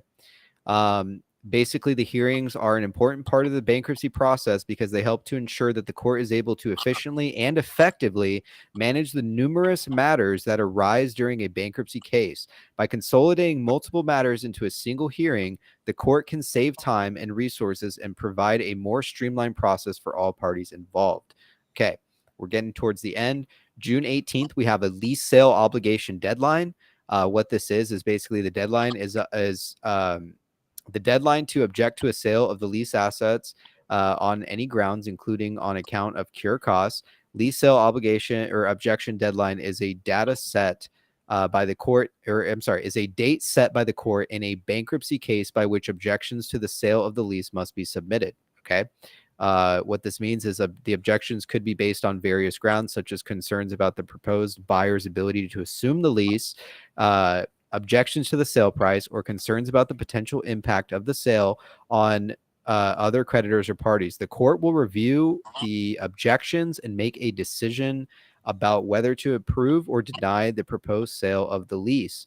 In simple terms, the lease sale objection deadline is the last date for interested parties to submit objections to the sale of a lease in a bankruptcy case. Okay. Last thing, we have three more. June 18th, assumption of the objection deadline. This is only applicable, if applicable, the deadline to object to a proposed assumption and assignment and or successful bidder's proposed form of adequate assurance of future performance with respect to lease assets. Okay. Objections could be based off, okay, we already read that. June 25th, lease sale hearing. In a bankruptcy case, a debtor may seek to sell or assign a lease agreement as part of its restructuring or liquidation process. This was the important one about that. If the proposed sale or assignment of the lease is contested, a lease sale hearing may be held to allow parties to present arguments and evidence for or against the proposed sale or assignment. During the hearing, the court will consider the proposed terms of the sale or assignment, the interests of the parties involved, and any objections that have been raised. The court may ask questions and seek additional information before making a decision about whether to approve or deny the proposed sale or assignment. Okay. Last one, July 17th, omnibus hearing, and there you have it. So this is what I wanted to kind of show you, Kaz, because like I get the dates and I get it, you know, but there's a legal process to this, right? And right now they have to follow this. And look, if you believe Ryan Cohen's involved, you believe that I'm sure you saw he gave his interview over the counter and things like that, which means it's like OTC. So if you believe Ryan Cohen's involved, then you must also believe that this has to run through this process of bankruptcy. Those dates are there for a reason. So, you know, we could see something like in terms of like an announcement, it could be possible. But no matter what, we have to move through a process, which is bankruptcy court. So what do you think about that? Nobody knows. But I have a question. Can that case be dismissed? Can what be dismissed? The case, the whole case. Bankruptcy? Yeah. They have to have a buyer. They have to have a buyout, and they have to there's like a process to it. You know what I mean? So like they can get out of bankruptcy, but they can't just like call everything off, they have to go through a process. There has to be a buyer, right? We have to go to, the deadline, which was, what did this say on here? It was the 22nd, which is the deadline. 22nd, yeah, what? stalking horse deadline. So like someone needs to throw in like a bid on this company by May 22nd. May or June? May 22nd? May 22nd is when we need a stalking bidder. Yes. Yeah. And which again, they may not, again, if this is a long drawn out play, they may not even say who the stalking bidder is, right? It may just get something. You may not even know who it is, like ultimately the best way to describe it, Case, is that the judge controls everything. So anything that the Bed Bath & Beyond file under Chapter 11 bankruptcy needs court approval and everything. So once you're in bed with bankruptcy Chapter 11, you've got to follow whatever the judge dictates. Now you can make suggestions, you can ask for accommodations, and but ultimately everything gets the stamp of approval, and then they take action on that plan. So all these dates have been approved. Everything's ready to go, but there's still a possibility that a buyer comes along and comes to a deal. Then they show up and say to the judge, hey, in a sense, we're free and clear. We found a buyer.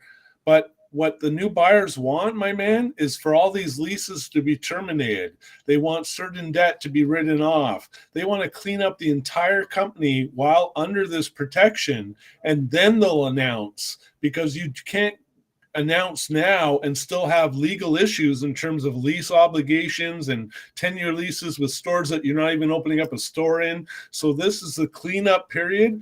And I do believe they have a buyer at this point in time. I do believe we'll have an auction, but I think it'll be for assets that aren't as of heavy value. I do believe that Baby is actually being bought at this point in time. And this is just the formality of cleaning up all the rest of the mess. Based off pitch book, I mean, anything's possible, right? I mean, it could be very possible that the deal is done on Baby. Yeah. I mean, it could be possible. Again, we don't have really a solid confirmation, but PitchBook does say that there was some form of something that happened with Baby. And I don't know if that's true or not. I don't know how accurate that is. How can you make a deal with Bye Bye Baby and have the case in court and don't inform the shareholders? I don't know, man. It's a complicated play. I mean, like, if you had it figured out, Kaz, if I had it figured out, or ABC or anyone else, well, so would Shorts. And I think that every single side, whether it's bull or bear, really has no idea. Like, bears are celebrating because they're like, yeah, this is the end. This is it. But the reality is that, well, it's, there could very well be possible a very big buyout. I mean, if the company's worth like as much as it is, the value's there and someone wants it. Yeah, man, it is what it is. In typical bankruptcy cases, yeah, this doesn't happen. Company gets liquidated, they buy it for super cheap. Shareholders get fucked. But this isn't really your typical stock. I mean, Ryan Cohen's name's associated with it. David Kassem, huge fucking names. And you really think they're going to turn their backs and fuck shareholders? I'd be shocked, quite honestly.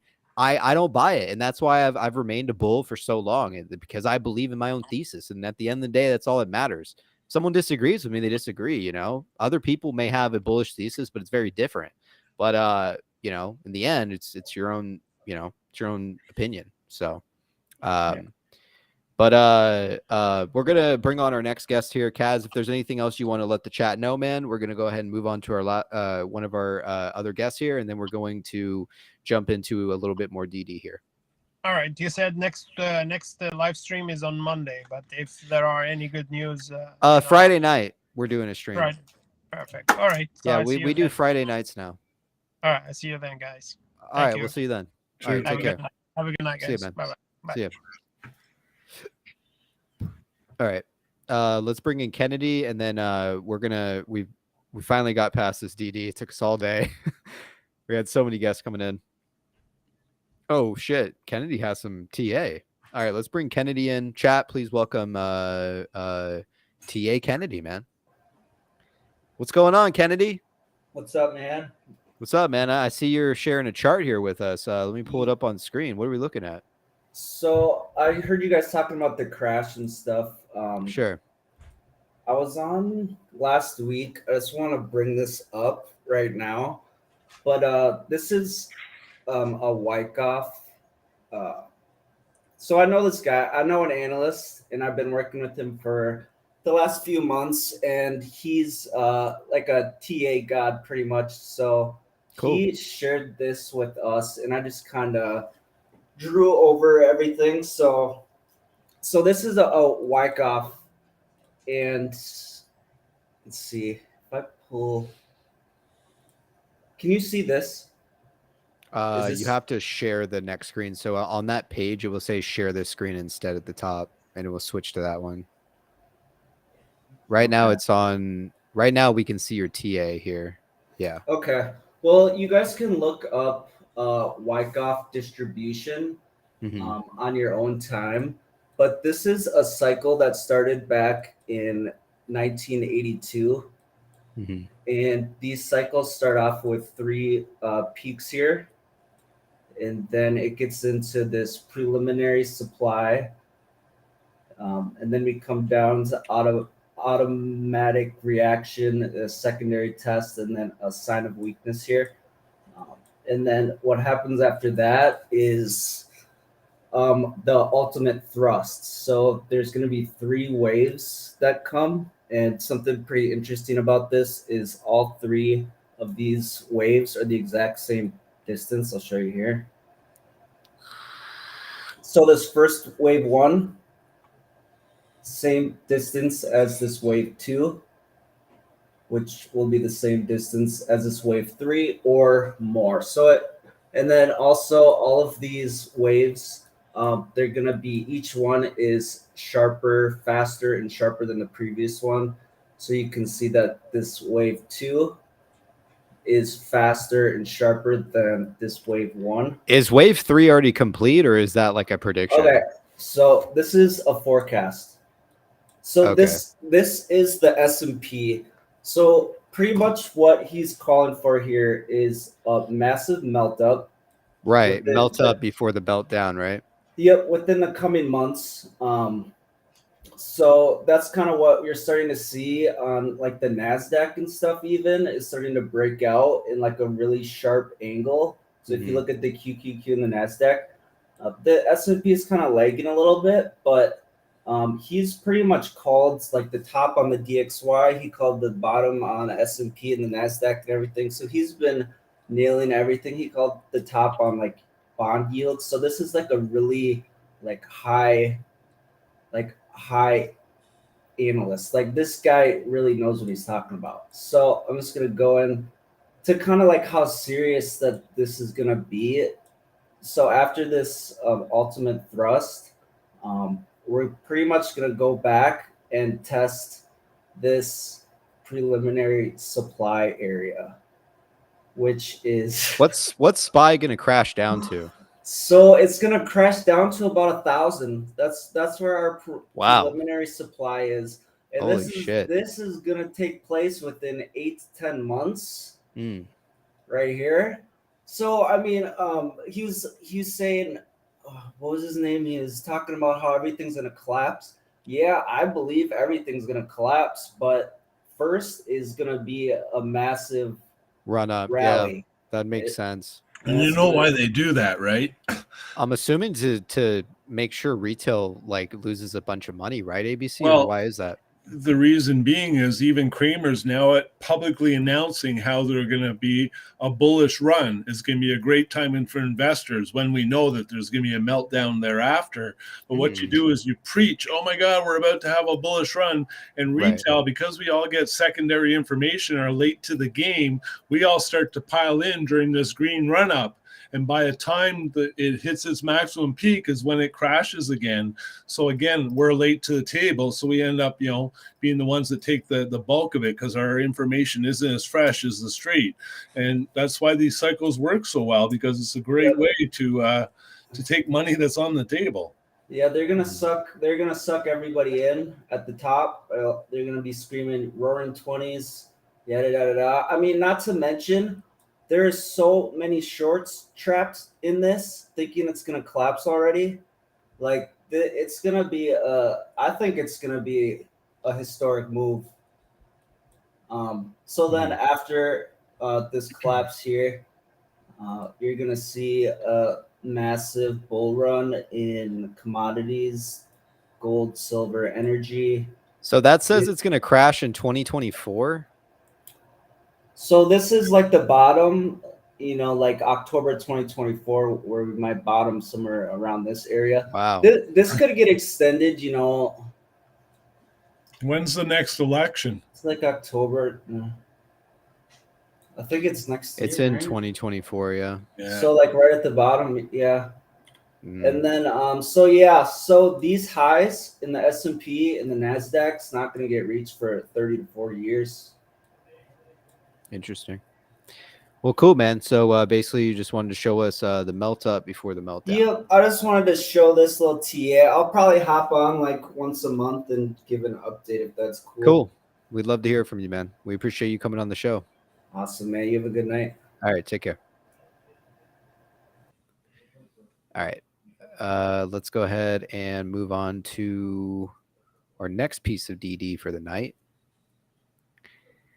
This is from Paddling Up Shit Creek. This is one that you guys will like. You like this one, ABC? Yeah. This is mapping the chain of ownership for Bed Bath's common/preferred stock and finding the 4.5% holders from 4/23/23 to present. All right. It's in the washroom. Sounds good. TLDR, this post is for detail-oriented folks who want to know what's going on with the 4.5% equity holder calculation, why it's taking so long, and whether Bed Bath's team knows what they're doing. Everything is in chronological order, showing how strategically adept Bed Bath's legal and investment team are at putting it all together. I wrote this for myself because I was starting to feel disorganized and antsy. So I hope it's useful to the sub as well. For faster reading, focus on the headings, and bolded text. All right. This will be interesting, man. French Toast said, I'd be happy with $30. Wow. Really? I mean, I guess so, man. 4/23/23. Docket item 8. He said chronological order. Yeah. Docket item 8. Bed Bath requests to waive the requirement to compile a list of equity holders. 4/23/23. Docket item 10. Holly Etlin explains compiling an equity holder list is burdensome. Bed Bath & Beyond does not maintain an equity list and therefore must obtain the names and addresses of its shareholders from a securities agent. Further, the holders of such equity might have changed hands before the petition date. As such, Bed Bath & Beyond Inc. would have to undertake an investigation and diligence to confirm the current list of the names and addresses of its equity security holders. I believe that preparing an equity list with accurate names and last known addresses and providing notices to all such parties of the commencement of these Chapter 11 cases would create a significant expense and administrative burden without a corresponding benefit to the estates or parties in interest.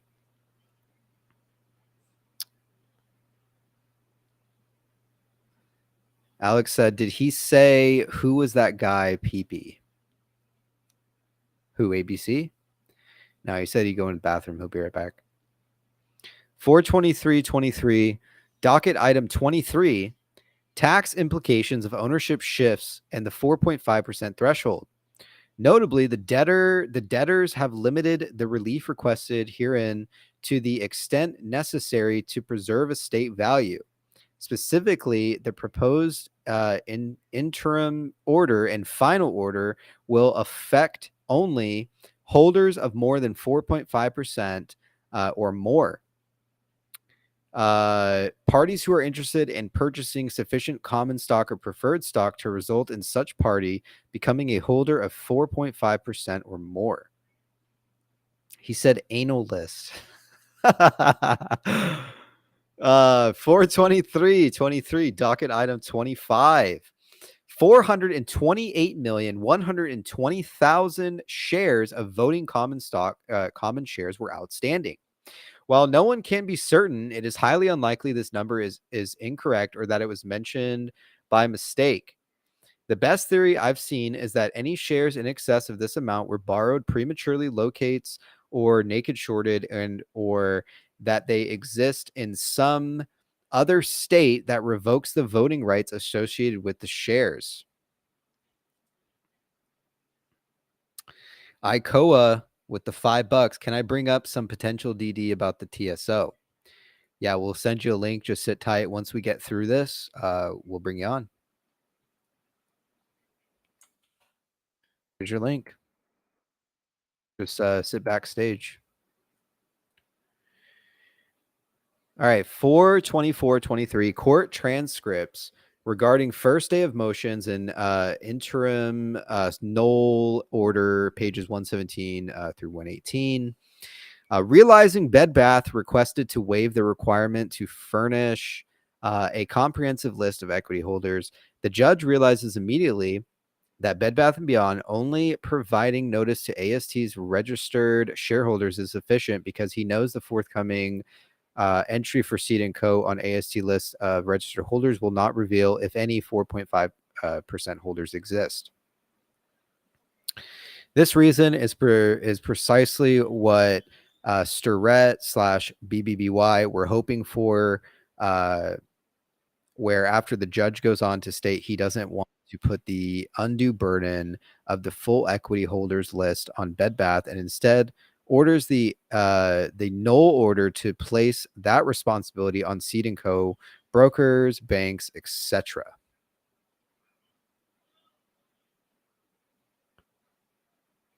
All right.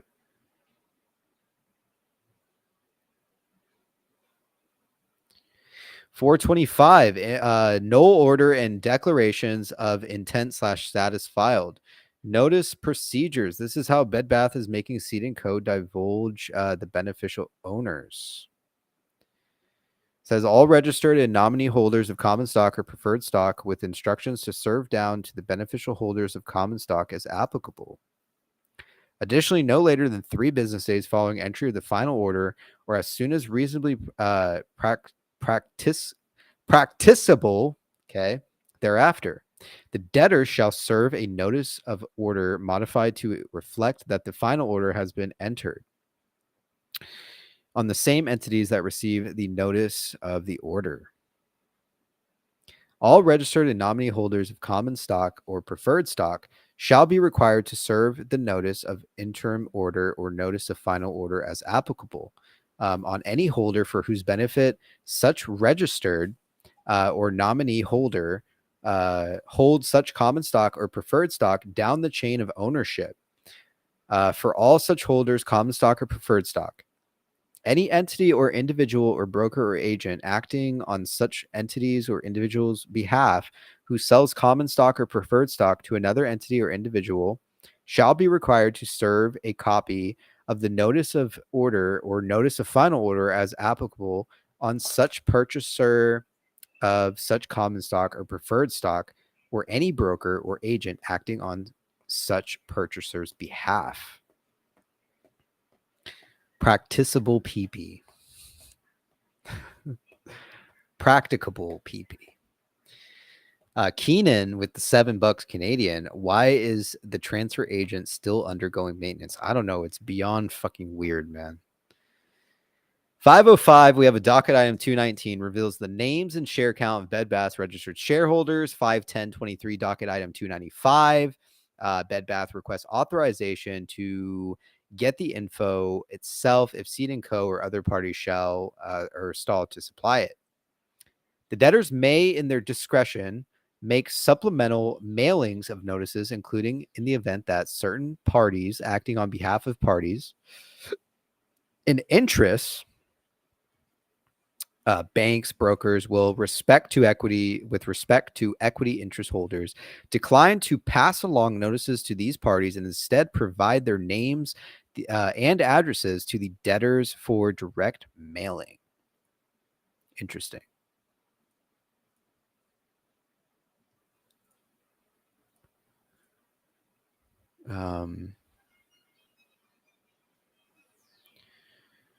All right, so it says here, as to whether crypto tokens or transactions involved in crypto tokens are securities, and the right of the United States Securities and Exchange Commission to challenge transactions involving crypto tokens on any basis are expressly reserved. This could be important if tokenized shares of Bed Bath exist on one exchange or another and cannot be reconciled with real shares in Seed & Co. where applicable. That's interesting. That's huge because of the $5 billion worth of tokenized synthetic shares with FTX that they found. Right. Yeah. Approving notification and hearing procedures for certain transfers of common stock and preferred stock. Final thoughts. In closing, keep in mind any entity or person who is a substantial 4.5% shareholder must file a corresponding declaration within 20 calendar days after the filing of the null or within 10 days after becoming a substantial holder. Similarly, Bed Bath and the other notice parties have 20 calendar days to object to any proposed transfers or beneficial ownership of common or preferred and or intentions to accumulate it that would lead to an entity triggering the 4.5% threshold. In other words, this week and next week, we could start to see accumulation among any holders who plan to or are already approaching the 4.5% threshold, since they most likely had to get clearance first over the 20 days following April 25th. And then there was one thing here. Okay. He believes there would be maybe a redacted form as well. So thoughts, ABC? Just down at the bottom there, I do not think we're going to see that list. Yeah, I don't think so. The judge will see it, but I don't think the public will. Yeah, there's a privacy issue regarding it too. I mean, it's going to be a very detailed list to find out exactly how many legal shares are out there. Right. Judge is probably going to look at this and be like, what the fuck, man? It's definitely oversold. Yeah. By possibly 100, 200 million. Who knows? We'll get the exact count. And that's why I think we have this delay. And, with a possible 9-month cycle coming along, with what our gentleman just showed us in terms of TA and the SPY. And there's a lot of financial, and whether you want to call them advisors or preachers out there that say, it's in the news. We're headed towards a market crash, but I do think we're going to have kind of a bullish cycle at first. Right. And at that point in time, that might be that organic squeeze that takes us to the next level. We do have someone backstage here, ICOA.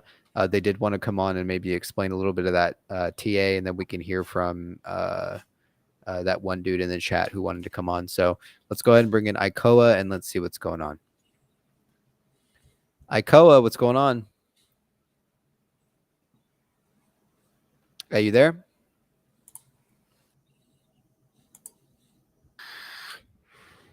I don't think your shit's working. Try rejoining, because you don't even have like a fucking connection bar that we usually see. So try rejoining.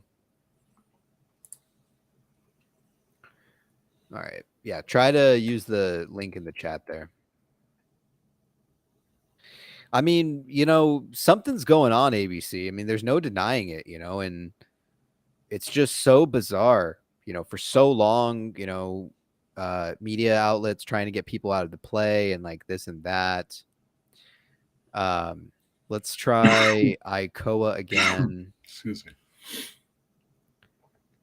ICOA, are you there? We can't hear you, man. There's still no internet connection showing. Yeah, I don't see it either. Yeah, no, it's wild ride, buddy. I think we were way too early, so to speak. But I mean, really, like, you know, it really wasn't being too early because, you know, there was tops that, you know, you could have like sold at and then rebought in at and stuff like that. So, I mean, overall, you know, if you day traded it, I'd say some people, you know, either lost some money or made some money. But I've just been accumulating, man, for like 9 months. And then, you know, when it's the right time, it will be the right time, you know? That's it. Yeah. You know, it's like it's like planting a garden, man. You put the seeds in, you water it, you sun, you got to pull the weeds, man. And then eventually wait for the harvest. And this thing does take time, especially under Chapter 11. But I think we have a good team. I believe in Sue. I believe in Holly. I believe in David. I believe in them all. I think I think they were able to really save an iconic brand, and we'll find out more very shortly. You know, they're doing massive restructuring. They're contracting to the right people in terms of Alexi partners and stuff like that. To me, it all looks good. And whether it be the short term or the long term, I like what I see. So I'll stay invested in the company. But I do think just based on market dynamics and metrics, we're headed towards a lift. Right. So I don't know if this ICOA guy is going to come back in, but if anybody else wants to come on and give your thesis, we'd love to hear it. And then I'm also going to pull up some other stuff here in a moment.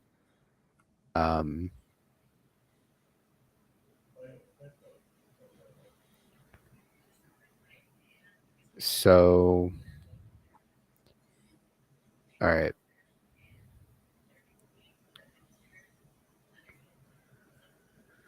I guess he's not coming on. So we'll go ahead and move on to some more DD here. Yeah.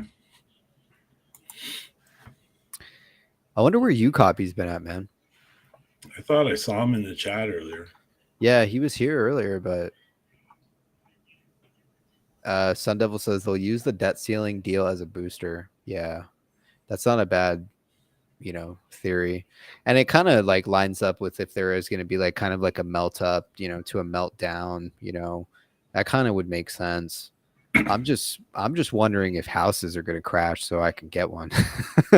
You know, we'll see what happens, but it's not more about the, you know, fake CODs this time. It's more about the American credit system and how consumers are being stretched to the point. So there will be a lot of foreclosures. Yeah. It's just going to be like the Great Depression again, except unfortunately to say, depending on your investment, that's when most riches are made is during the tough times. And the best guy to refer that to is Rich Dad, Poor Dad, you know, Guy Kawasaki.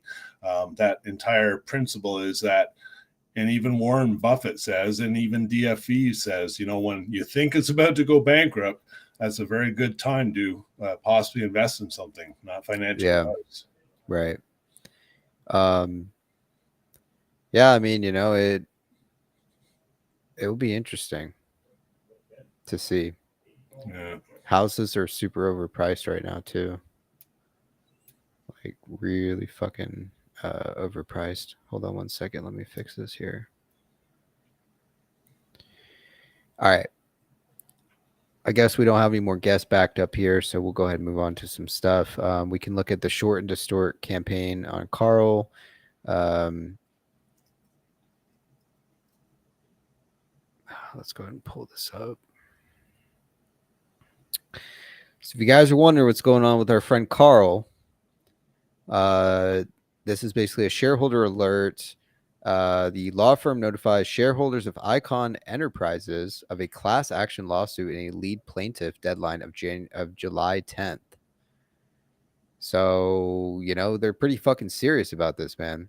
Allegations are the complaint alleges that during the class period, defendants issued materially false and misleading statements and failed to disclose that Icon Enterprise was inflating its net asset value. The company was using money taken in from new investors to pay out dividends to old investors. As a result, the company would become the subject of criminal and or regulatory scrutiny.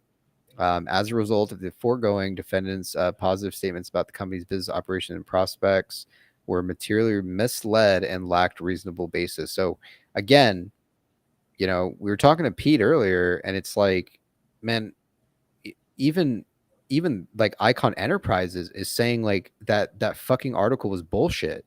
I mean, who are you going to believe? You're going to believe these bullshit ass media outlets that lie time and time again, man. They lie so fucking much. And here's Icon himself telling you it's a fucking lie. If you buy the stock, you got to fucking believe the person who owns the fucking company, right? You know, it's just, it's crazy, man. You know, it just so happens you look at the timing of all this. And the timing is really we're important. very close to possibly a new buyer acquiring BBBY and possibly spinning off, maybe to another activist investor. And so to me, the timing indicates everything. It's not so much what they're saying, because they can make up as much FUD as they want. Right. It's really trying to hurt the other party financially in terms of both reputation, shareholder value, and investing. And it's a very costly attack. And this is the level of business. Again, we got to realize this is billionaires fighting amongst each other. We all know ICANN and what his name was, with the herbal or whatever. It's been going on for years, guys. Business at this level is insanely competitive, and you're seeing both sides go. I mean, RC got taken to court for pump and dump. That's the football game. That's the chess game. That's the entire situation that these boys are having to navigate. Yeah. Paul here says Hindenburg is full of hot air. I agree. Fuck Hindenburg, man. Let's go ahead and bring in Ikoa again, and then Rooster will be after. Let's go ahead and try Ikoa. Ikoa, what's going on?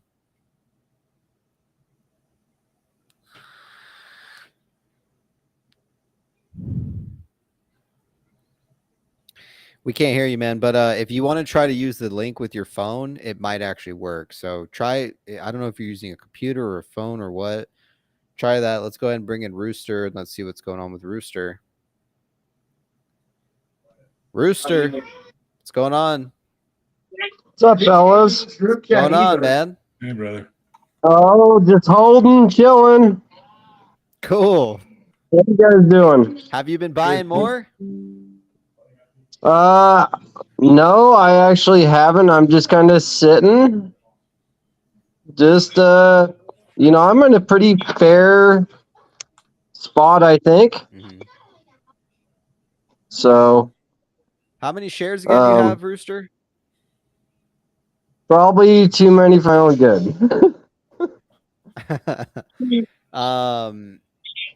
Tell us, man, what you're thinking. Well, just watching Pulte go on to it, he's been hammering the subreddits, That's to me, that's pretty bullish, right? Yeah, I agree with you, man.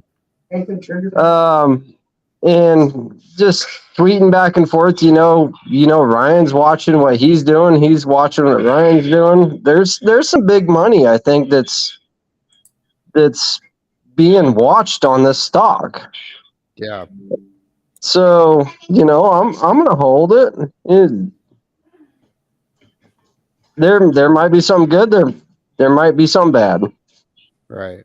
But and what's the end goal you think that's gonna happen, Rooster? I'm thinking an LBO. All right. I mean, going private. What do you think? It's definitely a possibility of going private, or I would lean more towards private right now, but it could still, merge. So, just my opinion, but I could see him saying, "Hey, let's take this private right now." It's oversold. They're gonna have to come back and buy them. So for that, I mean, it's a chess game, and I love chess. So just watching it, it's been a fun to watch, fun to learn. So it's been interesting, that's for sure. It's definitely been interesting. Yeah. Well, anything you want to say, man? There's about 400 plus people in here, so tell them what you're thinking. I'm just thinking, hopefully the brick and mortars survive. Yeah. Because, you know, not all the small towns get Amazon. You know, we don't get Amazon Prime small towns. Right. So that's kind of why I'm in this play is I like brick and mortar. I like to go in and I like to shop, you know. Kid's birthday. A lot of people like that. Yeah. Yeah.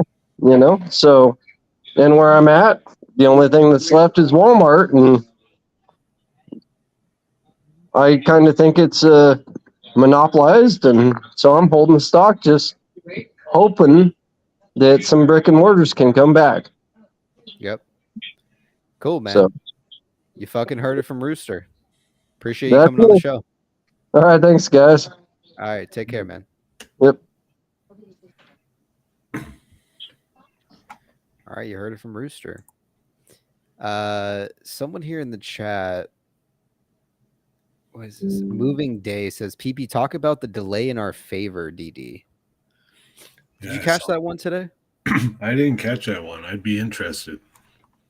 Okay. Is it on the Bed Bath sub?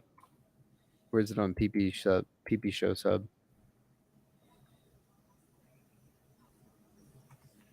I don't know, my man. Somebody in chat. Yeah, I'm looking.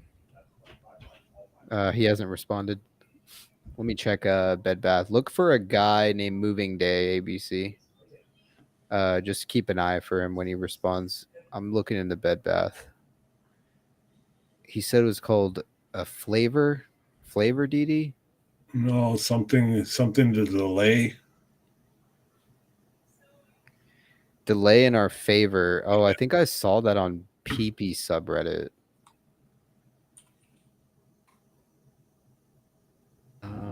Let me see here.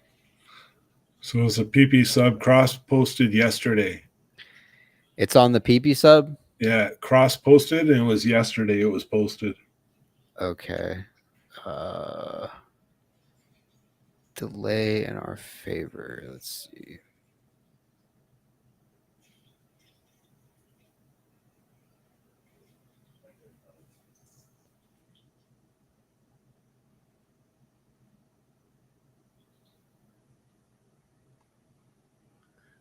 It was yesterday.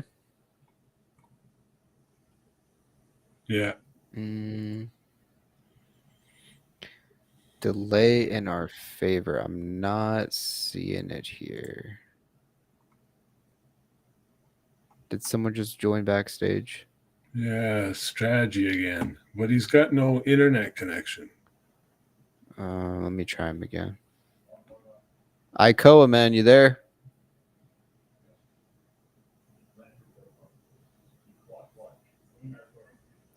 His shit's fucked. Yeah. I'm looking for this DD.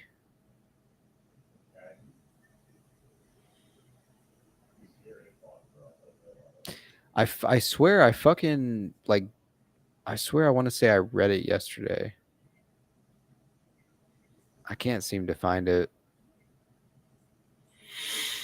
In our favor, yeah.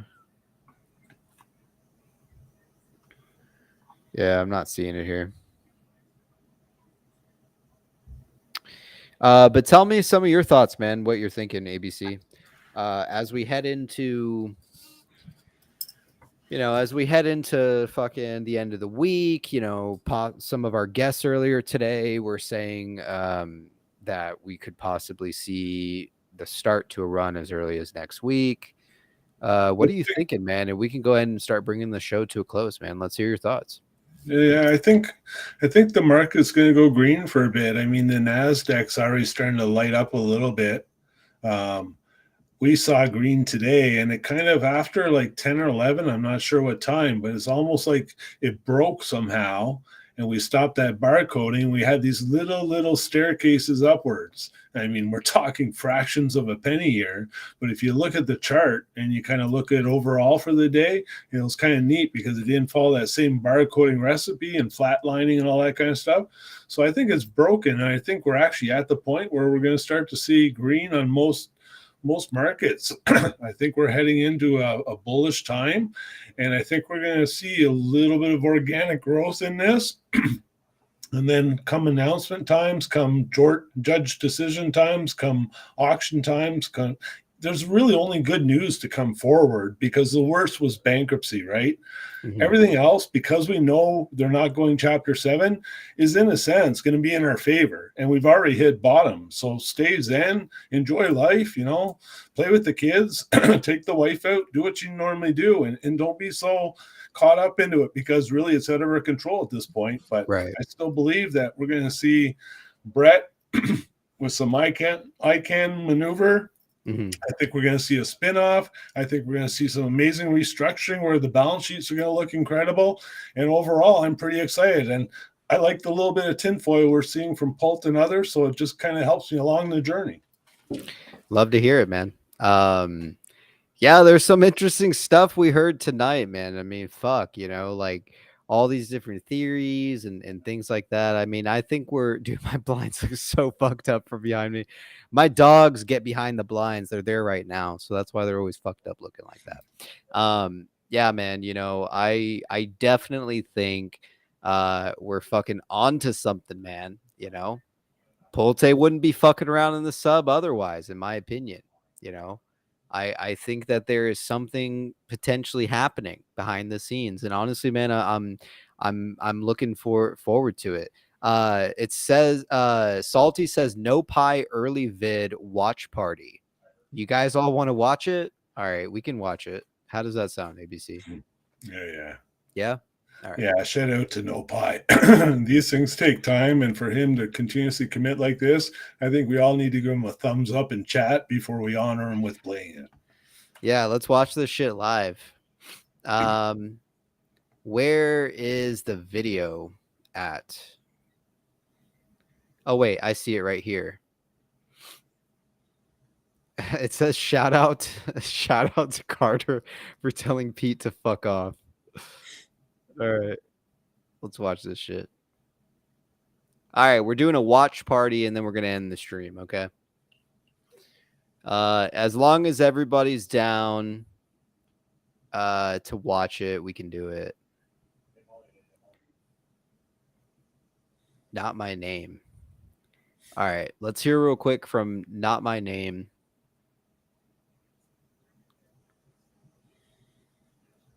And then we'll watch this.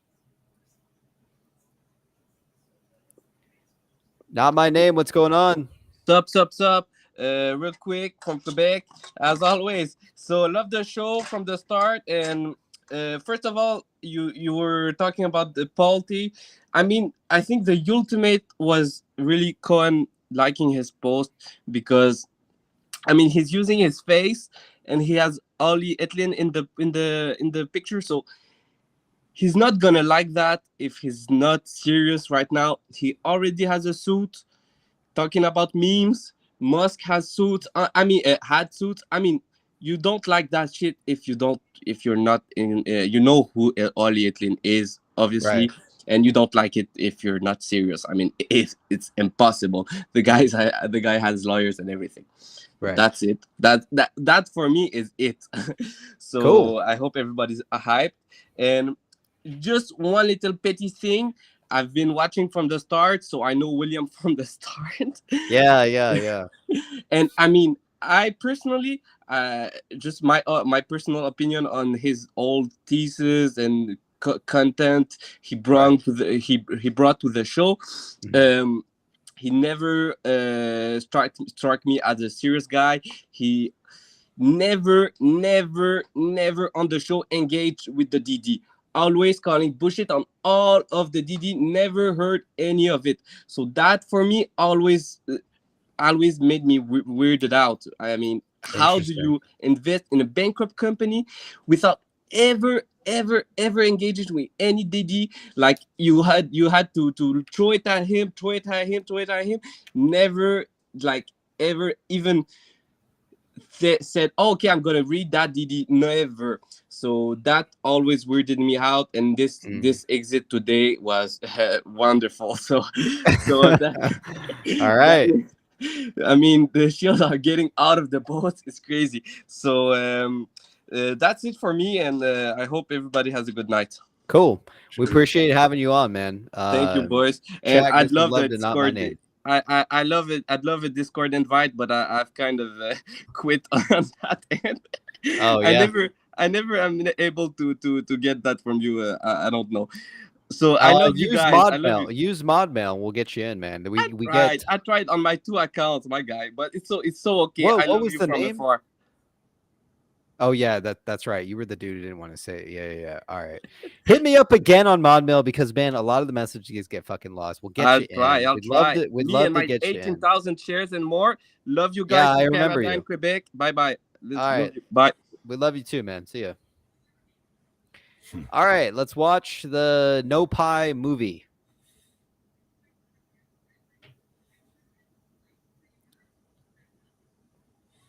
Another one. Another one. Another one. Another one. Welcome to the show tonight. We are back on our original microphone tonight. Yes, I know it's sad. We will not have the fucking soundboard tonight. Oh my God. Jesus, what is the show without dildos? Right then, ladies and gentlemen, 6 dildos are loaded and ready. Oh my Lord. Wall Street Journal, man. No mustard, no cheese. No mustard, no cheese. No mustard, no cheese. All right. Wall Street Journal is not on your side. Oh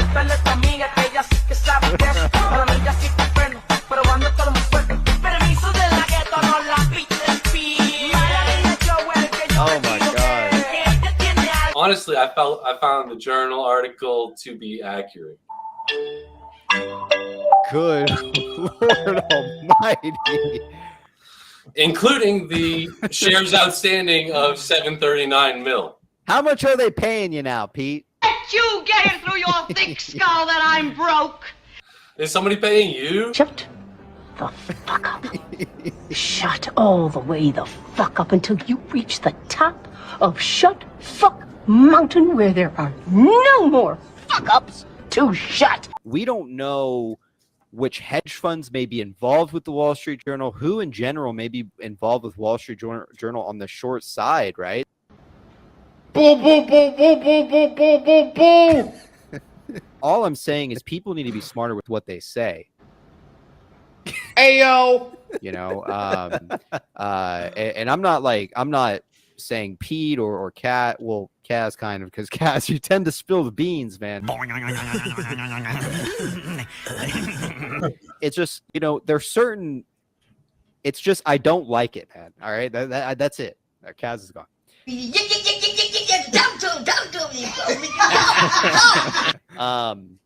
I mean, I guess we're gonna have to part ways.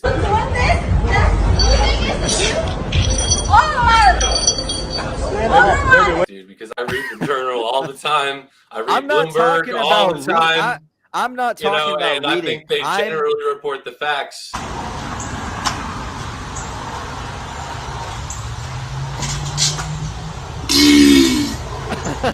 So the Reddit alias comes from an old stripper name from back in college, and we'll just leave it at that.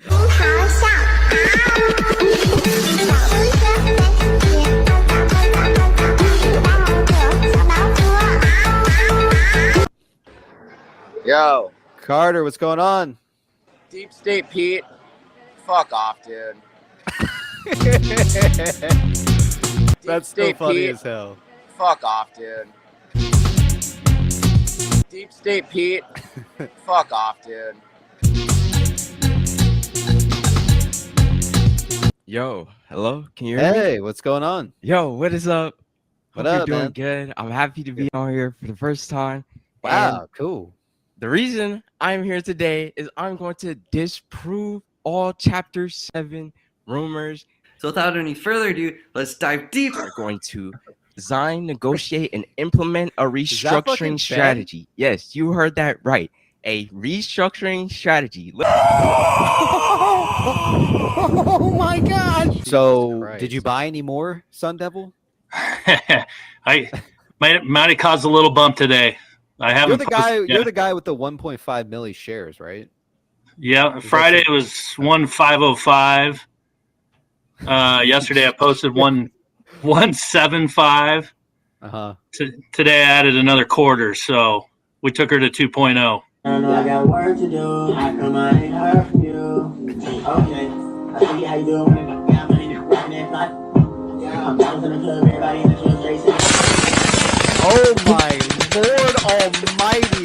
What am I watching? Oh my fucking God! Yeah, hey, yeah, hey, yeah, hey.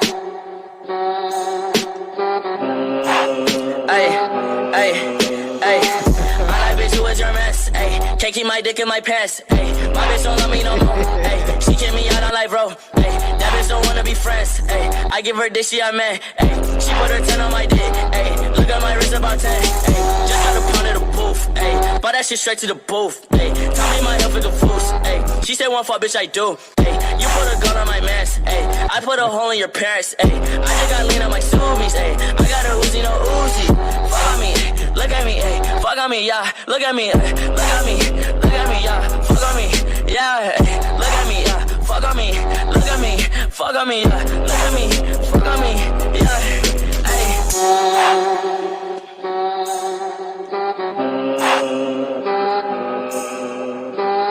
Tell these fuck niggas vote me up, pipe up.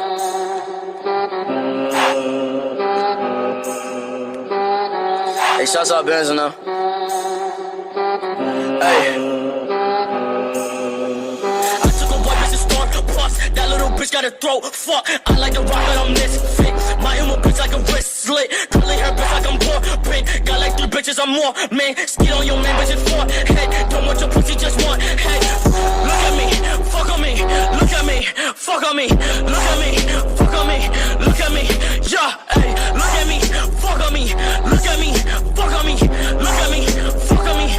Look at me, yeah.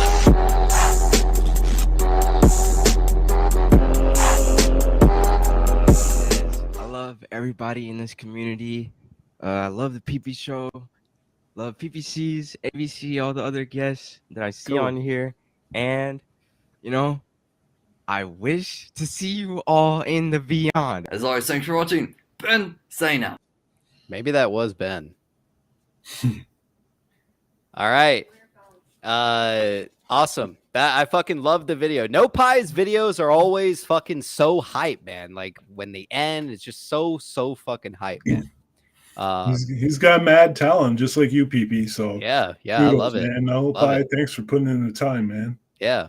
Awesome, man. We'll go ahead and close out the show there, man. ABC, if there's anything you want to add, man, let's hear it. No, I just say stay zen, enjoy the ride, look for the tinfoil, have fun. And you know, William, you should try some Kool-Aid, my brother. It's a little fun. It adds spice to life. Cool. You heard it from ABC, man. Thanks for coming on the show, man. We appreciate you know, everything you do here. Appreciate you, brother. All right, take care, man. There you have it, man. The fucking PP Show. I hope you guys enjoyed it. That No Pie video was fire as hell, man. Hope you guys enjoyed it. We got to watch it together. Thank you, man, to everybody who donated, man, watches the show, comes on to the show, all of our guests. I hope you guys enjoyed the show tonight. Let's go through some of these tips, man. We have EB with the 5. EB with the 5. Appreciate the love, man. Emotional damage with the 2. Emotional damage with the 2. Emotional damage again with the 2. Appreciate the love, man. EB again with the 2. EB again with the 5. Appreciate it, my man. Mo Money with the $2. 400 with the 5. Appreciate the love, guys. Avoidable Rain with the $2. Ramez with the 20. Wow, man. Thank you, guys. Ace with the fucking 5, me with the 2, Ikoa with the 5, and Keenan with the 6.99. Thank you for the love, man. We got some new fucking peepee heads on the show. Let's go ahead and fucking read out our newest members, man. Wow. We have Mike, Elling, Basic Dan, N, Canix, Justin, Synth XX, Amused, Andre, Coco, Truthy, and Jesse, man. Appreciate the fucking love tonight, man. I hope you guys fucking enjoy the show. And thank you guys for always tuning in, having a good time. The next time we'll fucking see you will be on Friday night. So get the beers together. Let's have a good fucking time. And let's talk about the stock, man. Let's see what's going on and let's figure out what's happening. Thank you to everyone who came on, guests included, man. I hope you guys have a fantastic rest of your night. And we will see you motherfuckers on Friday, man. Good luck in the markets tomorrow, man. And I can't wait to hear about it when I see you guys next. Take care. We'll see you guys later. Peace.